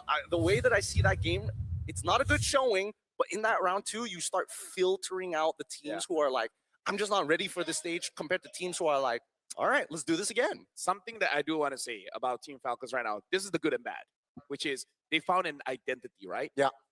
We're just kind of worried if it's just one identity, because we saw the Esmeralda ban, and it's good to ban out when you do want to use an even. Now, we see one of the reasons is because of that Matilda as well. So I think that is something that teams will start to be prepared for. Maybe they will let the heroes go and they just try to play around it, because Troll on that Matilda was actually pretty good. And even though, yes, we're like, you just keep throwing out your ults for no reason, but at the same time, it does create that mental pressure. And it becomes like, we can do this all day, but can you? Yeah, that's the thing, right? I think the approach is really, they prepared for this, right? It's similar to that Hellcat first phase pick where they're really confident in executing it properly. And so also the same with this case. I think the Matilda Fred, they picked it up, doesn't really care with their matchup later on, and they were able to, even though it's a long game, but they made it to pull through. Yeah, and let's look at our MVP of this game. Thanks to our official gaming phone, going to be the real me. Give it up for our MVP Troll on this Matilda. As much as I'm like, ooh, boy, I did a good job. Troll on this pick, really nasty with it overall. Generally, when you are playing the Matilda, I feel like a lot of the game isn't on you, because you need to trust that your teammate presses the button. So right now, the question for you, honestly, both of you, which would you rather face? The Matilda or the Hellcat? Wow. Right? Like, it makes you think like, oh, Matilda. You'd rather face the Matilda? Yeah, I'd rather face the Matilda. Okay. You know With what? the Flask of Oasis. No, hold on. Let's put this into perspective. Donnie's a roam main. Yeah. And what are you? I'm an EXP main. Yeah, so, different perspectives. So, like if you ask the goal later, they'll be like, give me Matilda all day. I don't care. Do not. That's true. I do not want to Hellcat. As a roamer, I dislike Matilda. Yeah, no, I agree with you. We don't care about Hellcat. He doesn't one-shot us. He doesn't one-shot you guys. But like, just look at the way that these fights actually progress, right? It's these first couple are like a little messy, but then once they understood exactly what they needed to do, the fact that Sano is hitting from like halfway across the map with these spears of destruction, and even for DFYG, they've already thought ahead. If Ewon goes down, we just need to stop the damage dealers from actually getting on top of Super Ken, and we can all walk away. I think one of the things that we do have to see here is the lack of damage. Super Ken as the solo carry, which I feel like this has been an ongoing conversation for the better of 8 months now. But having a comp that only has one sole damage dealer is not enough. I understand it's a Farsa, but is she really there? Right? Either her ult has been forced out early, or she just straight up dies. Yep. So whether Super Ken likes it or not, if you look at the drive, you're like, what do you mean he's the only damage dealer? Like, no, really. Yeah. He is the only damage dealer. But, and that's the thing, right? Because your other damage dealers had their moment, their era within the game, and that was supposed to be building up from a good early. They didn't get that good early. They were denied the mid game as well. And by the time we got into the late game, 3 missing inhibitors, man. I would react exactly like that, man. It's crazy. It's crazy. Why the Zoom go? No, more importantly, why Not that expecting Zoom go. No, yeah, why that? It's something you see in Mirko's vlog. I didn't expect for the world to be. Maybe Mirko's actually the one handling the camera. He's the camera operator in the back. He's like, yeah, closer, closer, closer. Oh, it's too funny. You guys It's too are funny. You guys are funny. I gotta give you that. But I don't know. The only thing, my only problem right now is how do you guys feel about the new item that reduces the attack speed? Because I'll be real with you, as much as it like, oh wow, it's so great going up to 150 attack speed, capping it at 75, you still get a decent amount of value from the golden staff at the very least. At least the multi-hits are still through. I never play gold lane, so I don't know. If you ask me about Chastise Boulder, I'm with you on that one. Well, okay. Which, by the way, I do like it. You do like it? I do like Chastise Boulder. Do you hope that they change the stats a little bit instead of just giving you health? Just give more MR and armor. Yeah, I feel like if they give me like 180 physical attack, I think that'd be great. 180? Wouldn't Yuzong want that? I mean, that's better. How expensive is this item that's apparently better VOD? 1,009. Wow, you're the worst. Yeah, it's Sky Piercer, but you get, instead of like a threshold, you just get more stats. All the way as well. Dear Lord. I guess I'm not gonna get hired with the balance team. Who knows? Who knows? I hate how you say that with a straight face. No guilt whatsoever, no remorse. You know exactly what you're doing. Yeah, so imagine like, do you think the Holy Crystal is so expensive? Like, yeah, I think it should be 1,005. Mid laners everywhere. Ooh, yeah. That's how we should do it. Gold laners everywhere. No.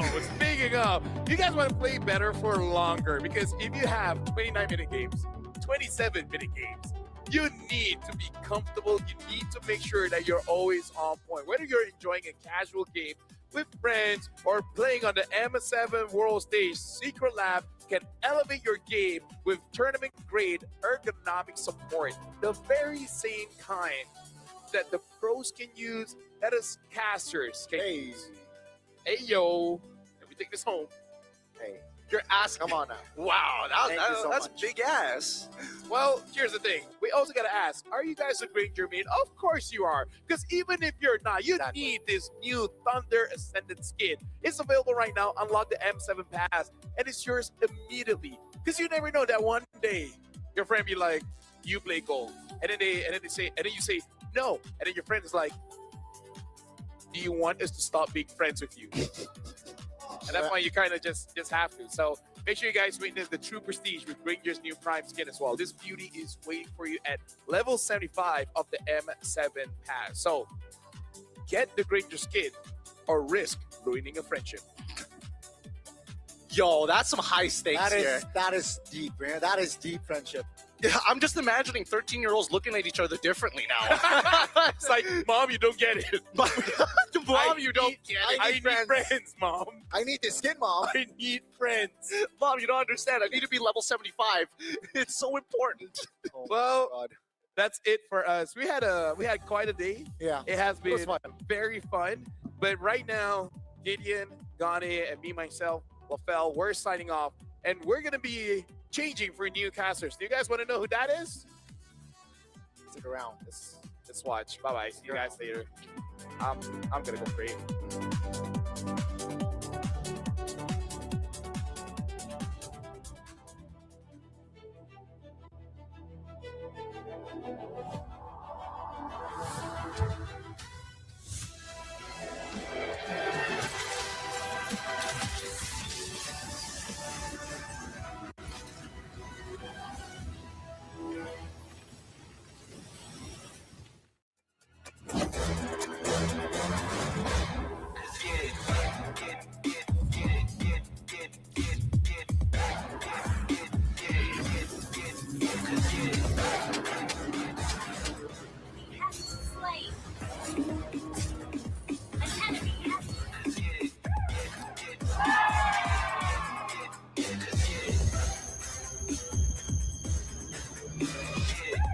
New Made 15 Pro M7 official gaming foam.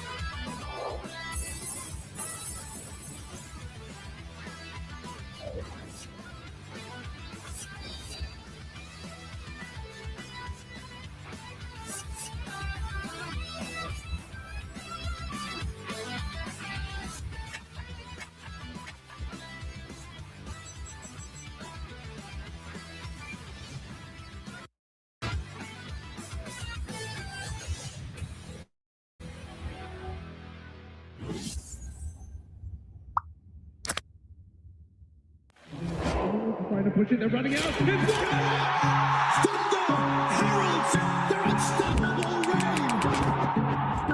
Unscathed, unrivaled.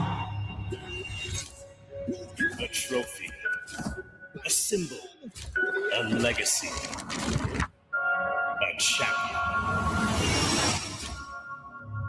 We begin our story with the pioneers, forged in gold, Fairies champion ring and medal, relics to be worn with pride. Among champions, one legend outshines all. You play, we carry.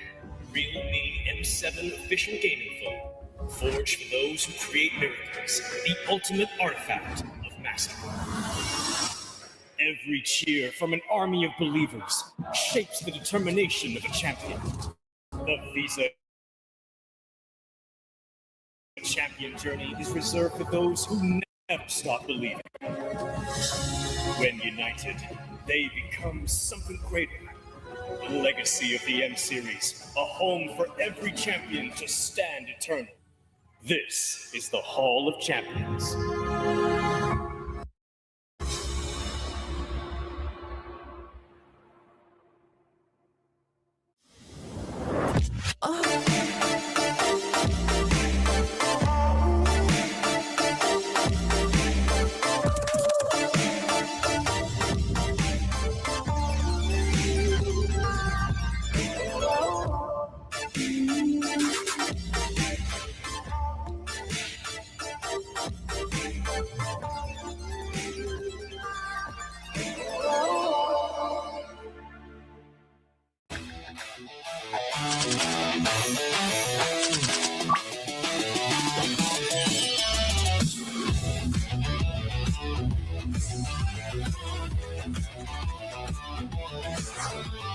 Are your M4 World Champions, winning the game, getting the checkmate, setting everything up right now.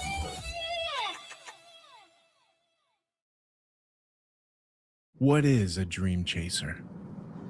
Dream chasers are relentless, and they are unstoppable, forever chasing the eternal dream. Düş peşinde koşanlar geriden başlar. Aleyhimize yığılan ihtimalleri aşarız. Мөрөөдлийнхөө төлөө тэмүүлэн гэдэг бол дайчин хүний чанарын гал дүлтэйгээр бид хувь тавилантай тэмцэн. Un soñador emerge de las sombras. En cada batalla forjamos nuestro nombre. A chaser is new to the fight, fierce enough to rewrite history. Kuzeyin ucundan yükseliyoruz. Bir düş peşinde koşanlar olarak dolunun vahşi gücüyle çarpıyoruz. ساعي الحلم نصر عاصفة الصحراء نحن شداء صراع ولا نلي. Преследователь, западный дракон восстающий, чтобы доказать, наши клыки все еще остры. 追梦者乃东方苏醒的巨龙，腾空而起，施展群雄。 Kami pernah berada di sini. Kini kami kembali bangkit untuk menggoncang dunia. យើងជាអ្នកកំណត់ហ្គេមល្បឿនប្រកួតខ្លះជារបស់យើងដែលធ្វើឲ្យគូប្រកួតពិបាកវិញទឹក အိမ်မက်တွေနောက်လိုက်ဖို့အတွက်စိတ်ကနေပြန်လည်ရောက်ရှိလာကြတယ်။တားဆီးတိုင်းကိုလည်းစိုးမခံဘူး။ကြောက်ဖြတ်တောင်း Ang naghahabol ng pangarap galing sa pinakamalakas na rehiyon, habang iba'y nanonood lang, kami ay kumikilos na walang pagdududa. Kami menguasai pentas untuk menyempurnakan legasi kami, meraih kembali apa yang sepatutnya menjadi milik kami. Seorang pengejar mimpi bergerak seperti Phoenix, terakhir kembali dan ditempa proses. Sebagai pengejar mimpi, kami menguasai langit. Kami akan merebut mahkota dan menumbangkan para lawan. Ang humahabol ay kumikilos na parang hari. Kami ang mga hari at pagtatanggol namin ang aming trono. 16 chasers. 16 dreams. M7, this is where dreams collide.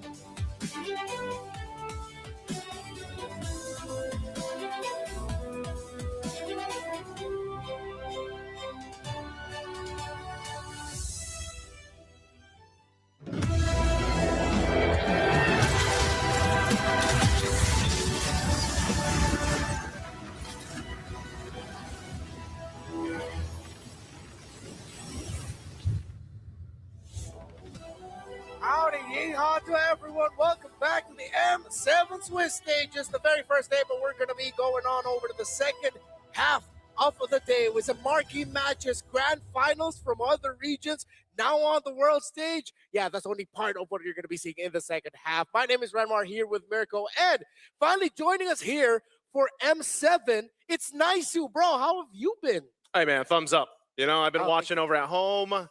I've had a great time watching you guys, of course, here at Lead the Desk, but also just the matches, man. I think that was the best wild card we've had ever so far. Yeah. It's a really good wild card. We also started off today with a banger. No one expected Onic and Boostgate to go that hard. But then, of course, we also just came from the DFIG versus Falcons game that I gotta say, Falcons, I was not familiar with their game. I did not expect them to play the Matilda and Fredman like that. Yeah, I really didn't expect the draft as well, but the outcome I kind of expected with my own predictions, right? Because definitely Aguay, they're amazing, but Falcons, even in GOTF, were able to really bring the games to a very, very tough position against Onic even. Yeah. What I like about this matchup that we saw earlier was that those were two teams that we saw from GOTF. So there are references to how they look like recently.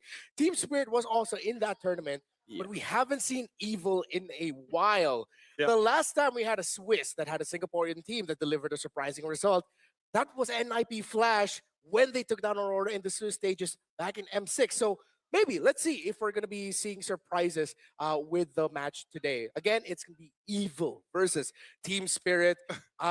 Don't see the predictions yet, but I think going into this, the community has pretty similar sentiments about how this might go. It's interesting, right? Because you have again, it's a Singaporean team, and I think for a lot of people, they when you watch Singapore play, they're always kind of this wild card in their own right.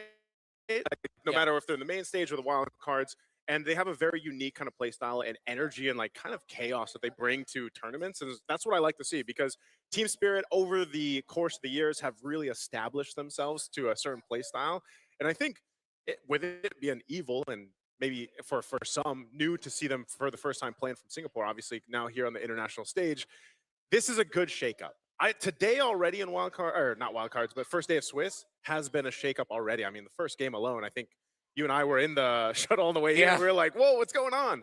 So I think this is it's still going to be a test to see if Evil can match up to what we've seen from Team Spirit. Personally, for me, I'm just really glad that we get to see a new version of a Singaporean team make it to the world stage because, again, for the longest time, it's Flash, and then we saw RSG, SG as well before, and it's just been those teams dominating, usually just a Diablo, right? Yeah. Anywhere Diablo goes, he wins. This time, it's very different. And Evil actually brought in an Indonesian import in Aether. His brother just played, and he lost, unfortunately, but Aether was considered by many as a pretty bad jungler when he was playing in MPLID. So the fact that he got a second chance and then he became a champion in that region shows me at least that there's always room for growth, even for a player who's gotten so many chances in ID. Yeah, it's a huge homecoming for him. And hell, what a better way than to make a name for yourself in the world stage or the global MLBB stage than to actually be part of the team that finally ended the streak of Team Flash.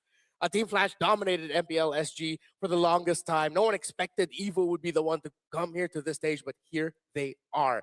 Now let's look at Team Spirit. And it's similar to previous tournaments. Always have to be wary of Team Spirit. I'm pretty sure everyone remembers the heartbreak result that they suffered in MSC and still achieving 4th place in M6. But they have always been incredibly vocal about always just wanting to be the champion. They accept nothing less. They want that championship. So will we get Hiko Mania Part 2? Will it be the start of One Shot Mania? Will Sawa and Sunset Lover continue their streak of impressive performances? There's a lot of questions for Team Spirit. So let's look at the keys to victory for Evil. Aether and Ven here must step up and sharpen their early game farming. Yeah, actually, I'm up against a team like Spirit. Sawa, we know how he likes to play. You have to make sure that you have a presence early on. Yeah, I think and for most of the teams here, it's really going to be a focus on that early game as we get the salute here, of course, from Evil here. But that's the main thing. I think that early rotation, being able to set things up, the sustain heavy compositions that we are seeing. I mean, you guys, we always talk about this when we go through the wild cards, right?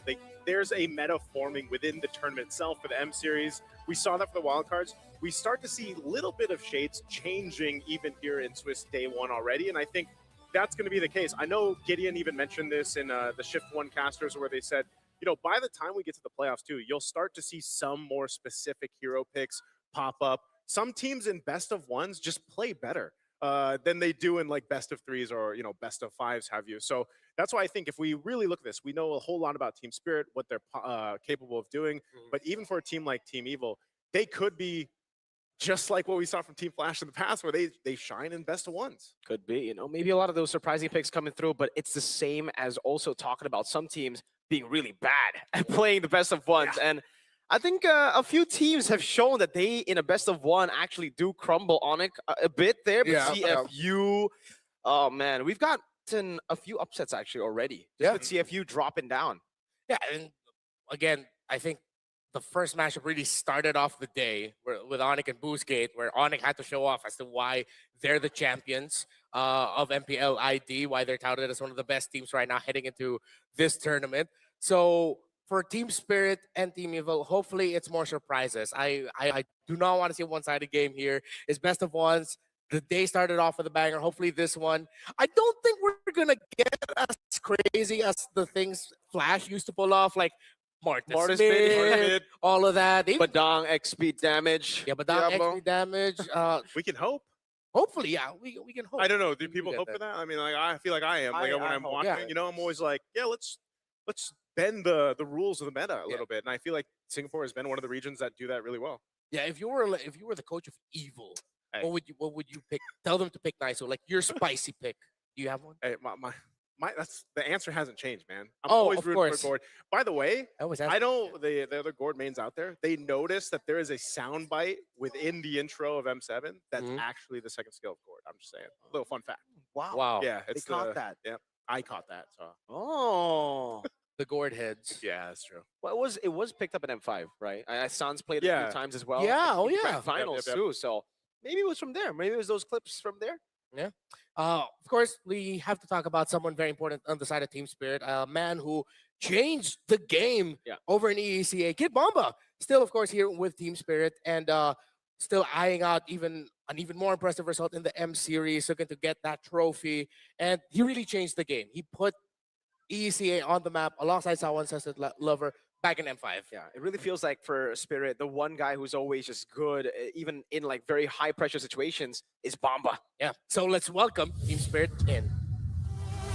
Ladies and gentlemen, the bastion of EECA, the dragon that reshaped the competitive MLBB landscape. In the XP, we got Kid Bomba. In the jungle, we got One Shot, Sunset Lover in the mid lane, Sawo in Rome, and in the gold lane, the man who stole the show at M6, Hicomania. Welcome, the Dragons of EECA, Team Spirit.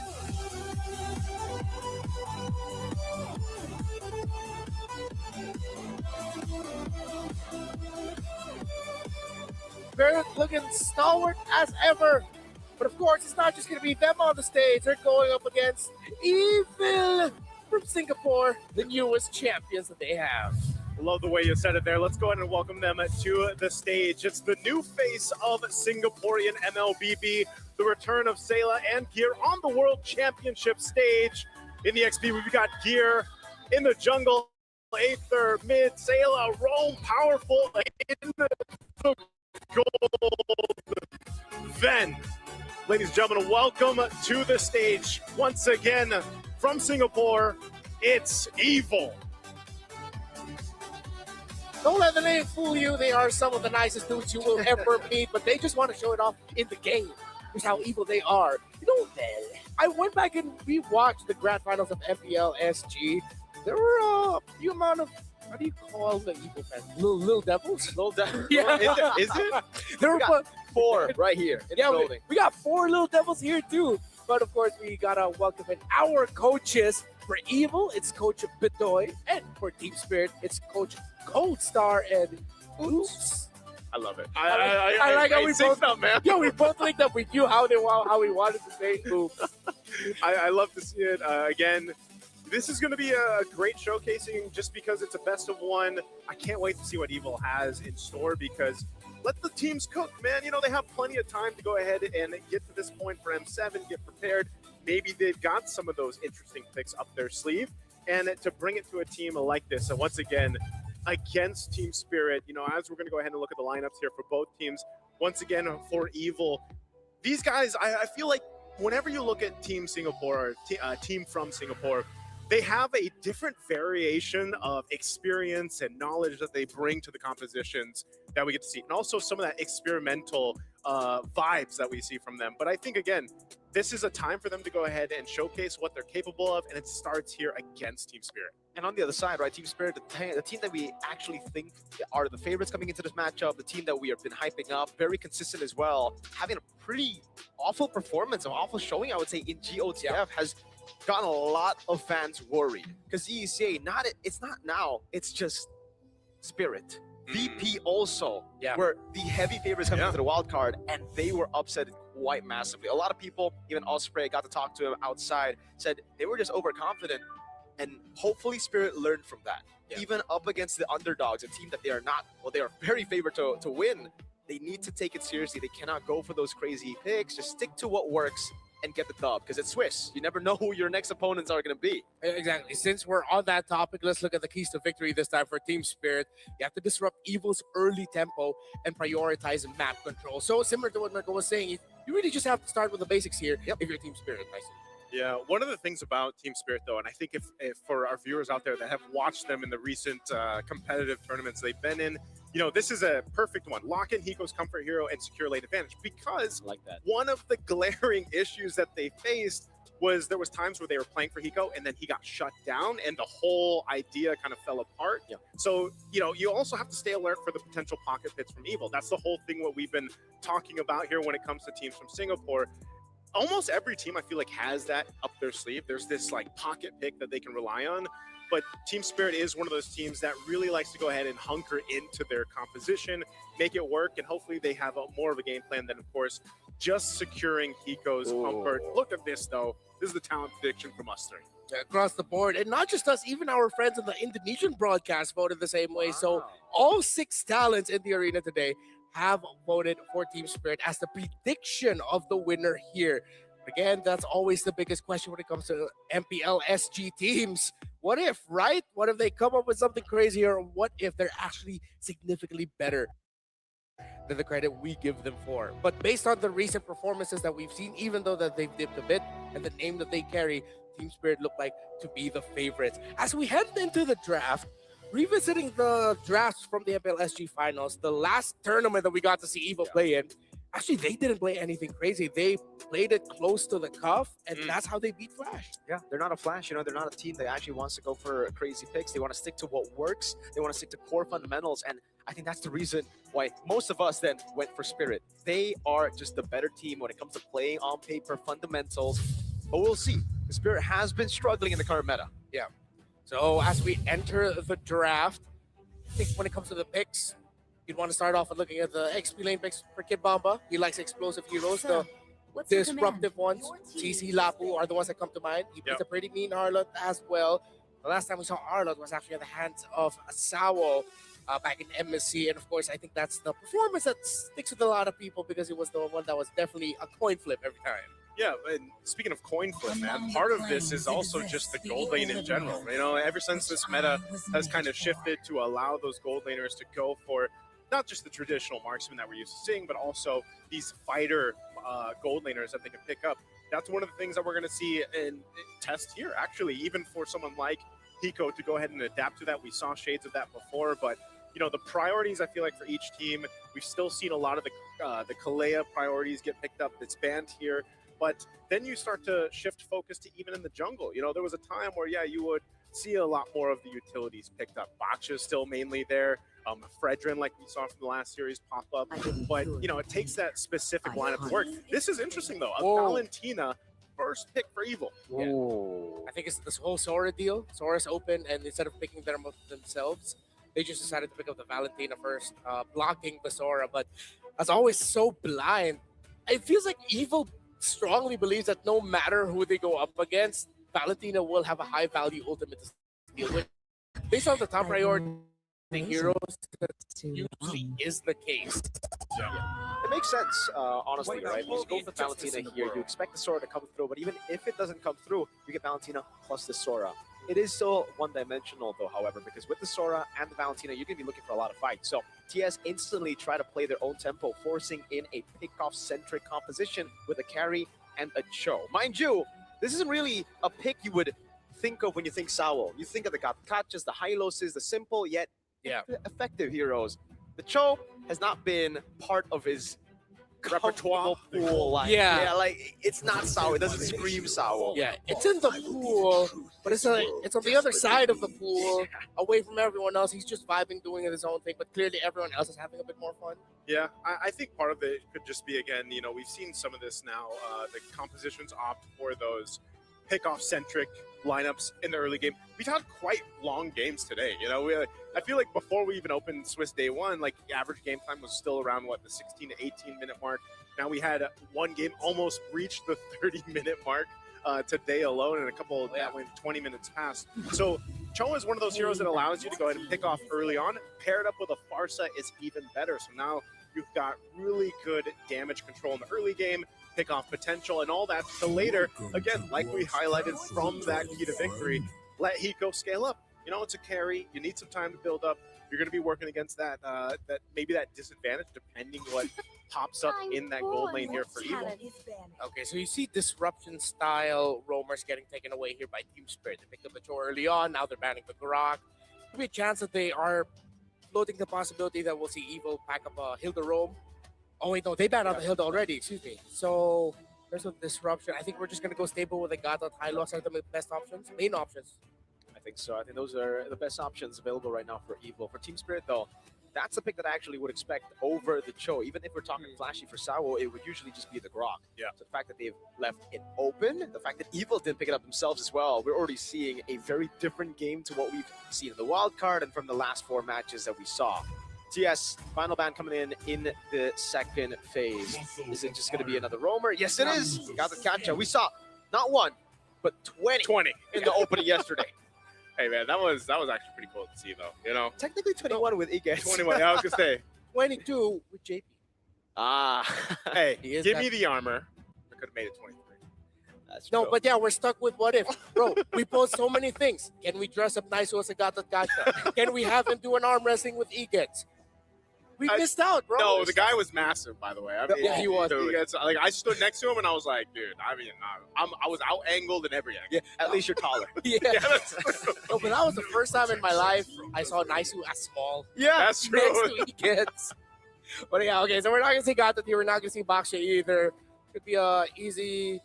I mean, they're not gonna swerve the Cho anywhere else, right? There's no place to put it in the XP. That's clearly just the roam pick. I don't think you want to. Like, you wouldn't want to put that in the XP here, man. In the hands of Kid Bomba. Like, we talked about that not being Sao. I don't think that's going to be for Kid Bomba either. Yeah, I think right now, like, the Guinevere pick, the Guinevere ban, was a really, really good ban, right? You already have Yuzong. You want to take away heroes that can really just evade from Yuzong and still contest for neutral objectives. The fact that they banned Baksha right after that is weird in my opinion. Usually you would actually want to ban the Lancelot, and I think that's why Team Spirit are picking up Uranus first. They think, you know, this is going to be an open space for our jungle. The Lancelot's still open. One shot plays. Oh wait, it's banned. No wonder. Okay, wait. Yeah. So okay, that makes a whole lot of sense. Now it's tough for one shot. Ooh, what's he gonna play? It's Tigreal and Claude, and it's really, really good against the Pharsa too.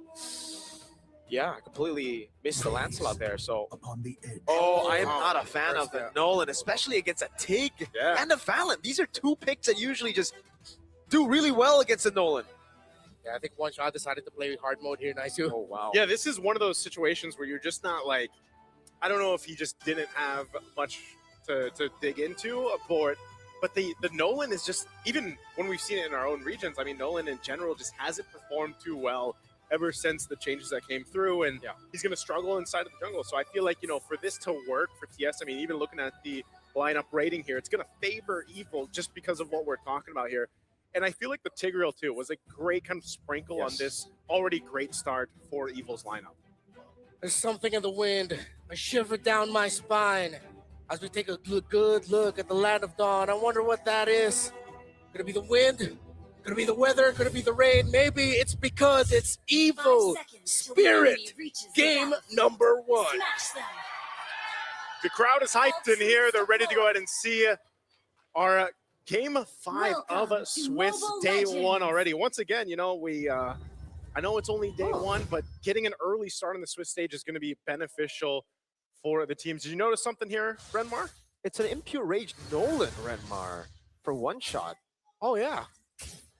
Back in the day, before obviously when Nolan Back was in still the day. meta, it was Lethal Ignition. Yeah. I'm not too sure about the Impure Rage. I guess it's the same kind of value you would get from like a Frederick going for Impure Rage, right?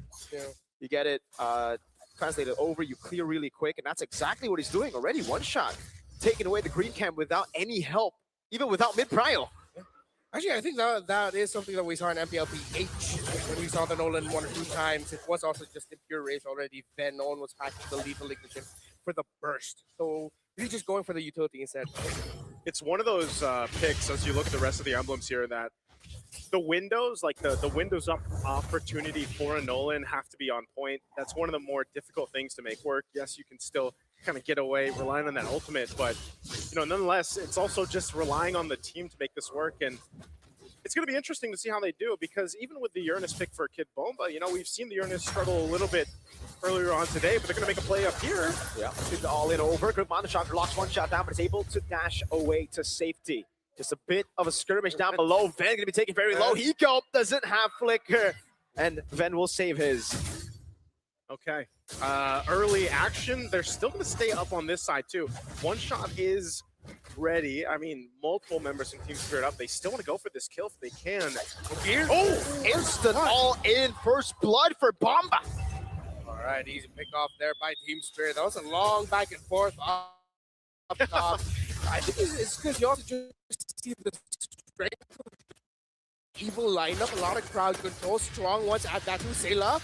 Forced to use the flicker in mid, one shot gets the turtle. That's just a lot of value across the board for Team Spirit. That's a lot of little wins across the map already in this first, couple minutes of the game. And you can see what they're going to do. They're going to continue to put pressure on this side of the jungle, providing information. I think they're just going to disengage after that. Aether using that Mount Charger is not going to be able to find a stun there. So Salo even himself is actually doing a really good job at providing that information here.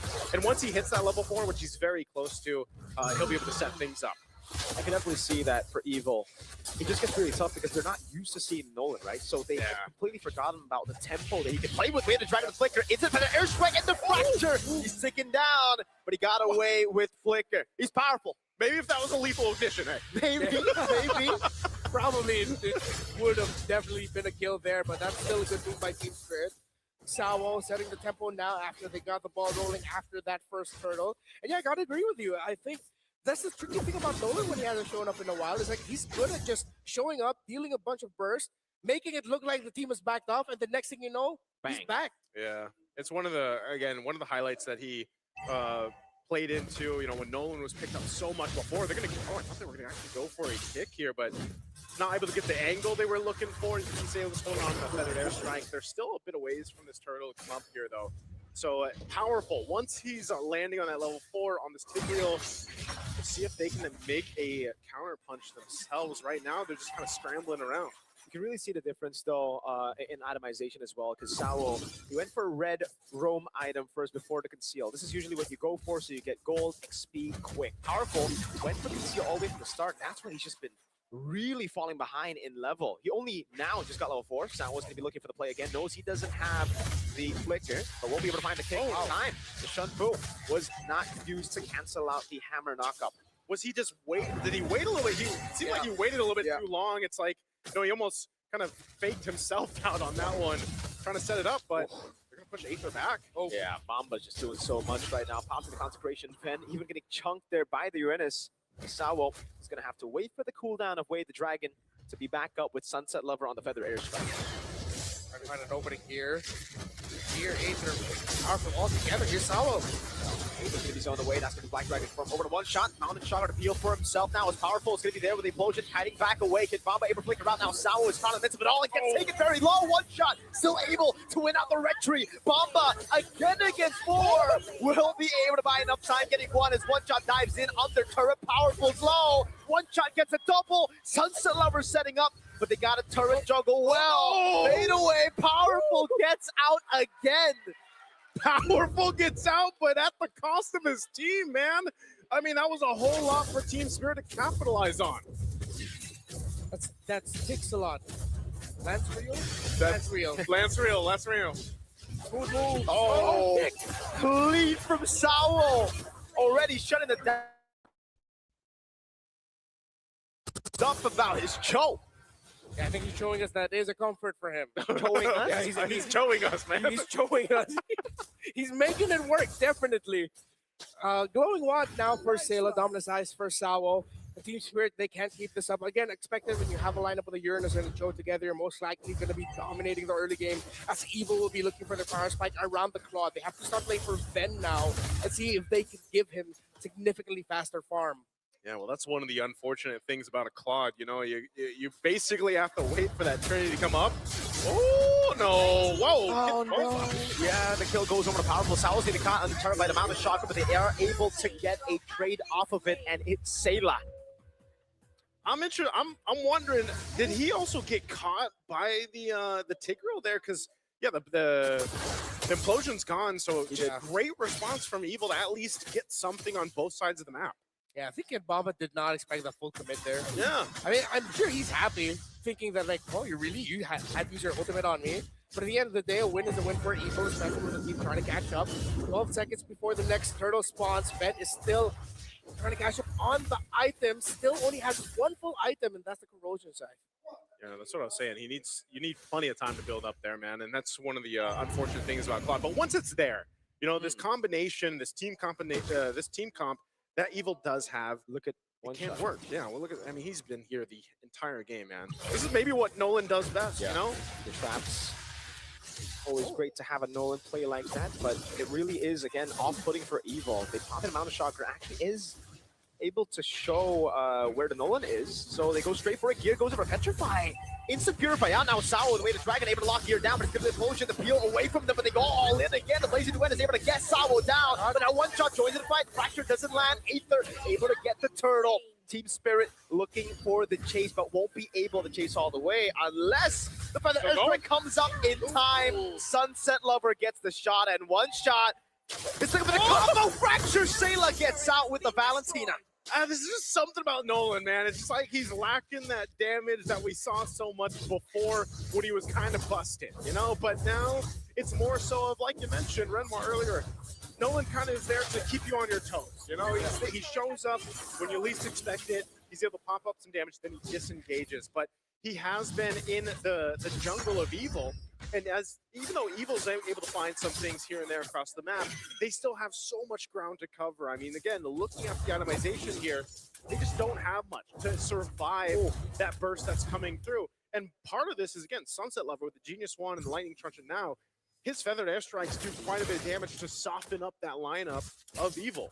Yeah, around a 1,300 gold lead for the carry over the Claude, close to 2,000 for the Nolan over the YSS. So the main damage dealer is not having a good time here for Evil, and that really means they need to find a way to slow things down. But it's tough to do that when you're up against a team that has a Joe and a Pharsa. They can continue being aggressive. There's no reason for them to slow things down. They can't keep it up the way that they've been doing the past few minutes. And now even Kid Bamba is still. Great cancel on the implosion. Oh no, the BMI coming down as well. Good take by Sayla on the way the Dragon, but here is taken so low, and one shot's able to trade his Roamer's life for a tier 2 down below.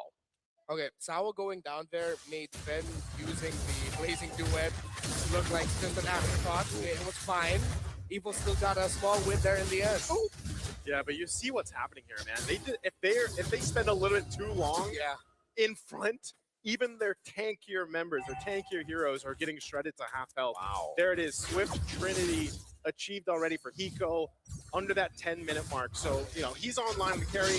Maybe once he builds the Malefic Gun, gets a little bit of range here, he's going to be shredding them even further. This is an easy Lord take for Team Spirit to now go ahead and get ready to march towards the space. I really like the fact that this is something that we've been talking about all the way from before Wildcard as well, but the mid laner not having to go for Glowing Wand anymore, right? Sunset Lover, he's so ahead now, and he just goes straight for Genius Wand and Lightning Truncheon, and that's why you see the explosive damage from those Feathered Airstrikes. Even Gear, he can't handle that, dude.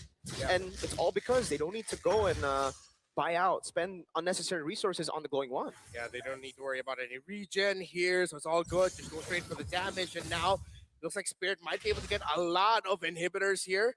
They could, I think if they could go for the full Brazilian, I think they can. Just the full wax. I looked at, we made eye contact for a second there because I was like, full Brazilian, man. Hey, It'll be a bare naked face. That's true. It's going to be exposed, as I like to call it. They get rid of the Holy Shield, all right? That's about it right now. They are going to go for another wave. Yeah. Bottom mid. But yeah, for now, it's just them playing it safe. They don't really need to do anything too crazy. Bomba does pop in Consecration, baits on the Mountain Shocker away, and now tries to zone them. The backline is here. Goes in for the Furious Stab, the Petrify, and is able to land it on Hiko as Sayla steals the Feather Airstrike and zones them back, says, all right, that's enough, brother. I got to say, like, the fact that they're down 8, almost 9,000 gold, that's an okay defense. You know, you need to buy yourself enough time to go ahead and let Ven get these items that he needs, and that's getting more difficult. Now, Team Spirit, they're still going to stay on this side of the map if they want to. Sao could literally lead into this base and force a fight if he wants to with a flicker. So if Feather Airstrike comes down, they might just want to get this turret, but still having difficulty actually getting to these turrets and getting them down. But Hiko now does pick up that Malefic Gun, so he's got a little bit more of that range. Kid Bomba as well gets himself the Chastised Pauldron. So that power spike it's already been there for Team Spirit, and Evil is having a difficult time at trying to match the survivability that they need. That's why this time, being able to buy more of this time is important for more so their frontliners, especially powerful, man. We've seen it so many times, guys. If a Tigreal is able to get a set up, like on multiple members. Yeah, and I think that's why Team Spirit have just been playing around the Feathered Airstrike during the base siege. It's like, okay, clear minion waves. They didn't force anything. Okay, we're not going to force anything. They're worried that they'll just walk into a big implosion that will risk turning this an 8k gold lead into 5, which makes things more manageable. And if they mess up even more, it could go down to 3, maybe even things out. So Spirit are still just taking their conditions, making sure they get the items. They have BOD now for one shot. Lord is up at 16. They're playing that split where in out. One shot is going away from the rest of the team, and he's the one managing the minion waves. So they're still very fundamental here. This is the thing, it's just not fun to be powerful, you know, trying to scout things out, and the next thing you know, he's at half health, he's got to go reset. They most likely can't do anything about this Lord. It's going to be quickly taken down by Team Spirit. So they'll try to scrap up what they can on this side of the jungle, but Sao goes for a kick, not the direction he was looking for. Yeah. He'll take it though, again, not expending that flicker because the play here is it'll be backed up by the time the Lord goes and gets towards base here. So this is potentially now for Team Spirit a winning angle off this push. It's going to be crucial for Evil to make this work. And if we look at the defense capability of this lineup, we have to see what Sayla, I'm sure he's going to get the Feathered Airstrike. They need that to be able to survive this push from the Lord here. Sure. Wings and the Endless Battle now by Gear and Aether respectively, with the Lord marching a 10,000 gold lead. This should be endable, but knowing Team Spirit and seeing how they've been playing the past few minutes, they still might also just go for, okay, we got a tower, we still don't have a kill, let's wait for the next minion wave, because they're really just very wary about Gear and Powerful chaining crowd controls together and punishing Team Spirit. Yeah, they got a Melvic Gun on Hiko. Oh my goodness, the Lightning Truncheon doing so much. A bait on the implosion by one shot with the fracture. Sao gets the immortality. We'll be going for a crazy play. We had the Dragon and Flicker, but it actually sends him off here. So they're popping Black Dragon form now with Sunset Lover, and Hiko is able to just run through Gear. The Lord is going on the base. Powerful is going to be trending down as well as Hiko goes straight for the base, and they'll end it at 14 minutes and 4 seconds. Team Spirit coming out with a dominant win. You can see how happy Kid Bumba's about that, and the rest of the squad here. Smiles across their face, man, because, again, this was a clean game, about as clean as it can be for Team Spirit in this best of 1 against Evil. Yeah, they managed things very well. Sao proving us wrong and saying, hey, it's a comfort for me.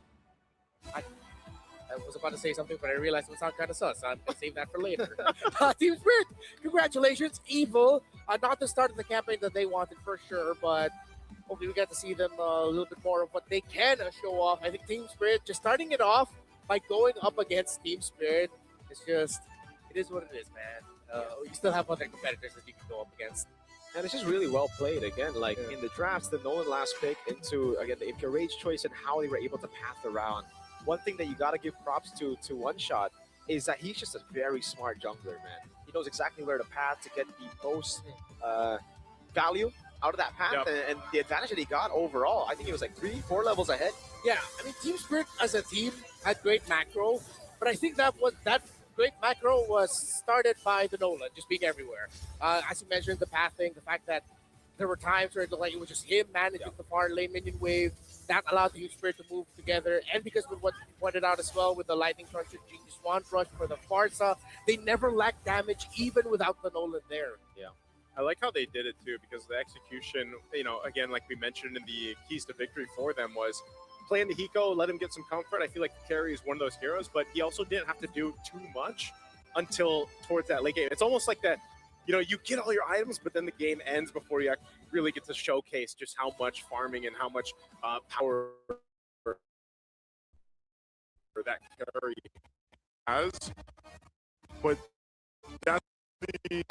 that's what worked wonders for them. As we see Team Spirit here, again, it was started from the early portion of the game, and it just worked great, man. I think, again, Nolan, it still kind of work, and this is the showcase of how just much it can work if it's played correctly in the early game. I think that's the big component there, because again, Nolan doesn't have that big burst, crazy damage that we're used to seeing. It's more like he still got burst, but it's not the same as before. Oh yeah.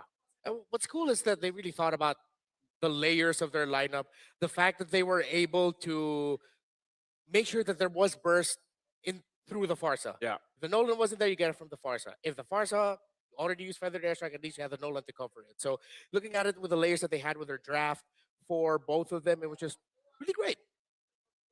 I think so. I think it was just fundamentally, they did everything right. Again, the pathing from the start. It's always this way when it comes to Spirit, right? They're always a team that does so well when they get the ball rolling. It's so systemized as well, the way that they're able to build these leads. And that's why when you give them a 2,000 gold lead, it's almost a done deal there. They know how to snowball so well. That's the only thing that worried me, though, because we have seen like 8,000 gold leads kind of Just the first dissipate, match. like just after one big play. And that composition that we saw there from Evil had the potential to do that, and it was just unfortunate they couldn't make it work. I think, again, this is one of the pain points about rushing up into the Valentina, and we're no longer in that position where it's Valentina, go ahead, just pick it up right away. Yeah. Sunset Lover went, okay, I'll pick up my Pharsa. I don't care if I see the Valentina on your side. This is the reason why this is one of the best heroes right now in the game. Eventually got to that glowing one, but again, it wasn't the rush. Unkillable for Sunset Lover, and it's one of those Pharsa games where you appreciate that you're not just looking for damage to get kills, to bring someone low. No, he also did it to control the map alongside the Nolan. So Burst for Days, paired up with an EXP laner that can just stand in front of Evil, it would be a very difficult climb for Evil. I think when you look at that play, that amount of time they spent up there on the top in the early portion of the game is really what allowed Team Spirit to get that snowball rolling. Yeah. It showcased that they're disciplined enough to wait for this. And then they have this amazing play down here after that turtle take. And, it's easy pickings for them other than Powerful. Powerful did manage to stay alive from this, which was great. But unfortunately, again, the cost of your teammates. And then Sawo showcasing just how good he can be on the show. And this is where Powerful did catch Kid Bomba. A whole lot of crowd control thrown at Kid Bomba there. And I just felt like Evil was trying to catch their breath, across this map to make something happen. And even when they had some items on Ven, for example, they just didn't have enough firepower to deal with this. A lot of times their front line was already almost gone before the team fight even broke out. And that was the big problem, and why, again, Sunset Lover loves this Pharsa, man. He's able to be so useful, even with a Feathered Airstrike or two. And we've seen him do it for basically years now in the M series. He's been here for a while, right? Yeah. Again, for Spirit, it's the way that they're able to form their leads and how they're able to capitalize fully on their leads, but also just the little mechanics here and there, the understanding of the game, the understanding of the enemy composition and what the enemy composition needs to do to win. They were proactive the whole way. And that's the way to actually force out this Tigreal that's supposed to be the one proactive, that's supposed to be the ones to turn around a fight, to be the reactive guy. Every single time, Sawo just jumps in on Powerful. We saw a bait as well from one shot towards the end there to bait out the implosion. It was always a reactive position. They forced Powerful on, and I believe one of the big reasons as to why it happened is because of the choice of Conceal. Take a look at Sawo now. He has Conceal, but at the start of the game, it was at Courage, right? He needed to get something. He needed to get Courage again so that he can go and hit, clear, get XP, get gold, get to level 4. Then you see the transition after minute 8 or minute 9, I forgot. But that's when Sawo decided to, swap it over to Conceal, get the most value out of both. Meanwhile, Powerful was just stuck on Conceal the whole game, and he didn't get 4 until Turtle 2. A while, Yeah, and sucks that you can't do the similar strat if you're powerful because you need that conceal because that's your movement. Yeah. That's how you get to match his speed in the map. While for Sao, even though he didn't have the conceal, of course, obviously he goes faster. And I think that's another way to look at the two lineups. Team Spirit has a lineup that runs for a sprint. Evil needs to run a marathon. But it's the condition of, okay, who can finish this race actually faster? Yeah. And obviously that's going to be Team Spirit. Exactly. And another negative, I think, for Evil, they came in with a double negative, is the fact that their mid lane just has no prio compared to a Cho Farsa. Yeah.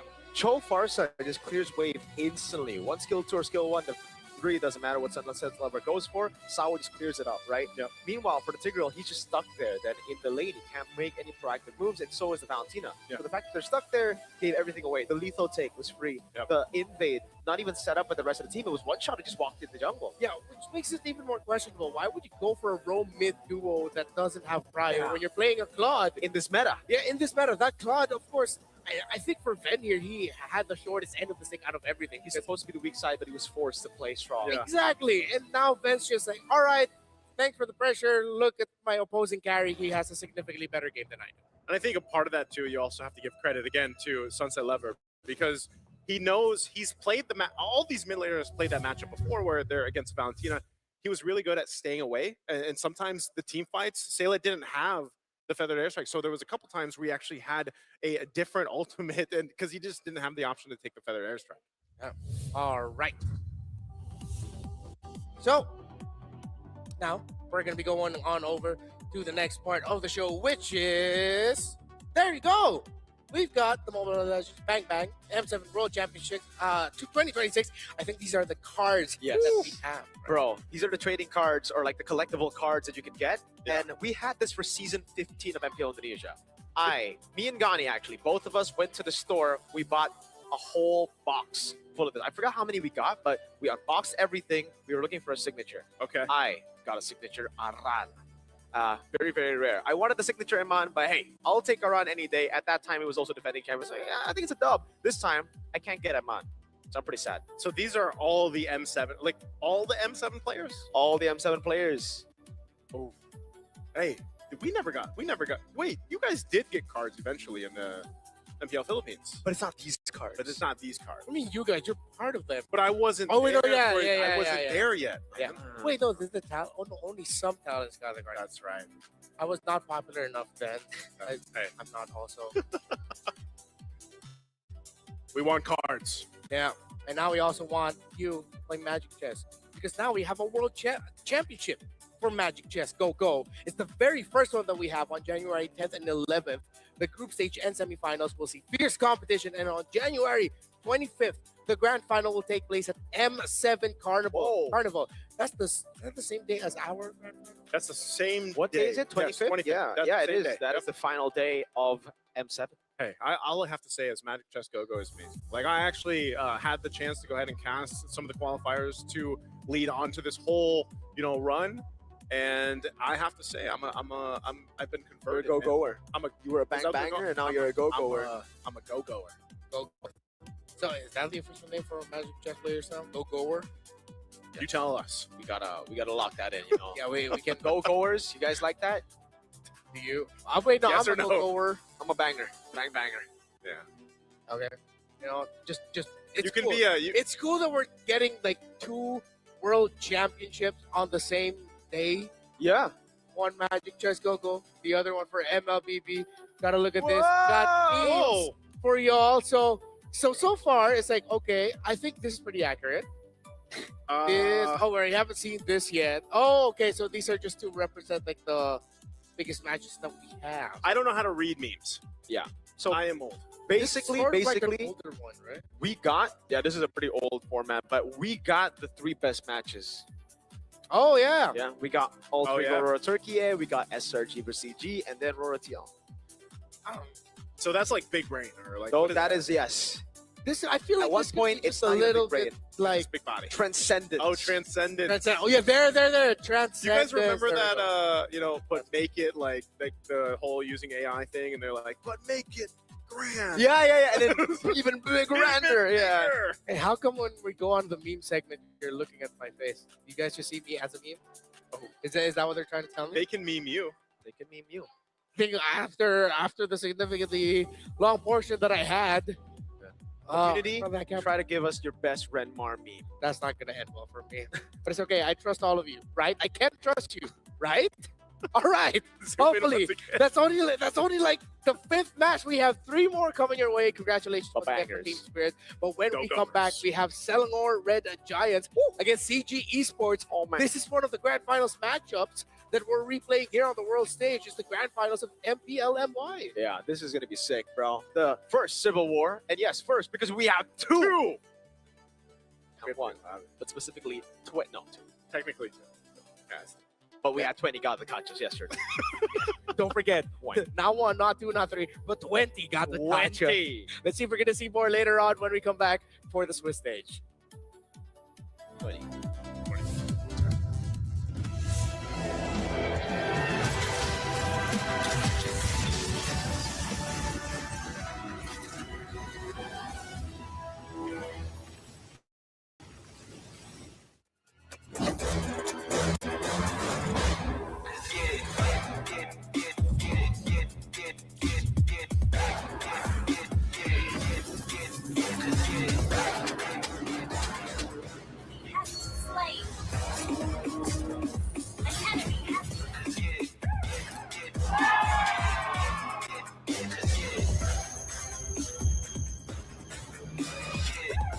Ruby 15 Pro M7 official gaming phone.